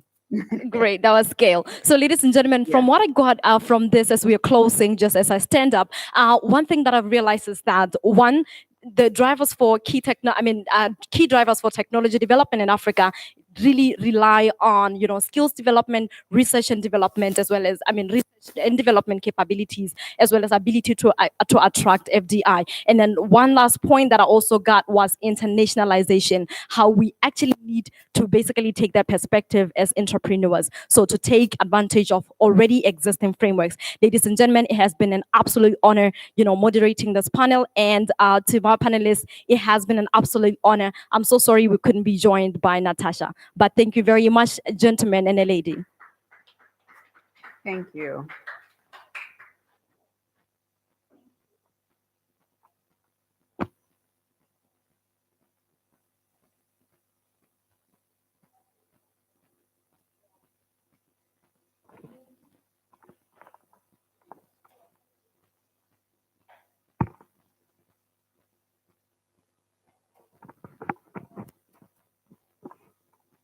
Thank you. Thank you, May. Important information. I think it's important that entrepreneurs understand the basic financial literacy, just to know what they're getting themselves into, and just to understand what they need in terms of seeking financing from different financial institutions. So yes, I feel once again, can we please give them another round of applause? As Babupi was speaking about Blockbuster, I remembered the story of Nokia, and it took me back to how important it is for companies to jump the digital wagon while it's still hot. I remember when Nokia had over 1 billion users, but they failed to recognize that the market was moving in a digital manner, and therefore they missed out on an opportunity to still become the market leaders in the phone industry. And now they are far behind, and my younger siblings don't even know what Nokia or who Nokia is. So I hope that this has helped people, or rather you guys here and other entrepreneurs that are watching at home, the importance of jumping into digitalization. It is where we are going. Do not be left behind. Do not be a Nokia.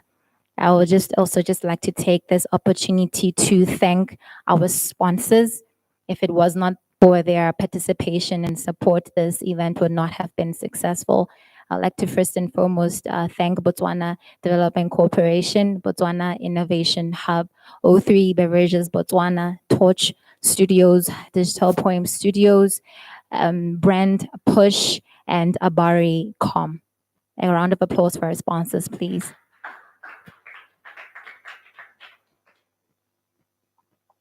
I would like to bring attention to the screen as Dr. Budzanani Tacheba, who is the Director of Innovation and Technology here at Botswana Innovation Hub, to give us the closing remarks. Thank you.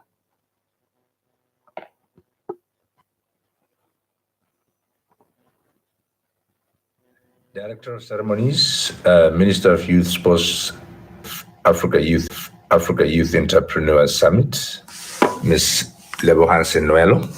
Let me acknowledge our stakeholders and all those that are listening online, and thank you on behalf of the entire community and partnership for being part of this very exciting fourth edition of the when Botswana is transforming in a rather rapid manner due to COVID-19 related impact to a more digital oriented country. Let me also acknowledge all our distinguished guests present here with us, members of the media, ladies and gentlemen. A very good afternoon, and thank you for your virtual participation. The Africa Youth Entrepreneurship Summit is a great platform for stimulating thought-provoking discussions on entrepreneurship, especially in relation to digital transformation. The theme of the 4th edition, integration of youth businesses into the digital global supply chain, is well placed as it is well in sync with both the regional and Africa level trade initiatives. A classical example here is the SADC Regional Integration Strategy, free trade agreement. First, let me just make a quick reflection. In a book written by Jim Collins, he brings out traits of specific companies. Now, this book is called A Build to Last. He identifies specific traits that reflect a visionary company as being based on specific items. Now, great footprint, or it has to be famous. The very same company has to have a stellar brand image and be at least 50 years old. This was during the 90s. If you fast forward 30 years on, the mighty or the great companies are falling very fast. As the average tenure of the Fortune 500 company, which was 61 years in 1958, is less than 16 years today. Also, the average Fortune 500 business took roughly 20 years to reach $1 billion evaluation, more of your unicorns. But now, if you look at companies like Uber, WhatsApp, and Snapchat, and others, each took less than 4 years to reach the same level. The lesson here is that digital immigrant organizations, those who were born prior to the digital age, need to think more like the digital native companies to stay afloat in the current business environment. 2/3 of the business deals globally. They have a significant contribution to competitiveness and lead to high pay wages in the economies that are fully integrated.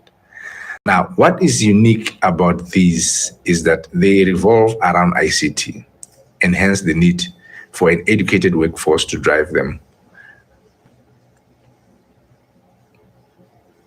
Now, if you look at Botswana, we have a very high informal sector, which holds significant potential impact on regional and global value chains, if supported through numerous platforms.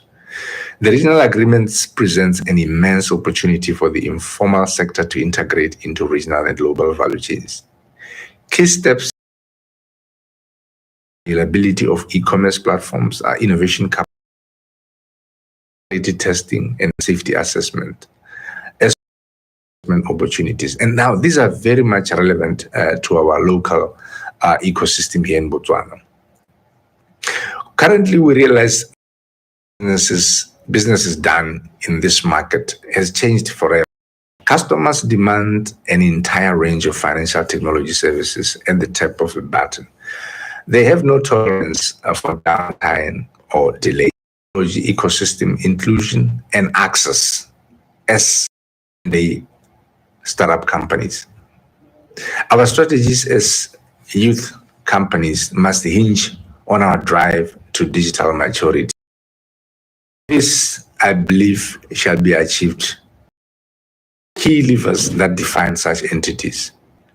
You see, first, as a digital mature entity, you need to consider the data information, that which allows you to be able to drive your business from. You need to consider things like connectivity. You need to consider digital skills. This includes in-house development capacities, as well as smart partnerships that can allow you to be able to achieve those. You need to consider technology and leveraging on the likes of the 4IR to heighten innovation. Data, exploitation of digital data and analytics for informed decision-making, and identification of new business avenues, which speaks customer experience journeys.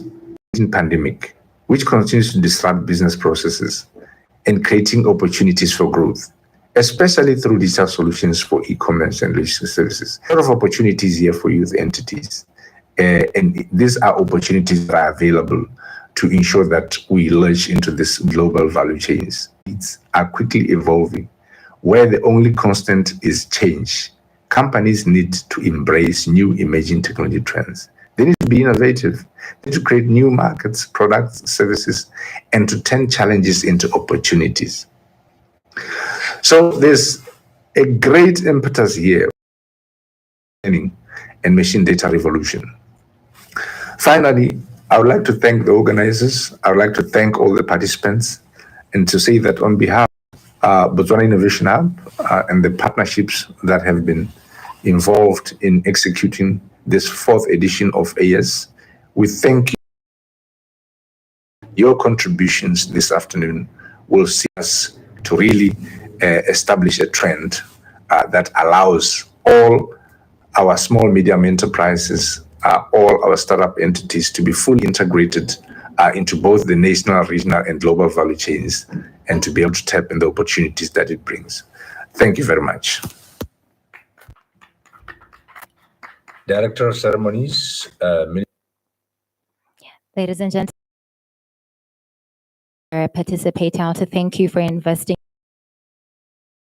this day. And just to as our guests and our panelists, please stay behind for a photo opportunity. Integration of youth businesses into the digital supply chain. We still have a long way to go, but I believe that you also believe that AES has created an opportunity for entrepreneurs all over Africa and the world to take this theme into implementation. Ladies and gentlemen, it has been an absolute pleasure directing the proceedings of today. Good night and thank you. And has always been ready to lead the way in pioneering the industrialization of Botswana through